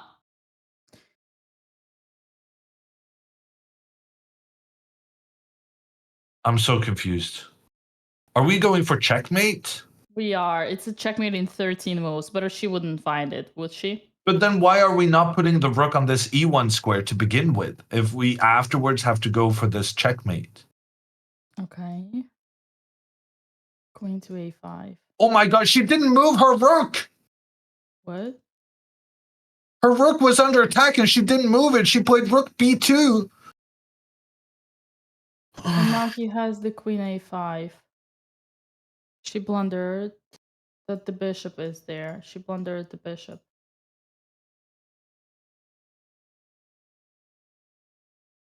Oh God. And she's playing the second game in a row. She's playing way too fast when there's the big moments in the game. Like, this is the same thing that happened yesterday. That when there was a winning move for her, instead of thinking about it, she played her move in a minute without calculating. Did you discuss this yesterday? No, I didn't. there was so many other things to talk about. I kind of forgot that happened. I mean, it's tough. There's the same queen a5 here, so you're like, what difference does it make, right? You need to find this bishop e6. No, but it makes perfect sense to keep the rook on the open file. This is what you've been telling everyone, Dina. Keep your rooks. Don't hide your rooks behind your own pawns. Get your rooks pointing against stuff. Okay, let's try again. Why was rook e1 bad? Because queen a5.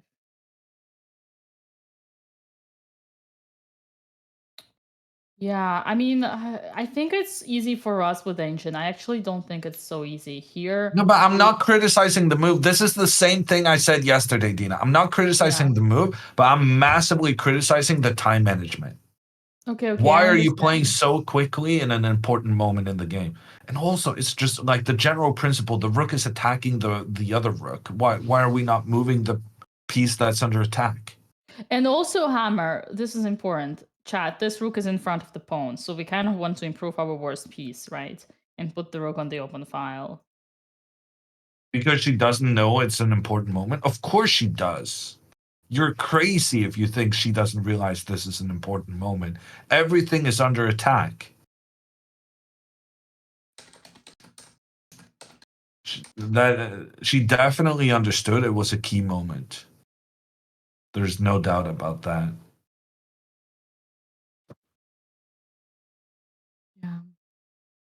Yeah, everything about rook b1 is just not making sense. And now he can go queen c5 or queen a5, both of which are good. The worst part about it is like he's kind of forcing Alexander to go in the queen trade. I mean, well, this. Oh no, actually, I think this is gonna happen. But yeah, Alexandra's oh my God. down a pawn. She could still lose this. I guess the reason why I was defending Alexander is like subconsciously, I just whenever I see it's a tough thing to spot, oh God, he plays queen a5. Whenever I think it's a tough thing to spot, I subconsciously assume that even had she spent time, she wouldn't have found the right way. But who knows? Maybe she would. At least she would have played the other rook. Yeah. Yeah, because the other rook is so much more natural. But now it becomes very important not to lose this. Because a win here would have been incredible for winning the tournament, but it's so important now not to lose. Yeah. You made a huge, huge mistake, but then you need to mentally recover, and you need to kind of adjust to the new circumstances. So after takes, if he takes with a knight, Dina, then Alexandra is still better despite being down a pawn because her bishops are so strong. And this knight on the edge of the board is struggling to get back into the game. Yeah. So we're praying for knight recapture. Indeed. If he recaptures with the rook, he doesn't lose a piece because the same idea rook takes here. But you know what, Hama?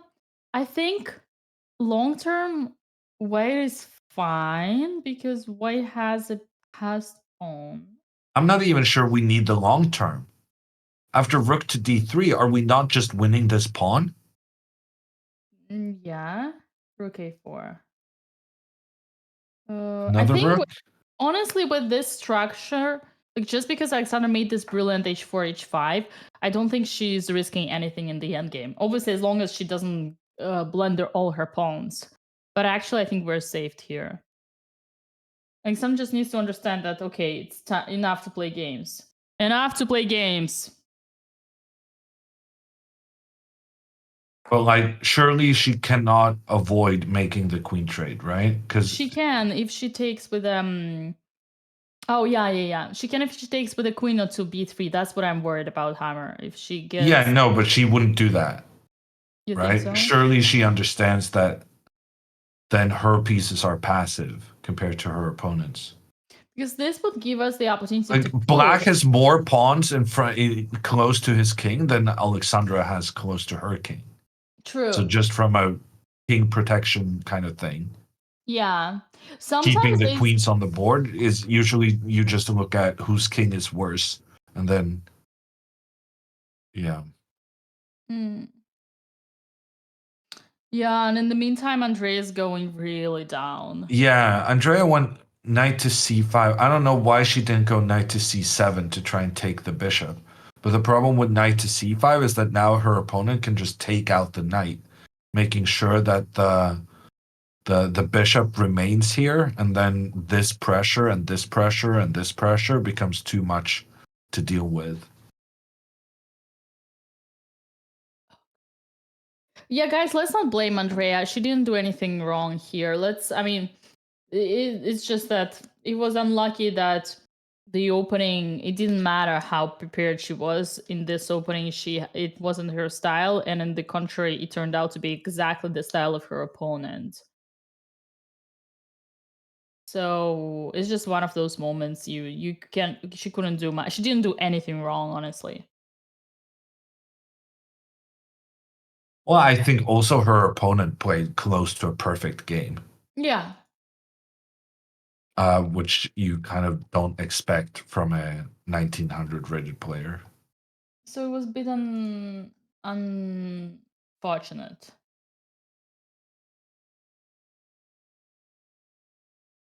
Yeah.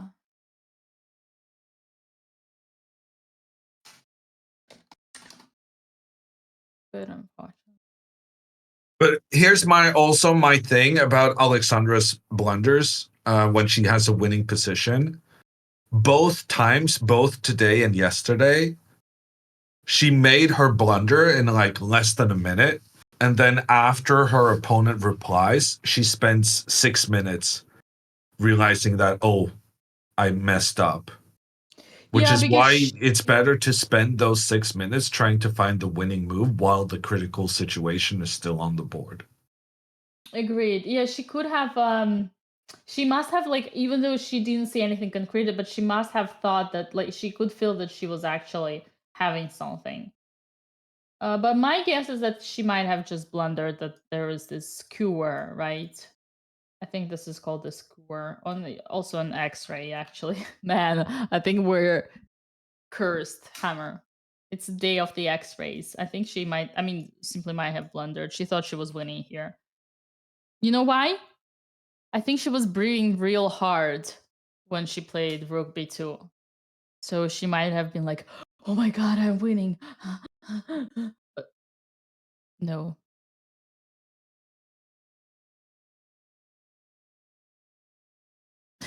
I'm not criticizing Alexandra for her moves. It's more her time management in the critical situations. I don't like her to spend more time to figure out the right move. Yeah, and that's But understandable. right now, that isn't really the priority. Right now, it's just about finding a way to make the draw. Because as long as Alexandra draws here, she's still leading the tournament, and she still played a fantastic game. Like this pawn to h4 move was so good. Yeah. And if she continues playing at this level, she'll still win the tournament with a draw here. But if she loses this game, she's going to get tilted out of her mind that she wasted such a nice position. And then that's going to, number one, then she's not going to be number one again. And also, it means that she's going to let what happened here today affect her next couple of games, which is not great.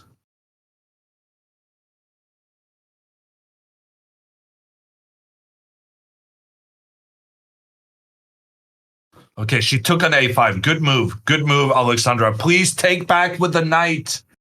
Mr. Ganta, make a mistake. Make a blunder. Please. Pretty please. Yeah, because he wants to win as well. Okay, well, listen, guys. This is good. I think we're saved. I think we're officially saved. I mean, still requires to be precise, but oh man, the opening outcome was 10 times worse. Way worse. Way worse. And Dina's Twitter is safe from the BotezSlavia invasion. Something for the tells me time my being. Twitter might be a point of future bets because I've heard this. I think there is certain interest to my Twitter, so yeah. Queen takes a5 was the only move. It was not the only move, but it was the best move. Someone was asking why not to take the knight on b3. We discussed this because queen would take the bishop and then black would actually be better with the queen on f5, would be a very strong queen. How was Andrea doing, chat? Very bad, but not her fault. Honestly, not her fault this time. And Andrea resigns the game. Oh no. With a checkmate coming up. Tough game. Very well played by her opponent. Big kudos to him. Yeah. And Alex will have to take care of this guy because he has been on fire today. But first, Alexandra's gonna take care of her opponent. And he's still thinking about it. Knight takes queen would be a big mistake for black because after rook to c1, Alexandra would have really nice open files with her rooks, and the black knight would then be stuck on the side of the board. Knight takes would be huge in Alexandra's favor. If rook takes, however, then Alexandra cannot save both her bishop and the rook. And that would be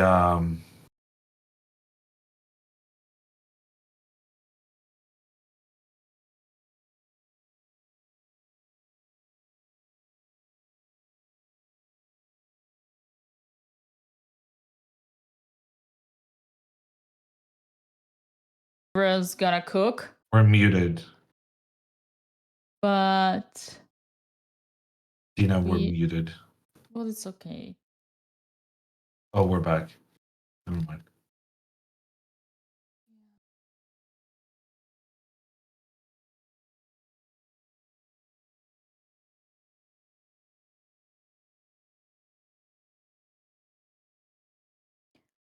All right.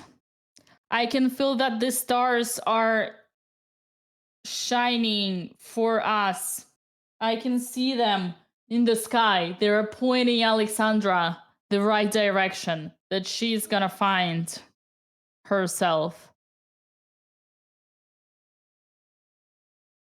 Can Alex win this? She took with the rook.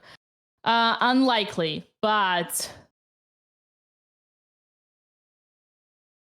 Great move by Ganta. And now, the thing is, Alexandra should not be scared of bishop takes pawn. So if Alexandra does something like pawn to a4 now, bishop takes pawn is not a problem because then the rook can come in and attack both the black rook and the black bishop. So bishop takes pawn on f4 is not a threat she has to deal with at the moment. Alexandra's priority should be to try and eliminate this d4 pawn as quickly as possible. But she could also try to go pawn a4, having this pawn as a distraction, and while black is busy trying to take out that pawn, white can then go after the d4 pawn in the meantime. that would be my preference, to be honest, because I kind of like, I think, and so of everybody in the chat, because we could still have a hope for black to go wrong. Because right now, black has a passer that is further away, which is great. So a4 is more dangerous than d4, even though d4 is more advanced. Plus, black's bishop is kind of out of the loop. Well, so is white, right? The danger would be if they play f5 one day and fix our weakness. I don't know. I think both are good. Here, I'm actually pretty calm and think that whatever Alex decides to do, I don't see the way how she could go wrong. Potentially g3 and then h5 would be always in the air if we remove the bishop.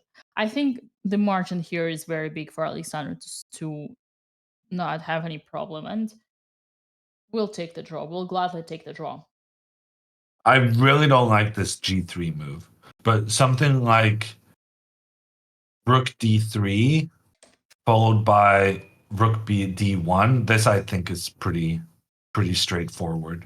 And then if black tries to protect the pawn, we could even have a scenario like this one, Dina, where we manage to trade off all the rooks while we still have the a pawn.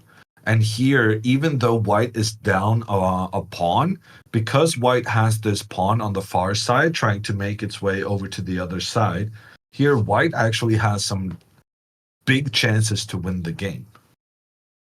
I love this. I honestly love this. This would be a dream come true. I can't praise it enough. And once again, man, who on earth would have taken that pawn on h5? But okay, that's an old story. Yeah, because right now, black is actually benefiting from having these 3 pawns against white's 2. Because when Alexandra lost her light squared bishop, she also lost the control of these squares. That was such a huge benefit to her, and the reason why capturing on h5 was bad to begin with. And Alexandra does go after the pawn, but she uses the a1 rook first, Dina. That's funny. It's like now that we ranted enough about her not moving this rook, finally she remembers that she's got a rook. But question is, what did she prepare after this one? Because if we have to do this and then they take...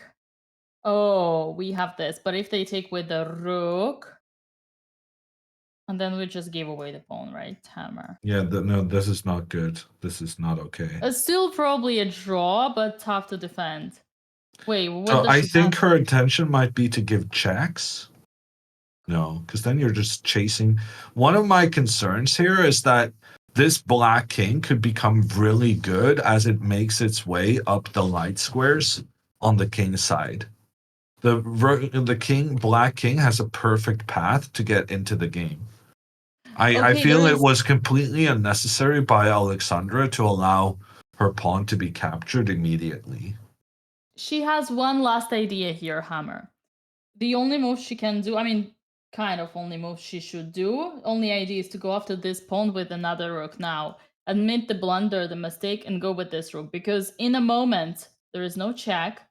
Bishop cannot take f4, and rook cannot take f4. And if they try to defend, this is gonna be kind of same thing that we saw had Alexandra started with the other. they can defend with the other rook though, Dina. I see what you mean. Let me look at this. They defend, but we didn't blunder. We didn't lose their pawn, Hammer. Yeah, but we're still getting pinned. So after rook takes d4, yeah, takes, we still get this check, and this is very uncomfortable for the white king. And then we have this idea for black to try and use the king up the light squares on the king side. Yes, but let's say this. Let me tell you this. This would be the worst of all evil, because here we're still 2 pawns against 3. Because if Alexandra doesn't play, like, I have no idea what she planned after rook takes a2. But if she doesn't do this and then just goes directly into this, then she just loses the pawn, and she's gonna be 1 pawn against 3, which is even worse, right? Yeah. Still savable, but yeah. No, Alexandra is definitely under some very unpleasant pressure. How long until she gets an additional 30 minutes? Let me tell you. Actually, not that long. It's move 36. So we're kind of. Oh wait, no, it's a little bit. It's 37. We're a bit good. We're a bit better. Yeah. So she only needs to play 3 more moves. I wonder what he thinks. Which should be fine. Yeah, should take. I don't know. You know what? Also g3 here. Basically, Alexandra needs to understand that this will fall, but f4 cannot fall. Unnecessary risk that she took for herself, but still in the game. I kind of like g3 more. Yeah, I can understand that. And yeah, black doesn't have Yeah, because time. now we don't get stuck with our king on the edge of the board. Yeah, And we G3 is can get our important. king in towards the center.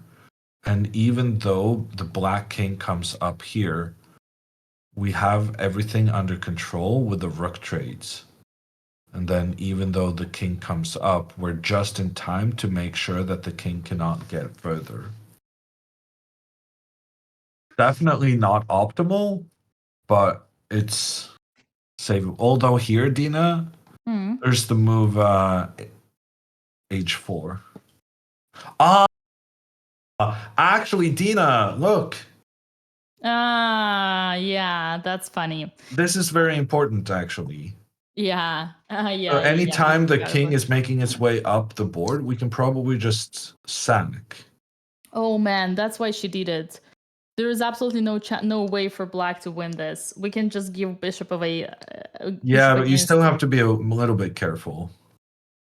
Oh, because There are some positions where you get trapped, but I think with accurate play you avoid it. Yeah, because even if they think, oh, stalemate, and the pawn took, and then the pawn is on g-file, it's still a stalemate. Yeah. So we probably are fine, but I see what you mean. Oh, it's like that double stalemate, right? Okay, he took on a2. Okay, now Alexandra, I mean, yeah, we're actually, yeah. I mean, that's an important moment still. She has 3 minutes. She has 4 minutes to figure this out. So rook to d3 or pawn to g3. These are the well, I definitely prefer rook to d3 is best, and then you go g3 afterwards. But whatever you do, do not take the pawn and allow black to create a lot of problems for your king. Right. Also keep in mind, chat, for that to happen, we would need to change rooks. If we just give away the bishop for these 2 pawns, and black is 2 pawns, and the bishop is kind of like Andrea's game, the chances of winning are very high when the rooks are on the board, even if the corner is the wrong color. Yeah. So it's to Alexandra's advantage if we could trade off some rooks. What I understand, this is a great one. What I understand is learning how to move the pieces is when you're good. Learning how the pawns move makes you a grandmaster. That's exactly my point. Thank you, aggressive Barber Q from YouTube. This is exactly my philosophy. Pawn play, pawn strategy is everything. And I don't need to be overly dramatic and say, oh, wait a second. How did black get into the situation where they have such a high risk of not winning? Oh, it was when they took on h5 pawn, and now both h pawns are gonna be of the wrong color for any bishop endgame. So many people are watching Alexandra, and that's understandable because that's leaders of the tournament. I was thinking to myself, Hammer, how many tournaments in my life I have won? Yeah? And What did you I figure was out? like, You played g3. yay! That's the way! Woo! Sorry for that. What if, I mean, yeah, not like only one tempo away from bishop g7 and protecting, but hell no. Even if up and bishop only one tempo away. If only we could do this and this, then black would be winning, but damn. What a precise calculation. Chat says Hammer not happy. Don't worry, he's just focused. He's just focused. Well, my only concern, Dina, right now is that if black gets the double rooks on the second, but I think it doesn't actually matter because we do have that bishop. Right now, Alexandra kind of killed her own bishop, putting her own pawns in front of it. But at the same time, now she doesn't need to be too concerned about the 2 rooks coming to attack along the second rank, because this bishop is actually doing quite a decent job protecting the king, both in front of the king and protecting in from the side. And Ganta, he plays rook to d5, And that's really good news for Alexandra, because it seems like Ganta doesn't understand that the rook trades are very much to Alexandra's benefit. And now, I guess bishop g1, trying to activate the bishop. Or are you scared about h4 then, Dina? Anything is good. Bishop g1, bishop b, rook to d3. Just not rook to b4 because then he would, rook d3 is totally fine. Yeah, let's see what he's gonna do here. And that's the move 39. We are almost there. We're almost at the move 40, which would mean extra time on the clock, which would mean peace, harmony, and savory. No, actually, Dina, I don't like this move. Why not? Rook d3, because now the black rook is making sure that the white king has to stay on the bottom rank. And now he can go king g7, and after the trades, king g6. If the king gets up here on the light squares, this is just game over. What if I caught you, Mr. Hammer? Okay, I'm fine again then. Yeah, rook d5 is an important defensive move, making sure that the black king cannot get involved on white's half. Yeah. Without that move, it important. would have been super problematic for Alexandra, though. Yeah. Chat loves when I use my Joker Stockfish card. But actually, Rook d5, that was my own idea. But that good instructive point, great instructive points. Like, for example, I can actually like try to find something like f5 and then h4 and then king h5, king g4, but there is always something in the way. So it wouldn't happen. Yeah. What is he gonna do? What if he tries the Hammer idea? Rook to b5, sorry, takes. Now we takes, but then Hammer said we're safe here. I was looking into one idea somewhere h4. I don't remember where, maybe here. Yeah, here h4. And here we would have to be precise. In fact, we would have to do this. And after h3, wow.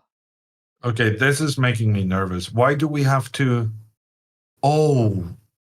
No, this is fine. Oh, he didn't play h4. No. This is my suggestion, but this is actually winning. Yeah, no, h4 would have been terrifying. Yeah. This is winning, but it's like who's gonna find all that? Oh, wait. This I need to point out. This is not a checkmate because you always have and the rook. But that's some beautiful lines here. I was looking into h4 would have been terrible because here we would actually be on the losing edge. Well, after h4, she could have just gone g4, so it Yeah. wasn't that difficult. Yeah. So that's fine. Okay, the live position is rook to d5. Rook d3. Oh no, g3 she played. Let me put it. g3, rook to d5, and now rook to d3. And now he played rook to... He didn't play... Okay, he's still thinking. Sorry, messing up.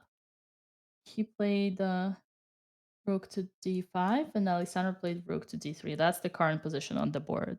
Yeah. Move 39. Last move for Ganta to play before the extra time. And yes, Chad Andrea did lose, unfortunately, but she has nothing to be ashamed of or to blame herself for because her opponent played extremely great and the position was tough from the opening. It's one of those moments when you just remembering your preparation 10 moves is not enough. It's also important to understand and feel and know what to do in the position, and she just got squeezed in the middle game. Very typical way, like just white played everything according to the Okay, Alexandra's opponent played king g7, Dina, and I'm kind of relieved because the more I was looking at this position, the more I was thinking, what does she actually do if pawn to h4 here? Pawn to h4 would have been very disruptive to white's coordination. So the fact that he's just moving his king up, I'm pretty happy with. Can you fill me up? What was your worry after takes? Rook to h5. Rook to h5. Maybe I can go Mhm. rook h3. Yeah. But it looks weird.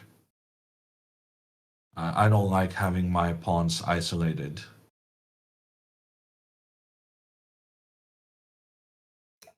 But anyway, he played king g7, and now Alexandra can just capture on d4. And now I'm feeling pretty good, Dina. I feel like this shouldn't be too difficult. Yeah, that's cool. I think we should all be relieved. And you know what? I am kind of, yeah, Alexandra might not even know that she was winning. And if that's the case, maybe we shouldn't even tell her. Like this, she will sleep better.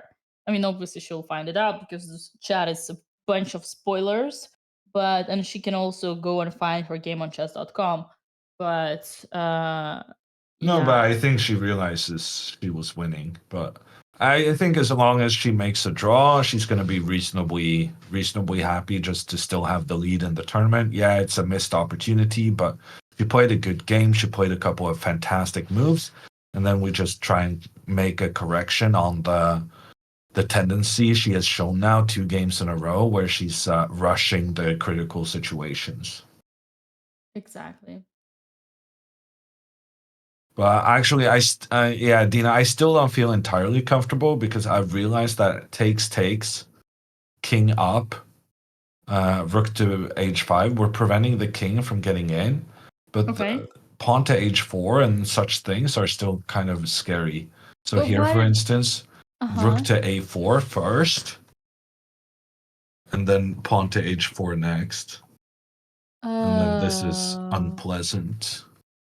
Oh, I see. Yeah. So some theoretical draw, but we are pawn down, and okay, this is not unnecessary. Yeah. Yeah. I I mean, think. at my Yeah. level, this would be an easy draw. Yeah, I But understand where you're going with this. yeah, I totally understand where you're going with this. Up, and the rooks are being traded. It seems like I'm not even sure Ganda. this is an easy draw now that I think about it. Really? Yeah, because it's kind of unpleasant. Black can create a box and gradually try and get their king forward.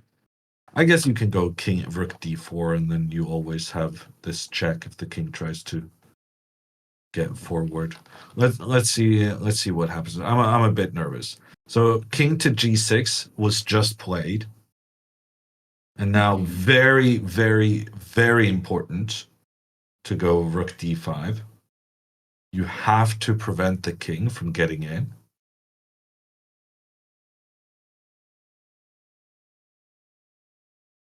Come on, Alex Suits. Gonna find it.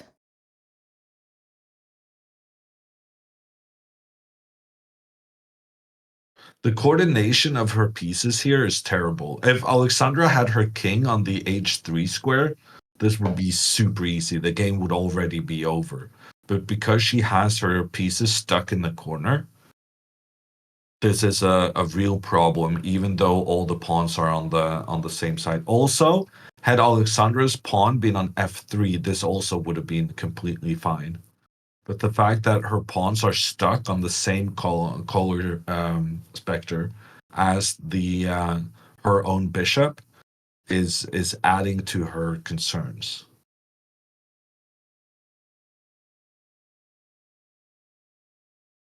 She will consider rook Honestly, d7. Rook d7 might be better now that I think about it.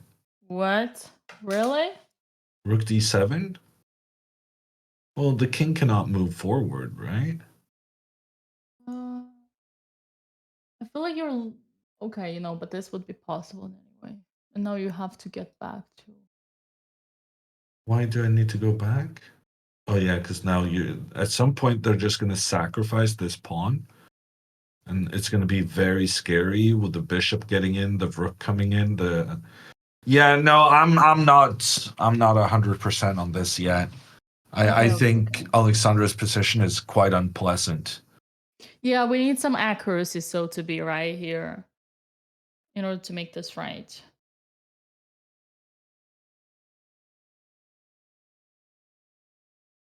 Okay, I'm gonna take a little break, Dina, but fingers crossed. It's gonna be a long end game. Her opponent is desperately wanting to win because then he would overtake Alexandra in the standings. Alexandra is very keen on keeping a drawn position, which would keep her in the lead of the tournament. And we have no news about Carlo Molinari, who is the only other person with 4.5 points, who's one of the two guys half a point behind Alexandra. But we could have a scenario where Alexandra keeps the lead on her own, even if she only makes a draw in this game. So draw would be a big success, but there's still problems to solve.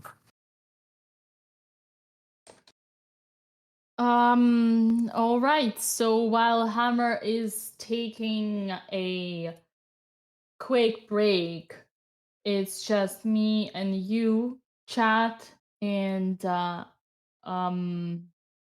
I can tell you that, oh, that's a beautiful chair, so perfect. And I can tell that I think Alexander's gonna have a relatively fine draw. I don't think that. Oh, Rook! No, no, no! She's such a gambler. I think that this is a necessary risk because we have to calculate, but I understand the temptation. Also, remember we said probably my disappointment is overrated, but I hate seeing the danger suggest put the rook back here, kind of control the c5. Yeah, you do want to cut the king, but okay, let's say for now this is gonna somewhat slide. Just every single time computer suggests put the rook back here, because h7 is not as important. I mean, that's fine. That is fine. How are you doing?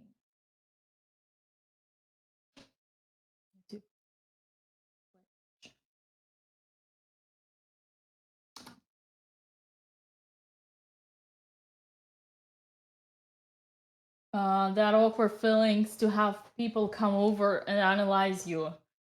Yeah, it is awkward. Alexandra's bored. If she's bored for the first time, she's looking away. She might not feel the kind of danger, but it's probably no danger. No, draw would be great for us.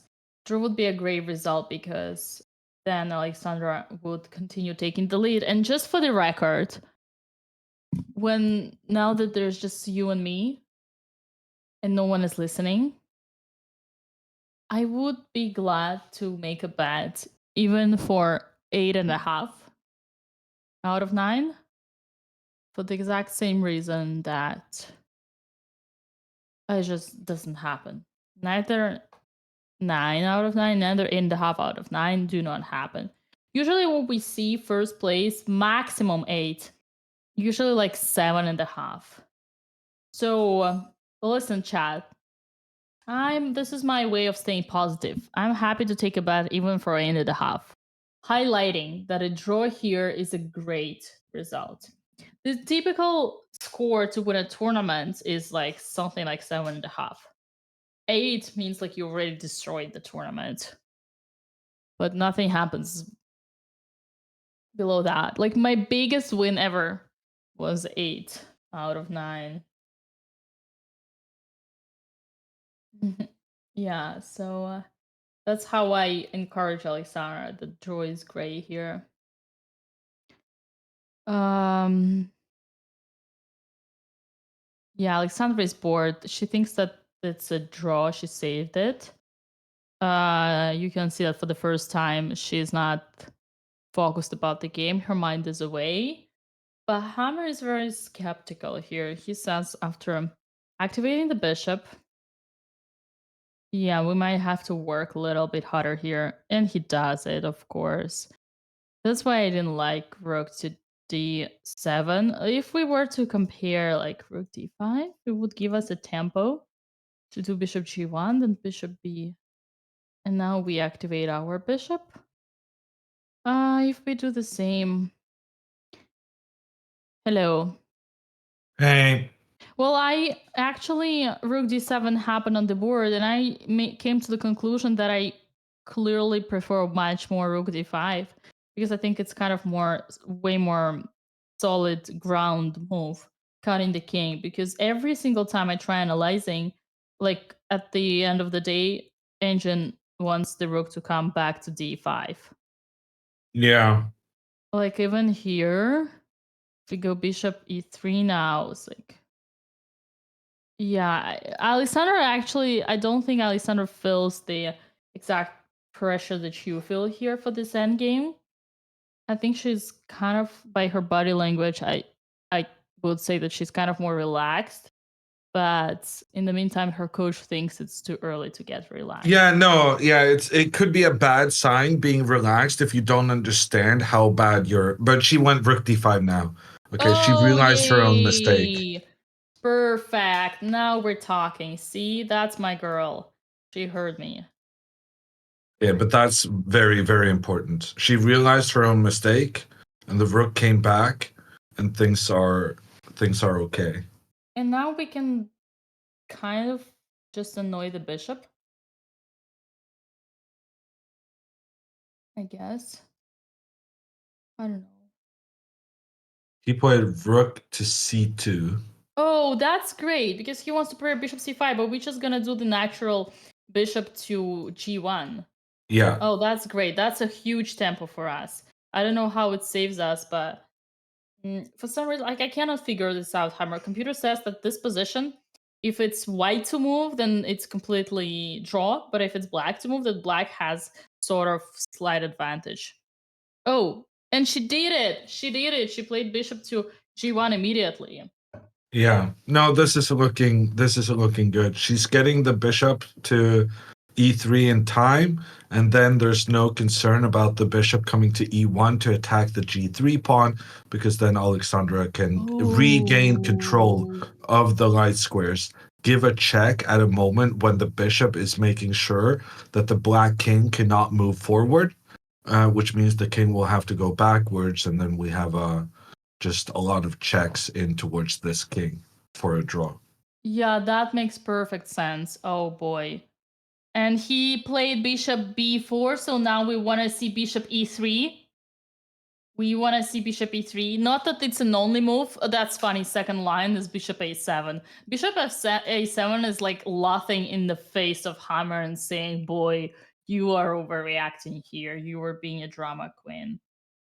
Any move is fine, but I love bishop e3. With idea f5. I'm not sure any move is fine. Well, I don't know. You talk to Stockfish, not me. Like rook b5, bishop e1. This looks very not fine. What are you supposed to do? Bishop h2? No. Where are you going, man? Listen. This is exactly what you wanted. Yeah, but then that's the same idea. Yeah. Like it means that only one idea makes the draw. Well, it's a good idea. So it doesn't mean anything is a draw. It means one specific idea is a draw, and you can execute that idea in multiple different ways. Yeah, I agree with you. But I love actually this idea. I think it's beautiful. I completely missed it, and I think it's very powerful. Activating, finally, first time in a very long time, activating the bishop and pushing the king backwards. With one stone, you feed two horses. The famous Greek saying. The Greeks fed their horses with stones?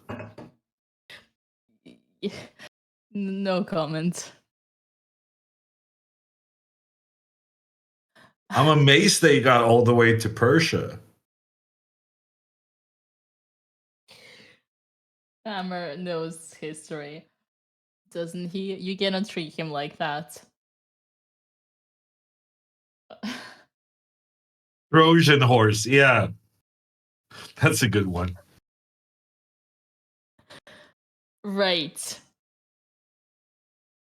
And she finds bishop e3. We're saved. We're saved. Officially, game is saved. Bishop e3 on the board.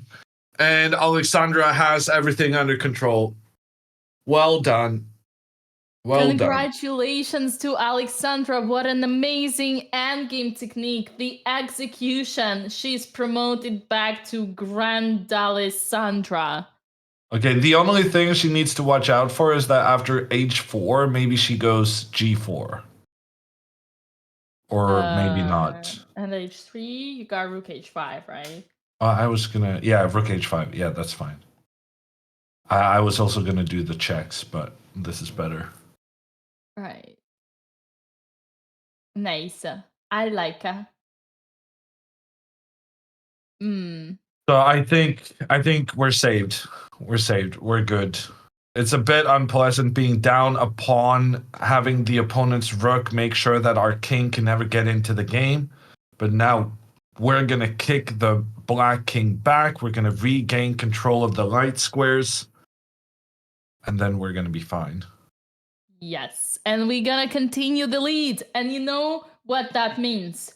That means that tomorrow Alexander is gonna take care of Andrea's how you say the guy who offended her. Offender. Andrea's offender. Maybe actually, that's quite a likely pairing. Slayer, bullier. I hope so. And she's gonna take the revenge for the family. Slayer, I think is the right word here. That would be amaze me.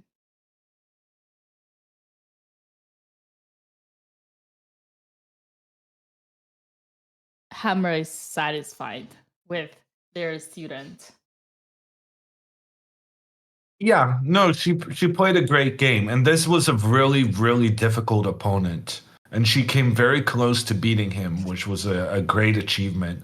And this h4 move Alexandra played in this game, I'm so proud of that move. So the only thing to correct here is just that she needs to take a bit more time when she has a winning position. She's kind of she's actually being a bit lazy, that she can't be bothered to do the calculations when she's winning. But I guess it has to do with nerves, and it's not an unusual thing that that you kind of you're so hyped up by the moment that sometimes you can't think about chess and you just make a move. Well, I don't know if that's common, but I've had that many times. I think, Hammer, we have a great example for that. I'm surprised you didn't think of that on your own. What do you mean? No one coming to your mind? The former world almost champion, Jan Nepomniachtchi, the winner of 2 candidates. How many times did Do you think Jan's lack of thinking is a laziness? No. Jan will still make a lot of. Jan still takes his time when he thinks he's winning, right? He's using the clock as a weapon earlier in the game. No, he's actually rushing. He's rushing every time there's a critical moment because he is so nervous and there is so much pressure that he cannot keep it together. We've seen it with Ding. He's been rushing. And we've seen it, I think we've seen it with Magnus as well in the match. But especially with Ding, we definitely see it. He's very emotional, but it's not about emotion. It's about that situation when you're under pressure and it's a critical moment, but just because of the pressure, you play a bit too fast. But this is definitely a pattern. If you disagree, I would love to call you out on a debate. Yeah, no, if I'm honest, I didn't actually follow the Ding Nepo match. Right, because you So I don't were really so know. busy commentating on BotezLive. Look how I, I I saved don't you. I don't remember what I was doing, but I was not too interested in a world championship match that didn't include the best player in the world. I don't know. Man, this is horrible. He just literally threw everybody under the bus. Well, better But that than okay. throwing me under the bus. Right. But that's okay. No, I understand. I was gonna say because like you didn't follow it because it didn't include you yourself, but that also makes sense. Man, this is the Hammer Truth time. You heard it, right? The top grandmaster and the second of the former world champion tells us how unimportant was the last World Chess Championship match, but it's a rhetorical discussion. We don't have to continue. Rook to e2, attacking the bishop allows us to play f5. Come on, Alexandra, I want to see f5. Please do it. Give me a favor. Do me a favor. She's gonna play f5, obviously. Getting the king, Yes. kicking the king back. Sorry, that was you. Getting some more space for her bishop. Okay. And life is good. We're Life is a controlling bed of all of roses. this. Yeah, we're controlling so many important squares, and it's impossible for the black king to get past this barrier that we have created. This is a barrier, Dina. What you said with the Okay. pawns, that is not a barrier. Yeah, I think this is a case. You put the cage. You put them in the cage. Oh, okay. Yeah, but this is nice. I love it. I also love that you definitely improved your drawing skills ever since we started working together. Thank you. And I love the position on the board. No, chat Andrea lost, but that wasn't her fault. Her opponent played great. She didn't know the typical plans in the middle game, which is normal. So there wasn't much she could do to resist.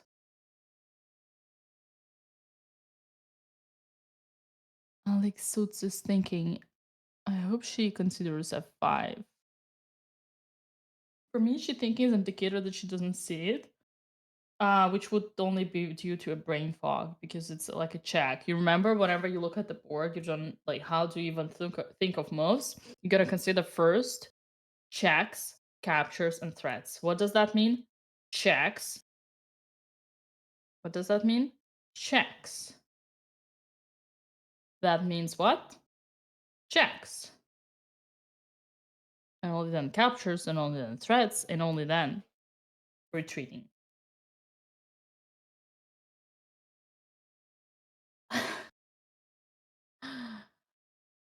Yeah. I mean, the fact that she's thinking might mean that she doesn't consider Czech Republic. Oh, So speaking of, yeah, sorry, go ahead. after f5, king back, bishop moves. I suppose the only trick black has remaining is pawn to h4. Mm-hmm.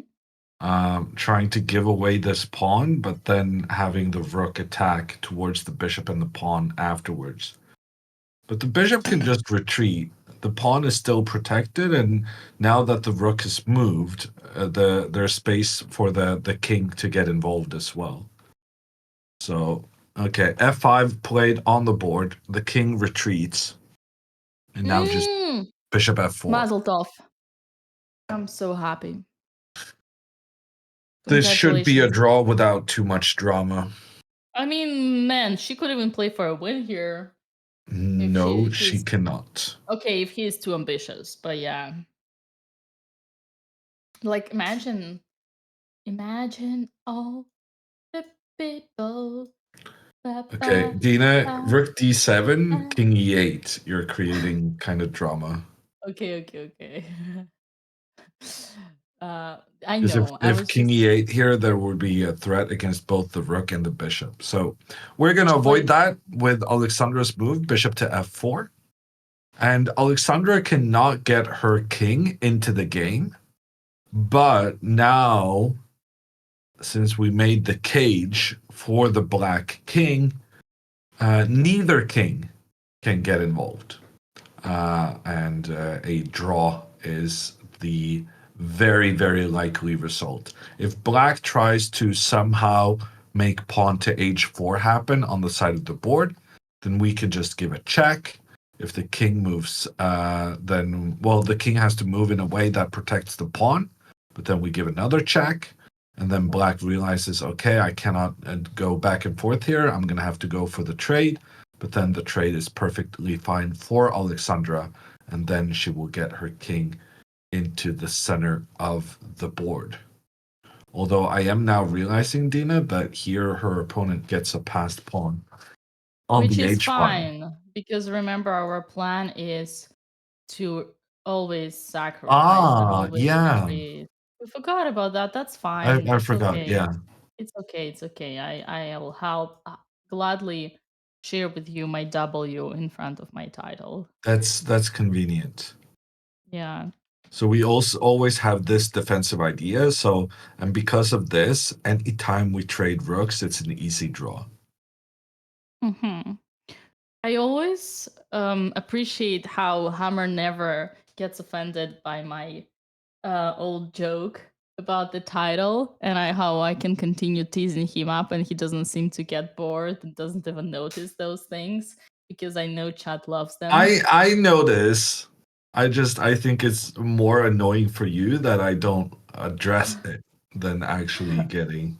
No, this is actually why I appreciate it so much, because I see that you don't get offended. But okay, let's continue not pretending that I said anything. Yeah, life is good here, so no worries, chat. We're gonna see a draw. I saw each other saying 4 hours in the draw. Well, you know what? It's not that. It's 4 hours, and we're keeping the leadership of the tournament. This is what it means.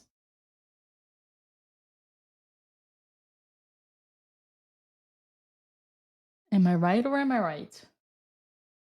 Yeah, you're right, Dina. You're always right. Oh no, don't say that.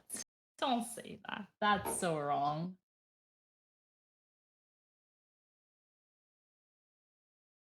I'm a bit tired. I wouldn't mind this game ending now. I would also be very happy with a draw because of the tournament situation.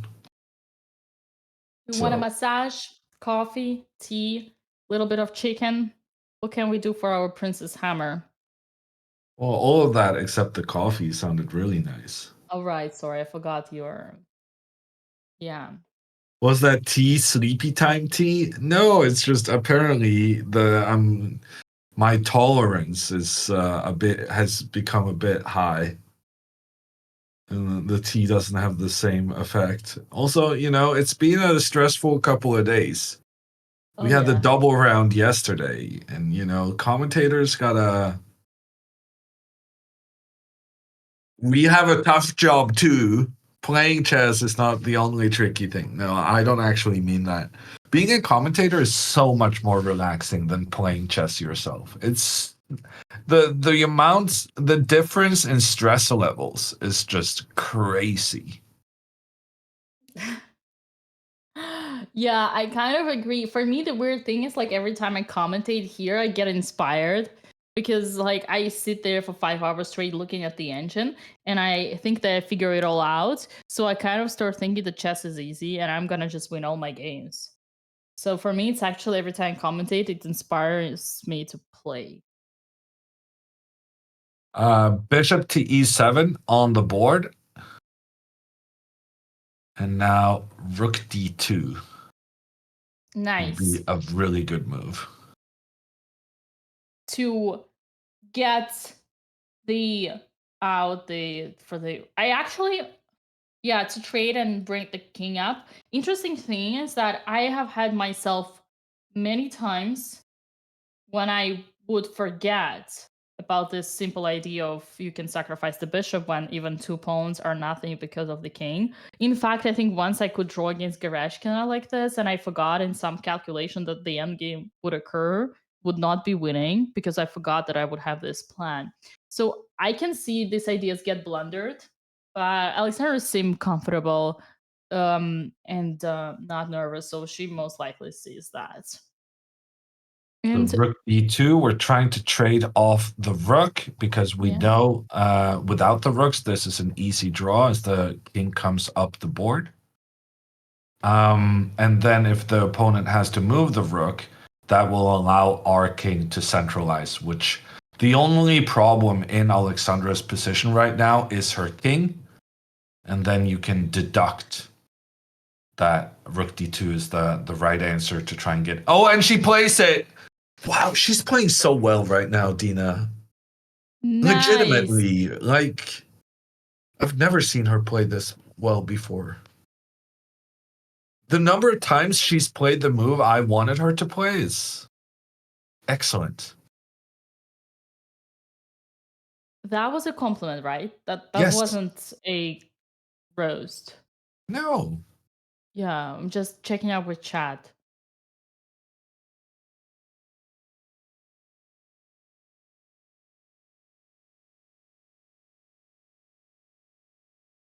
Yeah, amazingly played by Alexandra.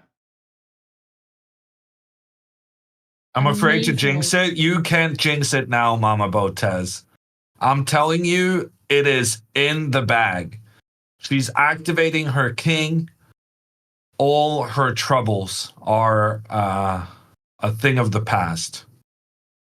She is perfectly fine. The only concern we had was that her king was poorly placed in the corner, but now she's guaranteeing that she's going to get her king to the f3 square and everything is fine.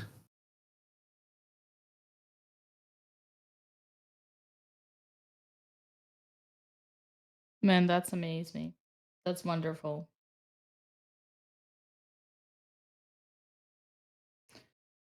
Very good. Very good. I think it's F3, time. come in, says Mama Botez. Let's go. F3. Get the king in there. I think it's time, everybody. It's time. You know?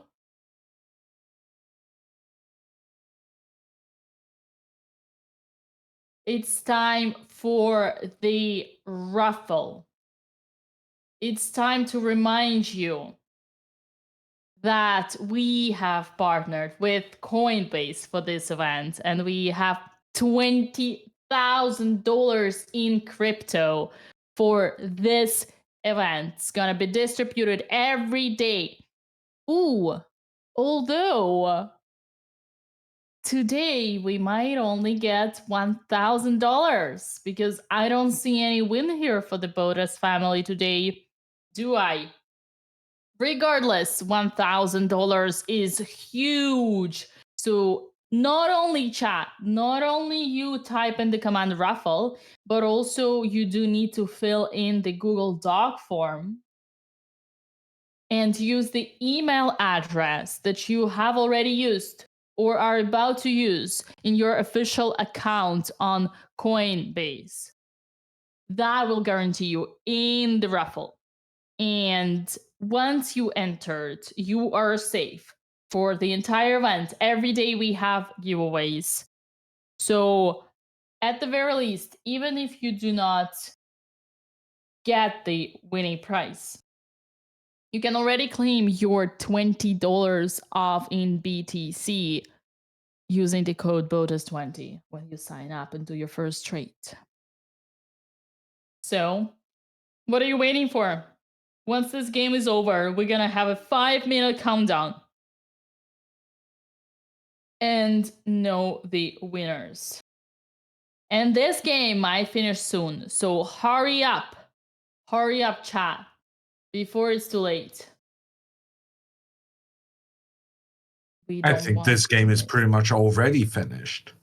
Ooh. Yeah, I think there's not much Ganta can do. And I don't think there's any way he can go crazy trying to find a win that's not there. Because what he can do now, he can go rook to.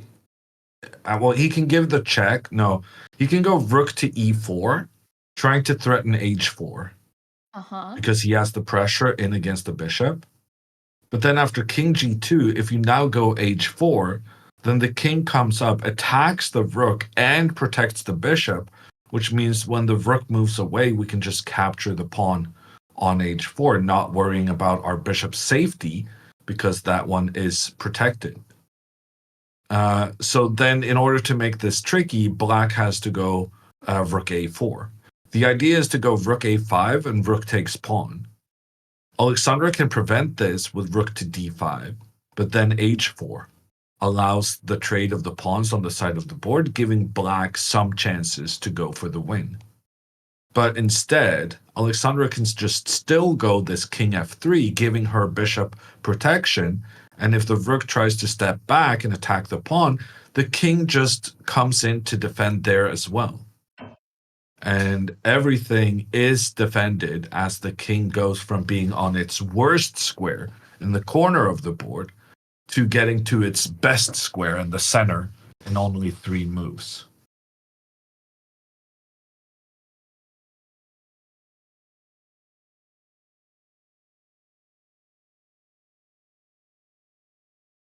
Yeah.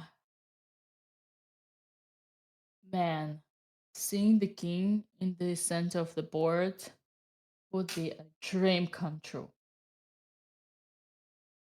I like how black is trying to find ideas for a win. Buddy, it's too late. You should have been more focused when I was away. That was your moment. And also the second board in the tournament is also on the live boards. And what I can report there is that the Chinese Shanshan Wang, she is winning against Carlo Molinari, which is very important because Carlo and Ganto, they were the only players who had 4.5 points out of 5, which then means that Alexandra, when she makes the draw here, she will still have a sole lead. She will be the only player on 5.5 points out of 6. Right. And Hama, there is your bestie, Dario Di Dario, in the playing hall, looking at Alexandra and thinking, man, I wish I was there to make that draw.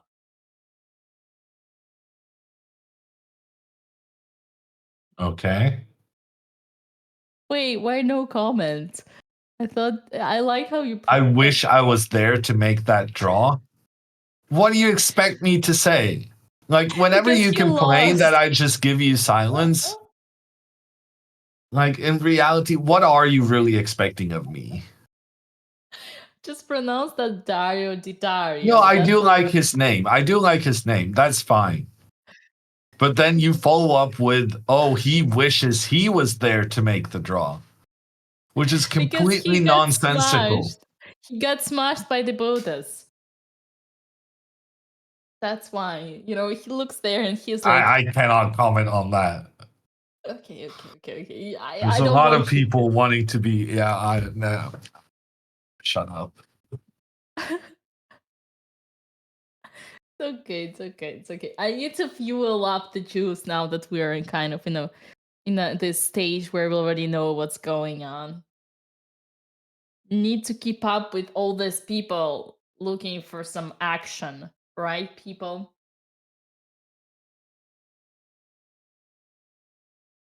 She goes rook d5. I don't like. Okay, I guess it's fine here because there's no pressure on the bishop.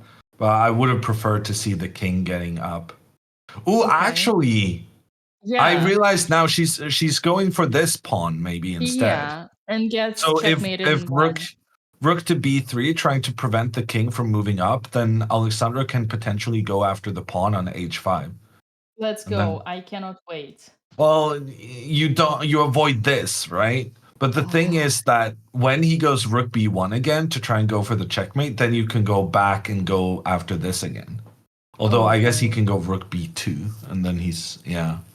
Yeah. It's one of those Well, moments. we can also start putting pressure in towards the king. But yeah, let's not do that. Let's just put the pressure in towards the king immediately. That makes more sense. Yeah, well, that actually was one of my hopes initially to play for a win, but then you said she cannot, and yeah, visibly she cannot, because if she goes overly excited and plays for the win, then she gets checkmated. And you know what's the most beautiful part about it? Oh no, actually, I thought like when you take the pawn, still checkmate, but it wouldn't be because the g4 would be for us. So yeah, it's unfortunately. But I mean, if only if we were one pawn more, then we would have played for a winner. Who knows?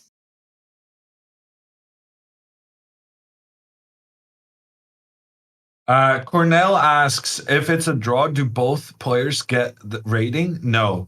If it's a draw, the player with the most rating loses rating, and the lower rated player gains rating.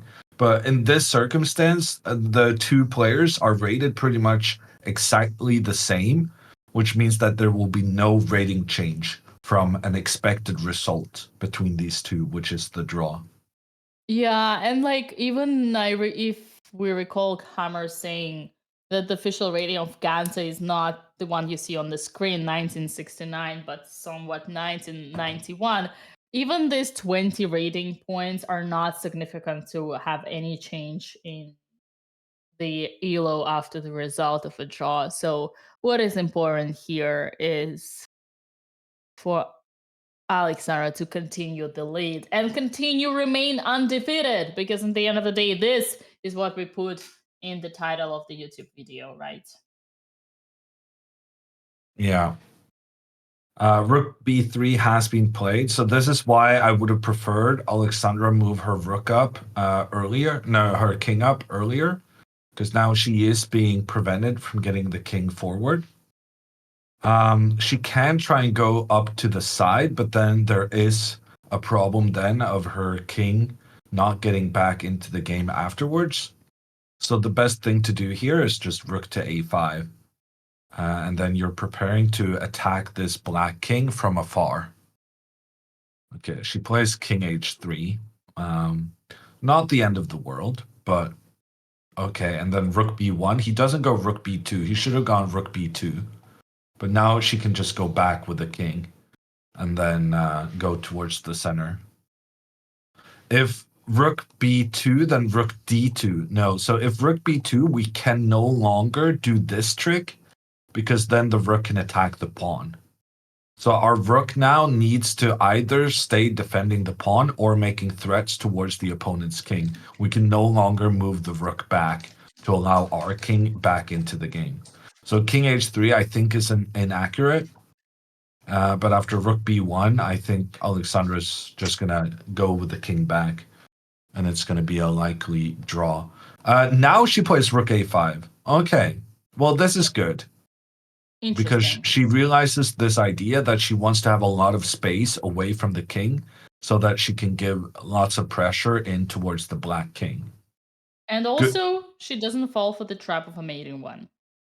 Yeah, I was kind of taking that for granted, but sure. Yeah, it was important, chat. For the memes would have been fun, but hell no. Okay, a check has been given in towards the king. The king will then step back, and when he moves away, Alexandra will step back forward with the king, and they're going to make a very professional chess player back and forth, is my suspicion. Yeah, here there are good news if we want to improve on what Hammer was hoping no, for. now we can go f3. We should go king f3. Yeah, that was my point. We can get it now. Yeah, and now it's very important that Alexandra do not put pressure towards the king, because now the rook would be able then to attack the pawn. without this- bishop d6 being a dangerous pin because the rook has that square under control. Yes, bright side, there is a trick here. We can pretend that the pawn is hanging and then go for the bishop. So anything is really a draw here. Exactly. Just not go queen f3 because then the bishop. Oh, even here, hammer. Like even the bishop is pinned. We can still go up and then up and then up, up. Wait. Sorry. Up, and we'll win the rookie. And if the rookie goes away, and then we have bishop d6. So basically anything wins, even the king f3. Like you can blunder 2 times in a row, and sorry, not wins, draws, and you're still fine. So everything yeah. should be fine. Yeah. Long story short, there is no way to jinx it. Alexandra got it. She continues to secure the.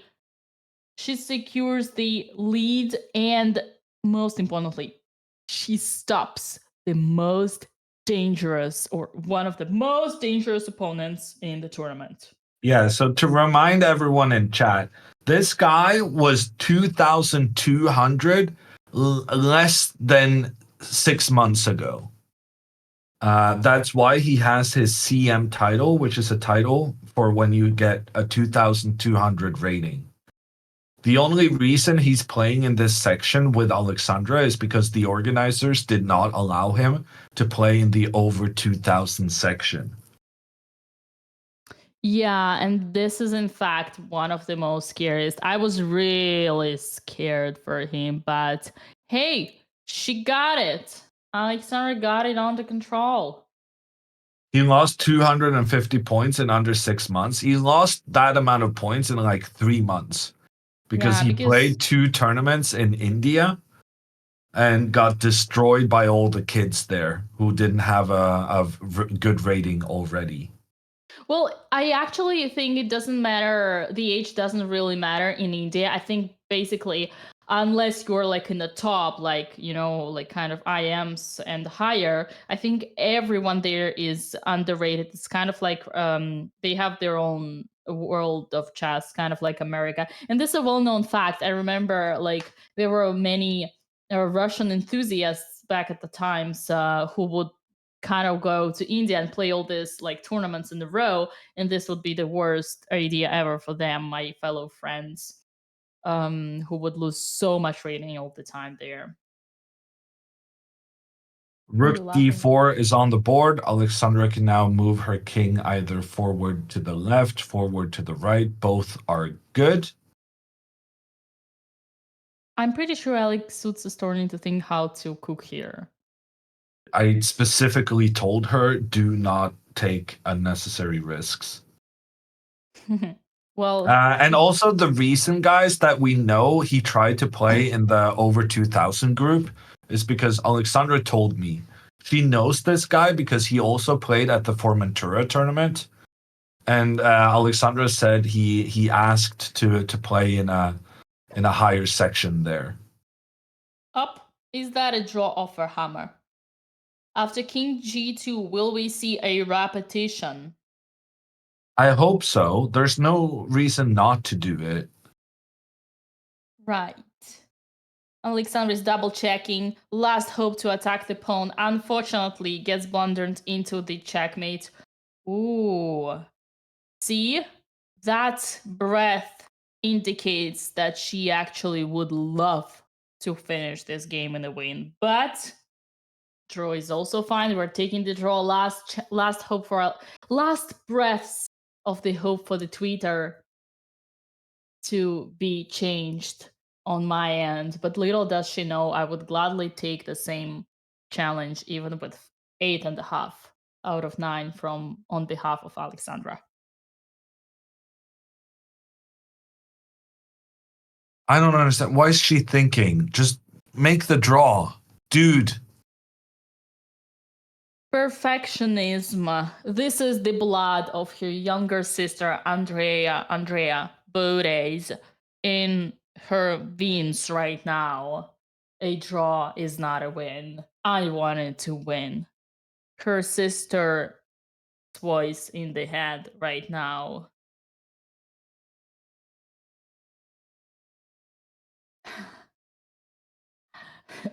I don't know why she's putting herself through this. You're down a Sandra pawn. and Drea. You're down a pawn. Just make the draw. No, Hammer, you don't understand. It's that perfect score. No, I actually have it all the time. Honestly, I have it all the time. Hammer's like, women.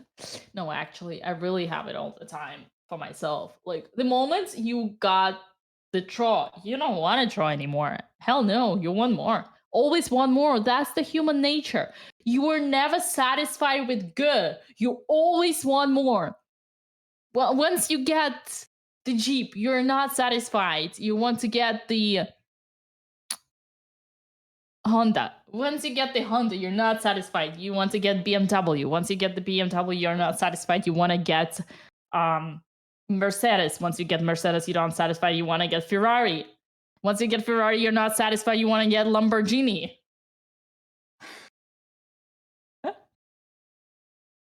What car do you drive, Dina? I don't have any car. But Is that like the first step before you Yeah. have the? What was the first thing you did?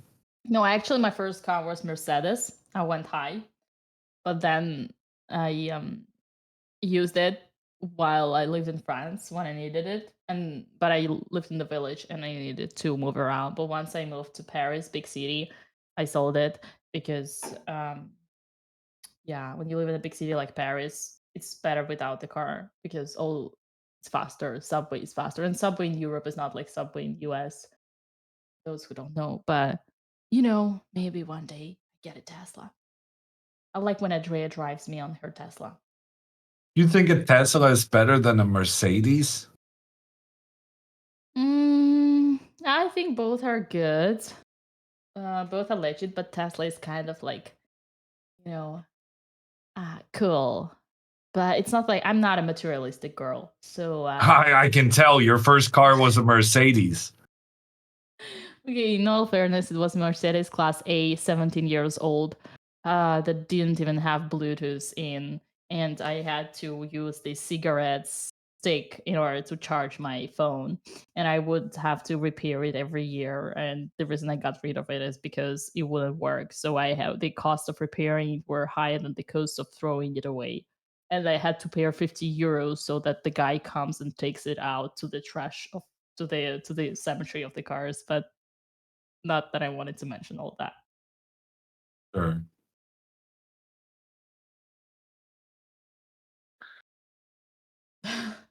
Yeah, but also humble. She's still not moving. Like she's down a pawn. A draw is fine. She's offering a repetition of moves, and she's just not. Now, if I'm him, I'm a bit upset. Like I'm willing to make a draw with you. Why are you? Up. She is going for the win. I told you. Ferrari is not enough. She's broken. I mean, there's ambition, and then there's whatever this is. I wouldn't be like too much worried even if she thinks she has chances, because there is no way, unless she blunders the mate in one on king on h4, there is no way she actually throws it even if she pushes too high. But I like that. I like the fact that she says, listen, Mr. Ganta, you think you are the one who is unhappy here? Watch me. I think it's a psychological way of claiming that I am the best here, and if you think you're gonna grab me a draw, little do you know that the only player who's gonna say the last word is me here. Hammer not impressed. Yeah, no, this is crazy. I'm telling you, chat, this is a moment where Alexander shows who is the boss here. Oh, I found another way to blunder. What about we For do bishop? whom? for Alexandra, obviously. What Oh, about we do God. wait, where were we? Can't I think we're here, right? So bishop e3. What about this? And then when we lost a bishi. This is beautiful, right? I'm not sure. Beautiful is the word I would use. And then we lose. I'm just trying to find. Yeah, no, actually. Well, listen, Hammer. Maybe you wanna take another break because looks like Alexandra. No, I mean, surely she's going to move the bishop back. And then we're going to have a repetition here, right? Like, oh, also, why do you have the king on? What are you doing, Dina? Sorry. I don't know. It wasn't me. It was Vila. Vila, stop touching the board.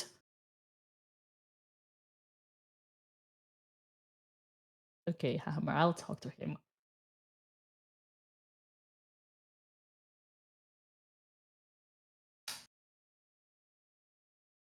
I'll talk to him.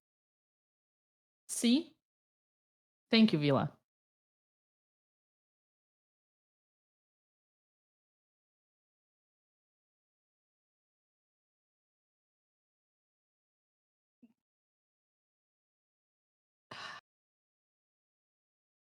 We could have just made the draw. I just. Well, listen, 12,000 people are watching, so it's not the time It's for the draws. content. Yeah, for the It's content. not the time for 20 minutes draws. extra. Like, Yeah, let's milk it. The more, the merrier. 20,000, yeah, 12,000 people, and they all want Alexandra just to make the draw. I don't know. This is the same thing that happened in Reykjavik. She was playing some 2200 guy. She was down a pawn in an endgame, and then suddenly she decided, no, I don't want to draw. I want to lose, and then she lost. And she got herself into time pressure. Also, like, she's been thinking now for 7 minutes for the last two moves.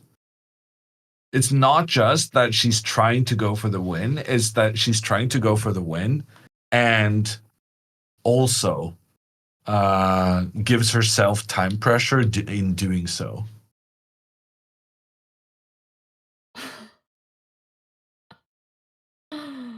Chat is so funny.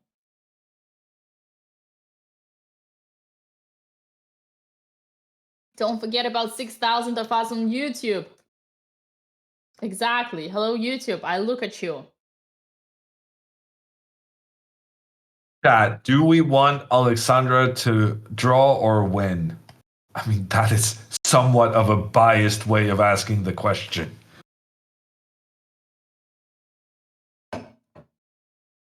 Freaking mods. Hey, don't talk Let me like that rephrase. about Do we our want mods. Alexandra to draw or lose? Let's see what people vote then. Yeah.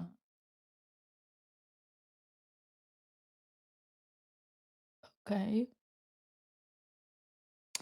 Dario left us. He thought the game was over. But okay. Chad had a good suggestion, mods, for the next question in the same vein. Next question. Is Hammer a poopy head? Has about the same seriousness level to it. What does that mean? Not a compliment, Dina. Aww. Wait, did they mean had or like they just said had? No. They're being mean.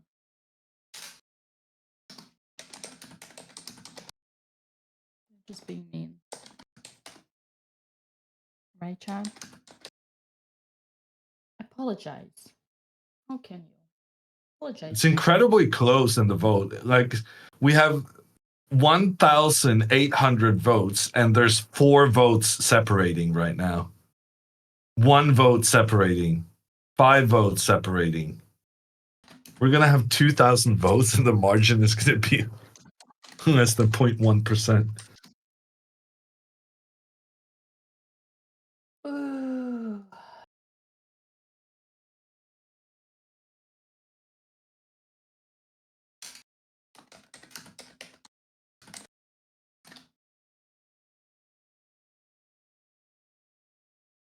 At least now it's his clock ticking. Because you know what's going through Ganta's head at the moment, Dina? He's like, what is this crazy girl doing? No, If she's going to take extreme risks going for the win, now he's thinking, how can I trap her into going for the win in a bad way that means that she's going to lose? No, he is thinking, all right, sis, I got you. I'm not gonna piss you off again. I got you. It's not you who's asking for a draw, it's me who is asking for a draw. I got you, sis. Quite an optimistic interpretation. Chat has spoken. Chat wants Alexandra to win. 4,700 votes exactly. And wow, Dina, why didn't we even think about this? Alexandra has actually completely blundered. I don't know where our heads have been, but Alexandra already did blunder. I just didn't realize. Damn, I was looking for a way to lose, but I missed this one. Yeah, well, I think she's cooking a checkmate. Like, only I could find it. She can actually go rook d7 here, Dina. Yeah, she's cooking something. This is kind of dangerous for him. Yeah, I think. But he's not going to put the king here. He's going to go king e8.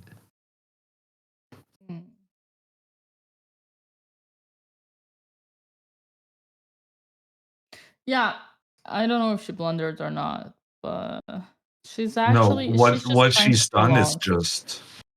I think she's playing with her. It is the dumbest thing I've ever seen. It's like, and she did this exact thing in Reykjavik also, and she said, "No, I'm gonna stop doing it." And one of the things I told her is like, no need to take unnecessary risks. You're leading the tournament. Okay, listen. Remember when I was saying 9 out of 9 was impossible? It was when I was by default assuming that any leader in their right mind knows when to make draws to continue leading. That's actually what I was suggesting. I was suggesting that a good leader of the tournament is okay to make a draw because he knows that he guarantees him a lead. But for Alexandra, winning a tournament, it means literally slaughtering everyone. That's what it means for Alexandra. And that's why we had this argument on the first place. Slaughtering everyone.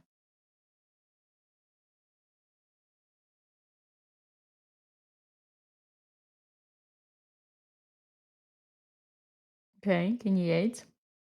Yeah, no, she's gonna lose. How? I can't believe, it's. In what world do you do this?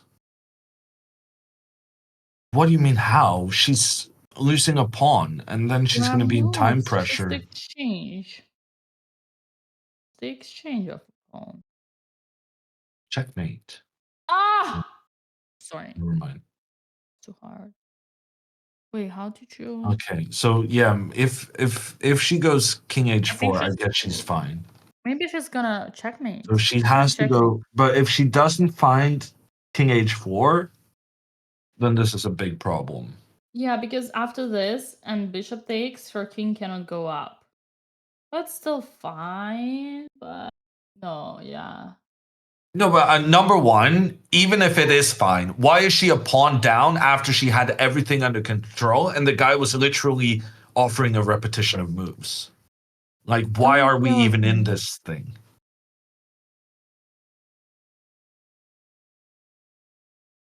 Okay, I feel like we're here for a longer She's run. down a pawn against a guy who made a 2300 performance in Formentera. Like, make the draw. It's fine. You're leading the tournament.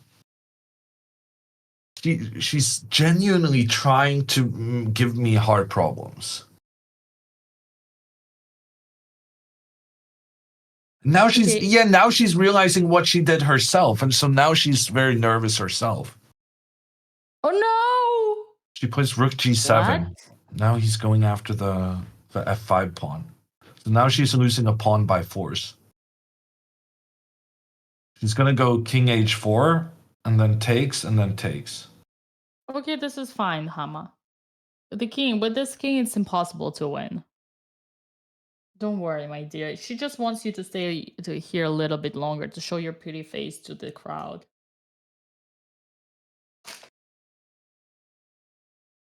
It's probably fine. It's probably fine.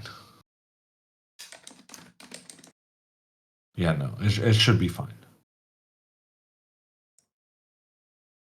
Okay, I feel like we're gonna have a little bit more fun, so I need to change the oil. I'll be right back, okay? Okay. But now she's gonna get herself into time trouble as well. She's down to 9 minutes. And when you're low on time, you make mistakes. When you're down a pawn, you make mistakes too. And now she's checking the king, letting him get active with the king. Why are we letting him get active with the king?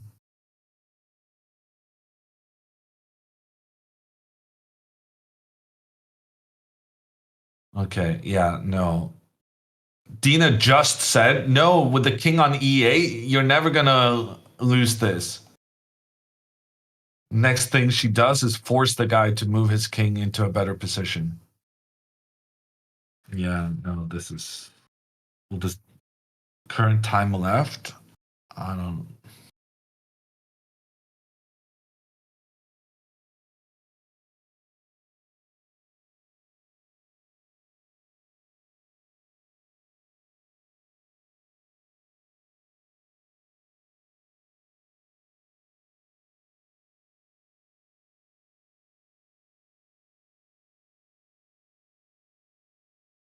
You promised Mama Botez she couldn't lose. I should have... She can't lose as long as she realizes that she cannot win down a pawn against a much higher rated player. But apparently that was not something we could take for granted that she understood. Oh, this is devastating. How do you recover? Like, if she loses like this, how do you recover from that?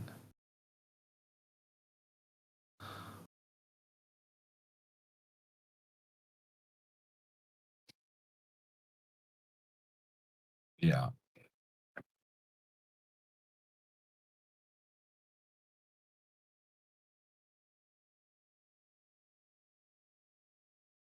You will not lose. What are you talking about, Dina?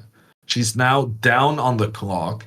She's down a pawn, and she's allowing her opponent to activate his king.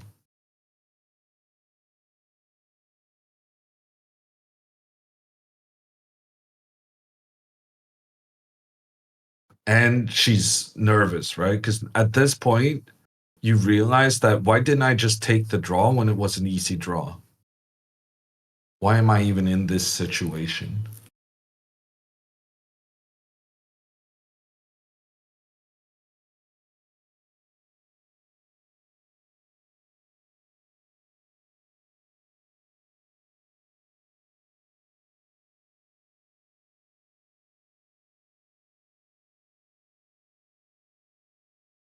First step to winning is manifesting the win.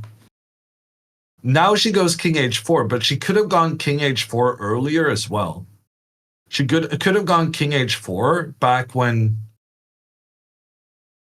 And after rook f1, oh, she cannot take the pawn because then she loses her bishop.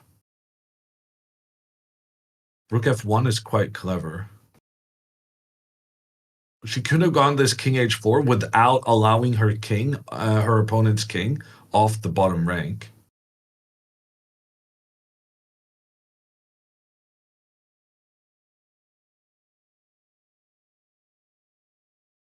The worst thing is, she had 18 minutes versus 11. And then when she did this whole I'm gonna win for no good reason thing, then not only did she rashly go for the win, but she also gave away her entire time advantage, which could have been quite important if there's a tricky situation.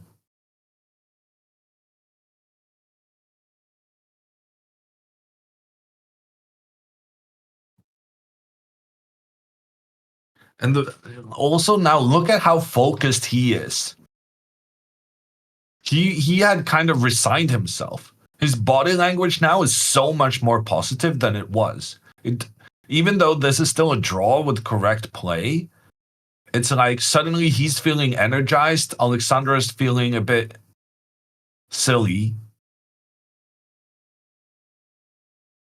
And she even gave the camera a little look there. So trends in games of chess should not be underestimated. And here the trend is very much in Black's favor. And you're very prone to make several mistakes in a row when you feel the trend going in your opponent's direction. Do you see any way to draw this? No, I mean, the game is objectively, like, it should be an easy draw on the board. It's just an unnecessary risk, and the fact that she's going to be very low on time means that the likelihood of blunders are definitely there. So she's, in theory, she's fine, but she's going to have to defend a position down a pawn with only seconds on the clock. In a situation where the trend is going against her and she's feeling she's regretting her previous choices, while her opponent is super energized.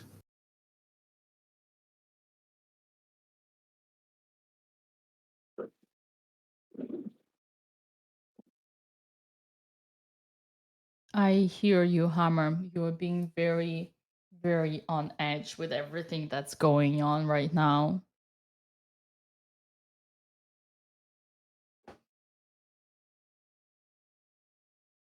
It's just so unnecessary, Dina. And she even, did you see this? She checked her opponent's king off the 8th rank. Yeah, that I didn't like. And it's like, of course it's still a draw, but it depends on you playing some decent moves when you're very short on time. And playing decent moves when short on time is somewhat tricky. Oh, there is a good question, bishop f8, but it's not a problem. Because rook to h7. Well, bishop protects f8, bishop. rook f7, Dina. And it's even better. Oh, yeah, this is more beautiful. Up, up, up.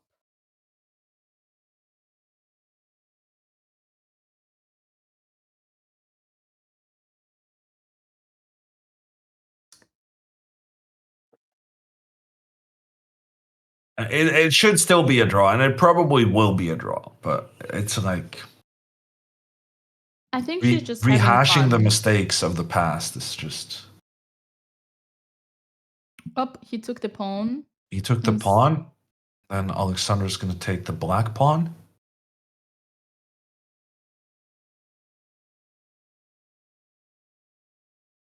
Yeah, no, I think she's going to miss this. It's going to be some kind of rook and bishop versus rook, which is almost impossible to hold at a grandmaster level, let alone here.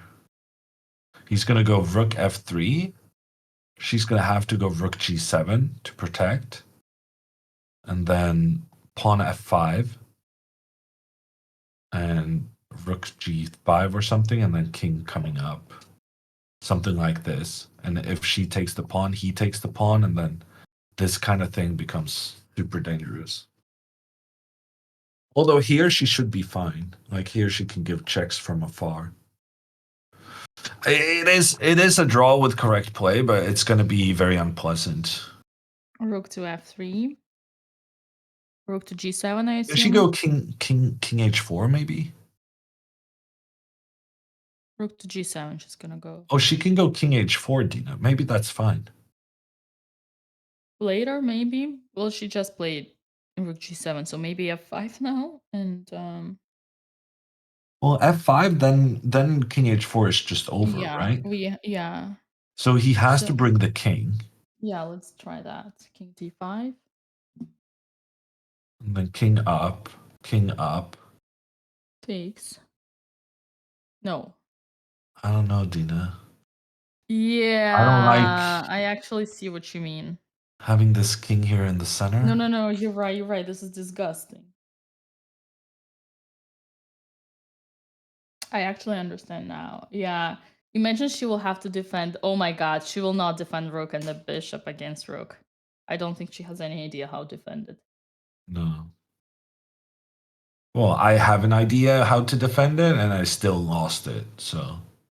Oh, right. No, now her king is just completely cut off. This is very bad. Now even here. No, king f5, Dina. And Oh god, getting sorry. checkmated. Oh my god. Yeah. Oh Okay, god. what's the current situation on the board? She played king h4. Okay, actually I'm now on the hammer side.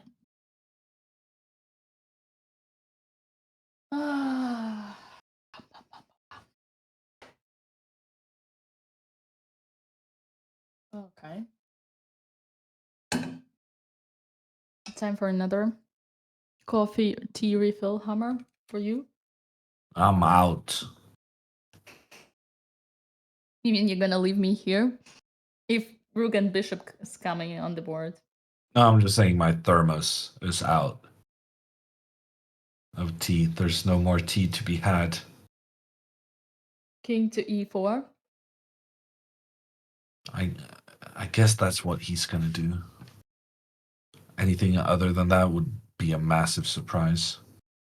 Don't be scared, guys. Objectively, it's still a draw, but Alexandra needs to be precise. I think I don't better even not to think we're leave- seeing how it's subjectively a draw, right? I think just don't leave this. Don't give this one away for now. Maybe just stay here. Yeah, maybe just get the king back. Yeah. Just admit your mistake going after this one and just stay back. Just don't let them attack it again. Yeah, no, I like that. That's good.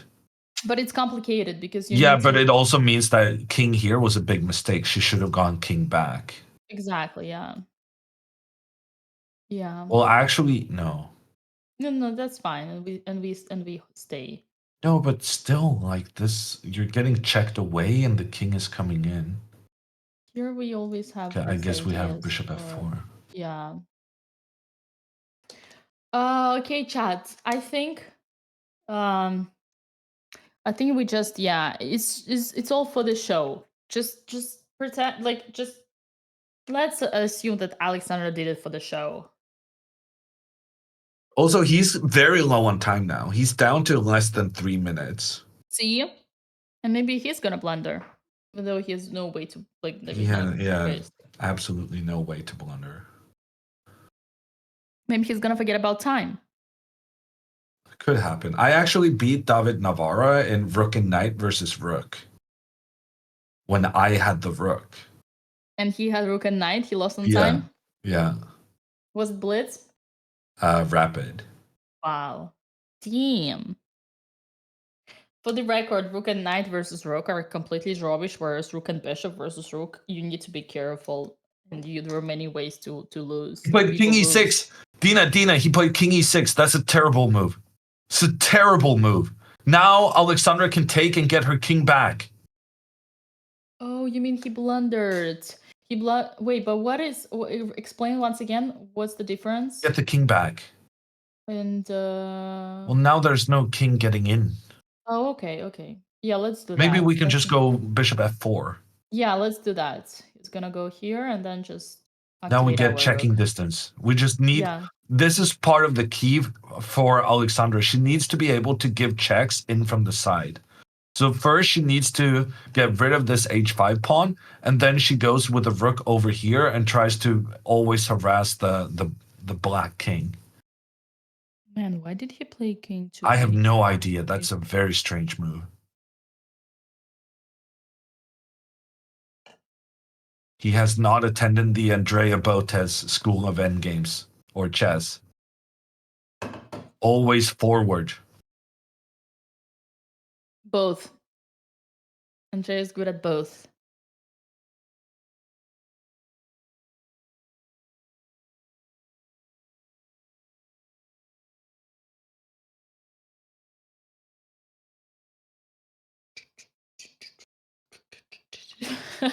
Chad is saying Gant's a paid actor. That's so funny. You'd think, right? With this move.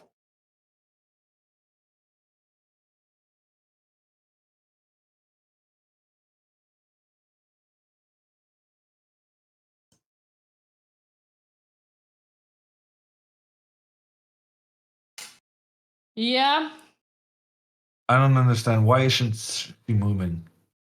because she doesn't know anything anymore. That's why, my friend. She realized how stupid she was, and now she doesn't trust herself anymore.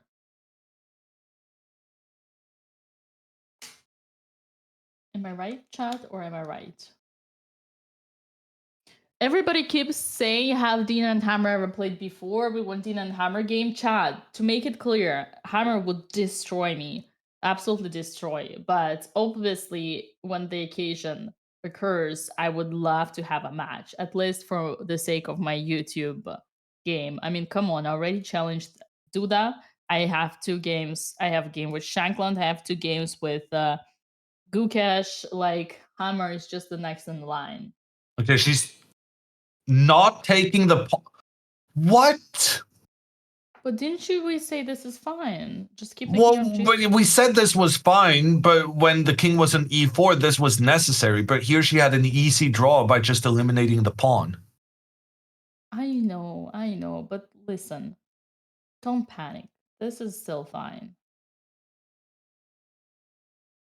How, like, she found the fortress. She's gonna put the bishop here. What's she gonna do? Oh, I'm going to put rook b2 and take your bishop. Right. You know what? This is for the chat. Not that we want to do this, but even this theoretically is a draw, but you really need to know how to defend. And a Hammer, maybe you can fill us in. I mean, not that it would Magnus help says chat. this is impossible to draw. Really? Yeah. Okay, but what's the right defense? You want to put the opponent's king on h. I think so. I don't really know. You don't know? Yeah. I don't Oh, know. it's funny. Okay, just for the how you say, for the FUI in the books and table basis, objectively this is a draw, but in practice Magnus says that show me a person who's going to defend this, especially against me, right? This is the Magnus quote.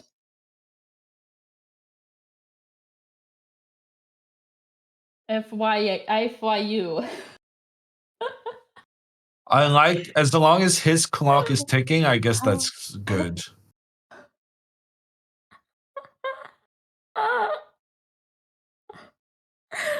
I cannot believe I screw even that one up. Okay, so that you know, guys, I'm officially dyslexic, so don't blame me. The reason why I'm mocking my own self is Oh because my god. Dina! What? He just gave her a draw. She just played h4. Yeah, but what he went with that? You think he's checkmating or what? I mean, I have no idea. That No, is he the he biggest didn't do gift that I for the have ever draw seen. hammer. He did that for the win, but I'm just okay. Let's try to find how. Maybe he forgot the king card. No, he's looking for the mate, right? But where's the mate? It's even not even close to being mate, Dina. Maybe he No, wants- don't put the rook there. But here you got the king. Ah, damn it. Yeah. So I'm just trying. He must have Oh, calculated. actually, this is potentially. Yeah, Oh, I'm this is telling very you. scary. This is Yeah, very scary. he has an idea. The guy has an idea, but okay. But okay, it's fine. It's He has everything. 5 minutes to figure it out. Bright side, she doesn't have any choice, chat, so she's gonna do it. She's forced to do the right moves. We've said that before, and it hasn't really worked out for us. has Even it? this is fine, Hama. But we don't want to have it, right? Or not to. No, it's fine. Don't worry. Don't worry, brother. This is gonna be fine. Maybe this is a draw. What? It's not a draw. Oh, this is completely lost. But I would be down to analyze that. Yeah. Why did you think it would be a draw? No, I was thinking you don't get past the light squares. Like if you do the oh yeah, you're right. Because if they do this, no, still. No, there is no way. They gotta come to H3 or G4 and push.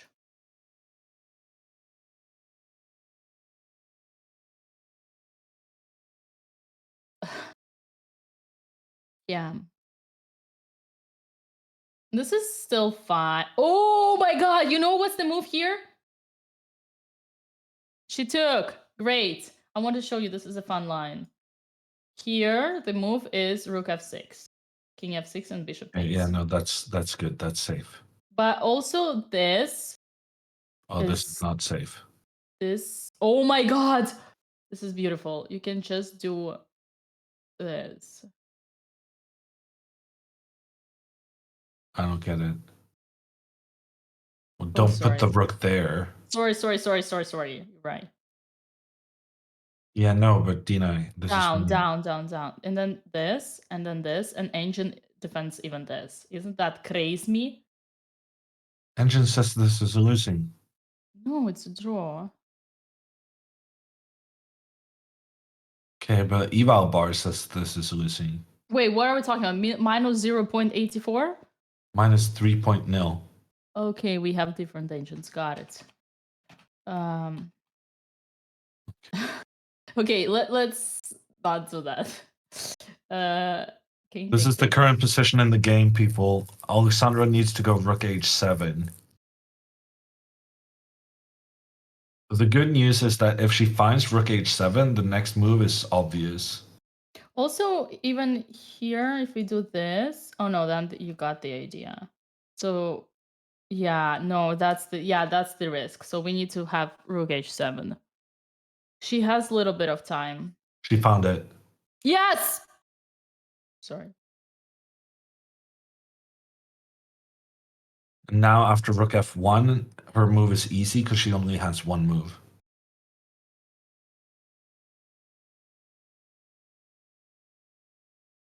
She has to stay close to the rook and the bishop.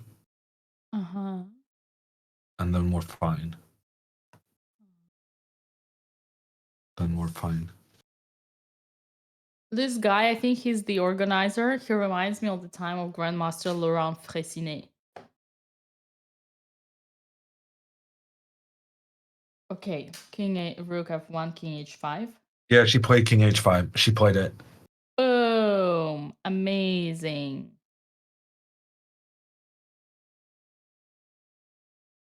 Okay, And that was oh, look, freaking he's scary. unhappy. That was He's freaking scary, unhappy. Dina.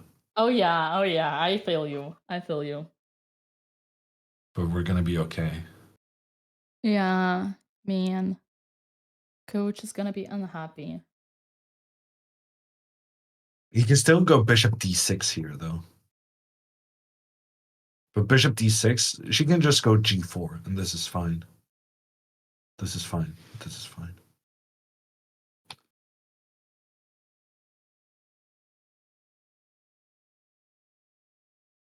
Oh, if he stresses me out. Why would you go for the win down a pawn? There's something about this mentality. Are you saying it's a girl's mentality, Dina? I didn't know that. Yeah, we are fighters. We are we don't accept draws. Of course, there's so much less draws between girls. Yeah.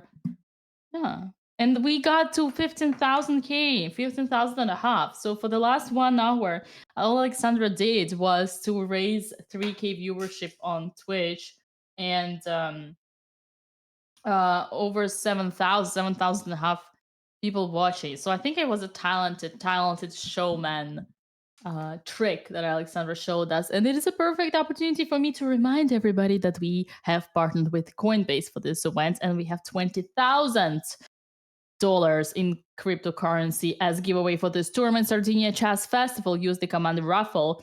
It's still not too late to participate in the giveaway. Fill in the Google Doc form that you have the link in the chat. Use the email address that you already used before in your affiliate account or about to use.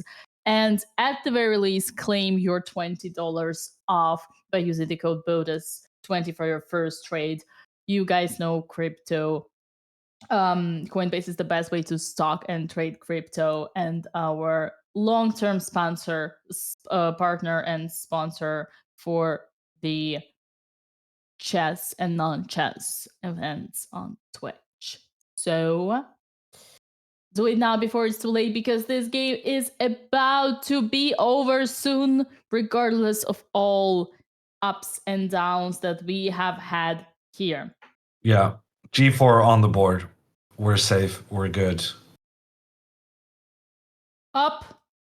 And now he could even lose, Dina. If he is too ambitious here, check with the rook he has played. King up and then rook here threatens pawn. Pawn moves forward. If he wants to avoid the trade between these pawns, he can go pawn f5. But then Alexandra's pawn is going to be very, very scary. Just as scary as the black pawn. Right. That would be cool. I wouldn't be opposed to that. I guess you could try rook g4.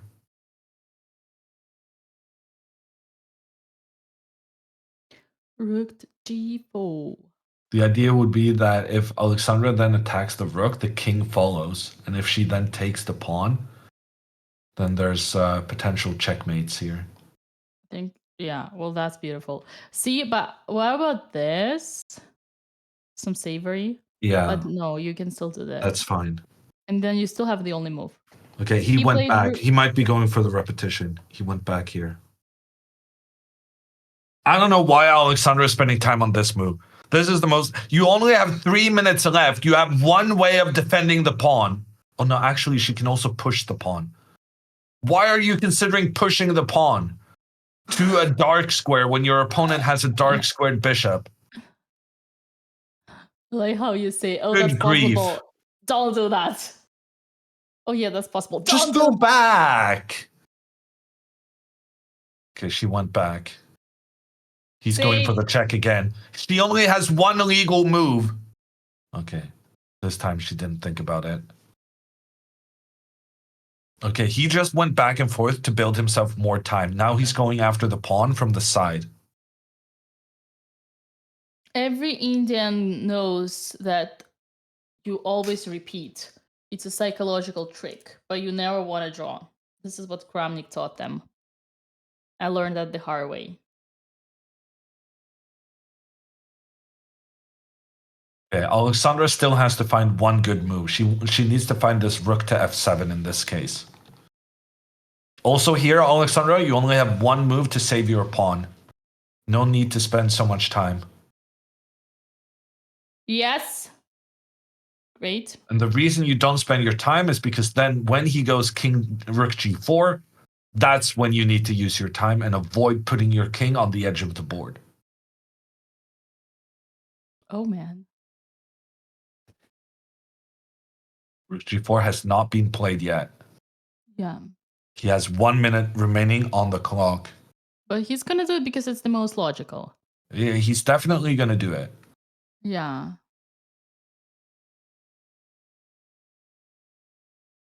Rook g4, rook f7. I like. Rook G4, But- Rook A7, also good enough. Pretty much just any rook move. Yeah.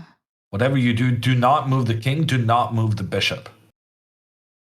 And actually, even if she blunders with king to h5, she can probably still survive with some kind of...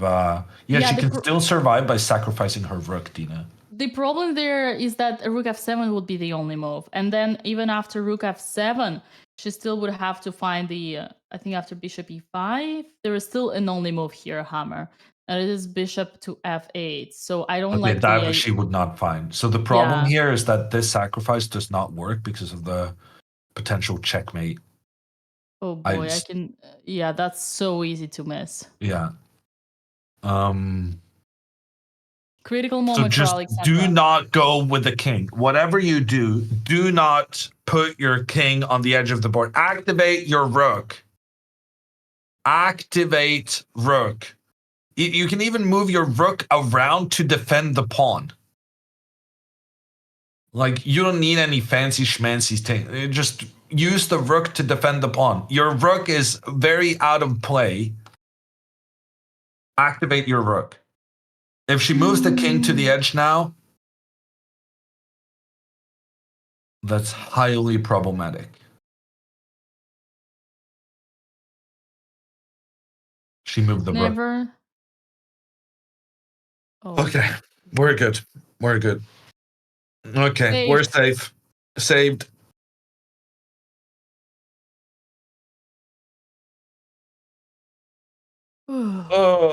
Honestly, well defended under pressure. He didn't play the perfect pressure moves, but overall, there were some moments here where she could have easily made mistakes being low on time, but she's managed to navigate the hurdles, and Nice. life is good. Nice, Hammer. You... Look at you. You managed to find the light in even the darkest of the games.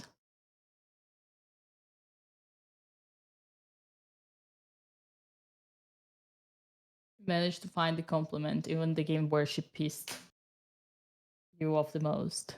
And he trades pawns, and Alexandra can just recapture with her bishop. And then after bishop to f4, she can defend with her rook. I found a way how Alexandra can win. Okay. She's gonna play bishop to e7.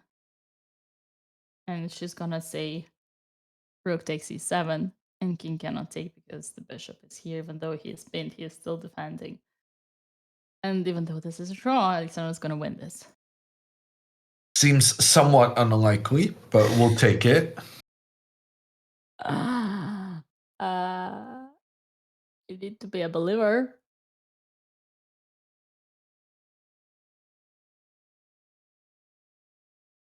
Need to stay positive.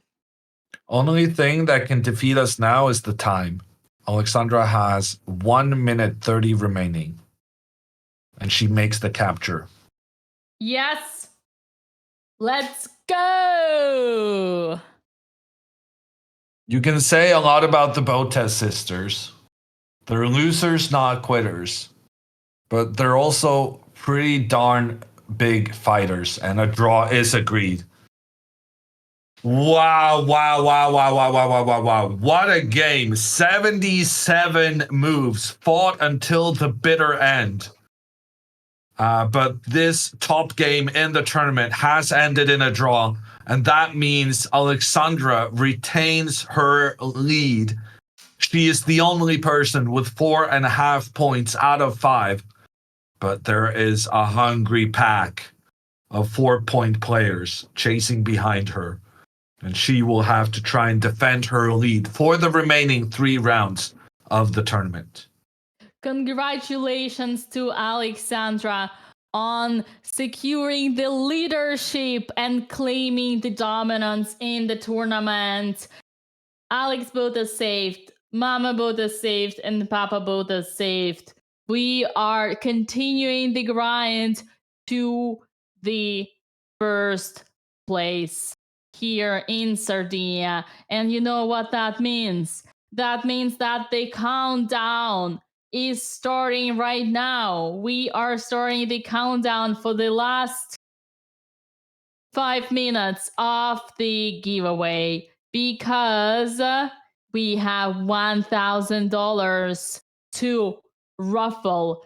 Participate now before it's too late. Not only you use the command ruffle in chat, but also you fill in the Google Doc form. You use the same email address that you have used already to sign up in your account, and you can also claim your $20 off for the first transaction that you are gonna make by using the code BOTEZ20.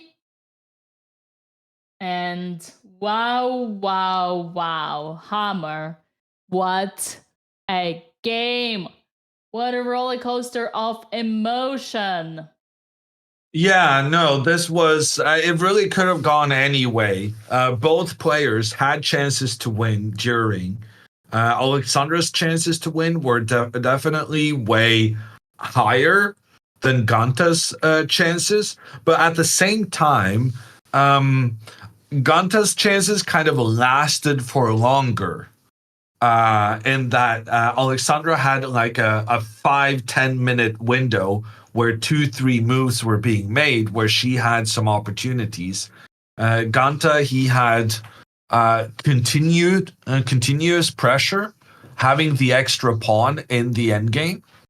But overall, I think a draw is a reasonable result. It's reasonably fair. Alexandra may be a bit disappointed that she didn't utilize her winning position, but at the same time, she's also going to be very happy that she defended after getting herself unnecessarily in trouble towards the end. So I think draw, good result, keeps the lead in the tournament, keeps staying undefeated. Maybe she gains like 0.1 rating on this. It's all good.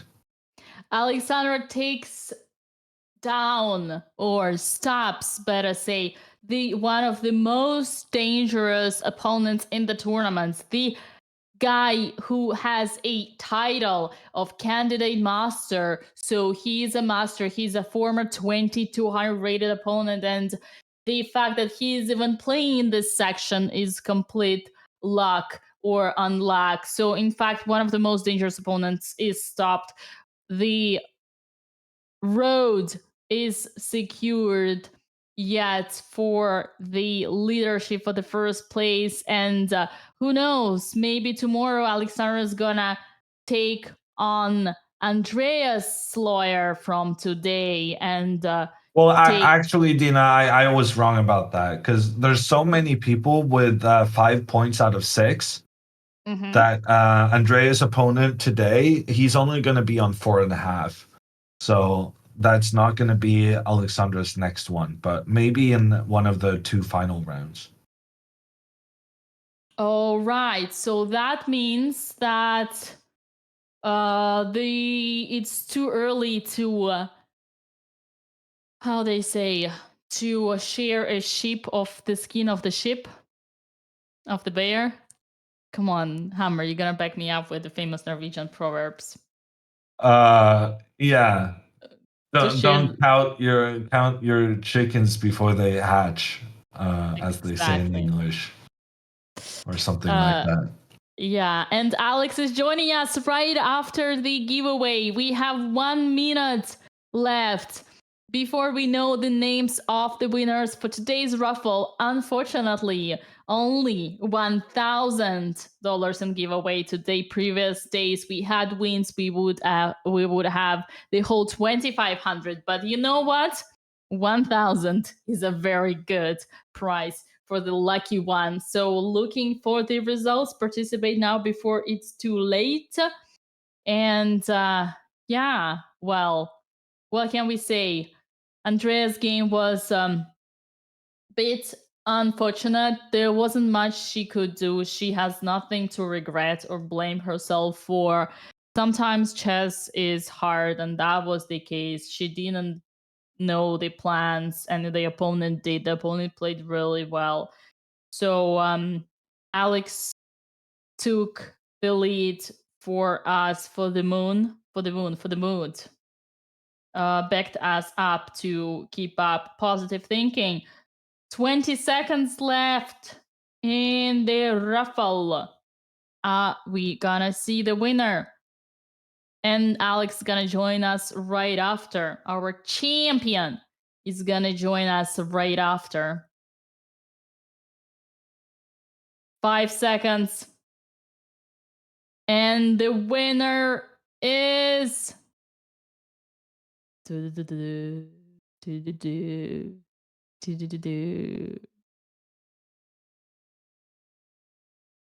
that moment of suspense. We are gonna announce the winner shortly.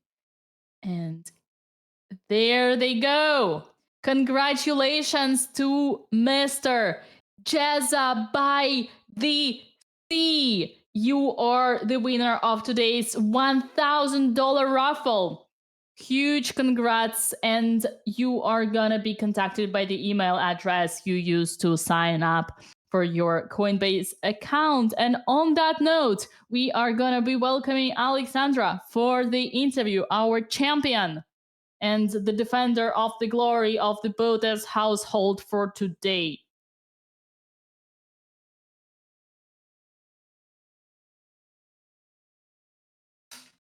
All right. I like how you announce Alexandra is coming on when I'm actually, how they say, gambling. I'm gambling. I'm just like, okay, maybe she'll join, maybe not. But if I say it won't hurt, right? I can say again and again, and then at some point she's gonna appear, right? Well, I mean, we could start actually being like, okay, can you join in 1 minute, and kind of like give her a heads up before you say, like, expect her to just magically show up the same second you say that now we're ready for you. But Hammer, she's in the chat and Vila is there. They know this is exactly the same procedure I do every single round. 5 minute countdown, winner announced, she shows. Hope, ready. It's like I give them 5 minutes of the countdown of the giveaway. What else do they need in life? I don't know. Maybe Vila's a boy. Boys are very good with instructions. We need to be told what to do, and we will do it. But well, first of all, Vila is the one who gave me the instructions, and secondly, one thing I learned during the 2 weeks of Botez commentary is that don't gender lies. No gender lies on the BotezLive. So don't make assumptions. I am sorry about stereotyping my gender. It's okay. Eastern European mentality, even though you're Scandinavian, still in your blood.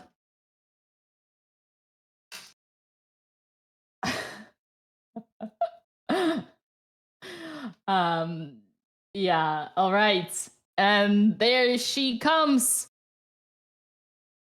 Okay, that was also fake.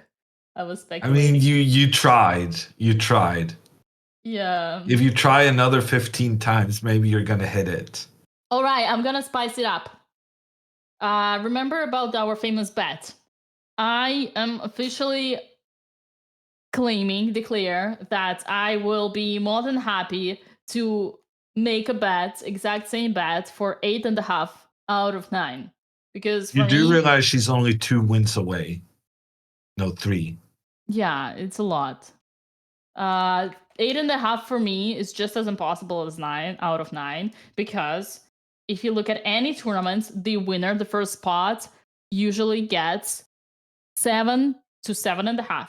Maximum 8. That's the score of the winner. Because down the road, you're totally fine of not taking the risk and accepting the draws with those who are just behind you, because that also stops them. So I once had 7.5 out of 8 in a tournament, Dina.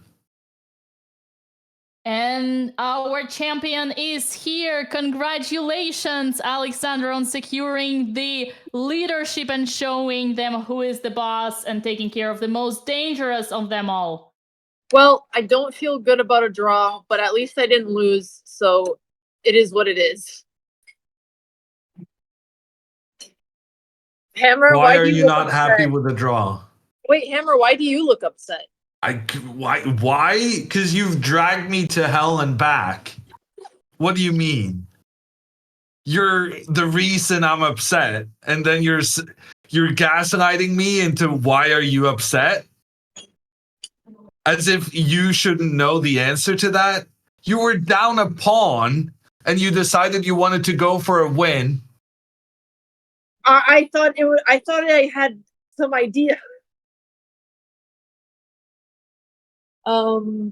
Yeah, no, that's You reasonable. I always say you I'll came stop on the doing it. stream after that game against the guy in Reykjavik, and you said, I'm not gonna do this anymore. That is a literal Alexandra Botez quote. It was in Prague, and I did say I'd stop playing for a win down a pawn, and one day I will. I just haven't reached that maturity yet. Yeah. Um, No, I'm very happy you saved it. I'm thrilled you saved it. Yeah.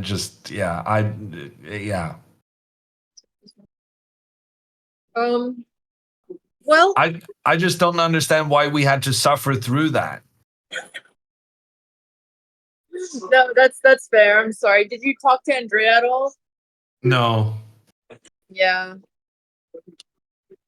Yeah, she's not too happy. Her Um, opponent played an amazing game. Yeah, in all Really? fairness, she doesn't have anything to blame herself for because she just didn't know the plan in the middle game, and he did. So like it wasn't like she blundered anything or made any mistakes. She just got squeezed slowly. That's fair. Well, guys, I am ready to eat. Here is my dinner. It looks delicious. We got some chicken, some potatoes, some green beans. Sorry for the journey, Hammer. We can discuss during our nightly call. But I just for chat, the conversation we had last night, did I or did I not specifically say for this game there's no need to take unnecessary risks? No, I do remember this part of the conversation. I didn't think I was taking unnecessary risks. In the moment, I was like, oh, this can only be drawn until I miss a move, and then I'm like, oh shit. But I understand what you're saying. Okay. Yeah. Yeah. Okay. But he was definitely one of the hardest opponents, so we take those. We take those. And you still have a lone lead. The only other person who could have caught you lost their game against the Chinese woman. So you're still alone in the lead with 5.5. Yes. Okay. Well, that's good news. And It is. also your h4, b3, and king and short castle made really proud your coach. He in fact said that you will never do it, and then you did, and those were best moves. I actually sent you a message. Hello. Where are you going? I'm going around. Andrea, you can't. Okay. Well, I'm glad. Thank you for that. Andrea doesn't want to talk, so I'll let her not talk. Okay. Well, I'm gonna eat dinner. Thank you, Hammer. Thank you, Dina. Thank you, chat, and we'll be back tomorrow. Bye. Bye, guys. Bye bye, congratulations. And there we go. I didn't throw you under the bus, did I? No. I actually sent Alexandra a message when she played H4. And I just thought, like, she's gonna look at her phone after the game, and she's gonna be like, "Aw," because she's not gonna catch any of the stream. But I was like, "I'm watching live. H4 just happened, and it's such a good move. I'm so proud." So that's the positive feedback there.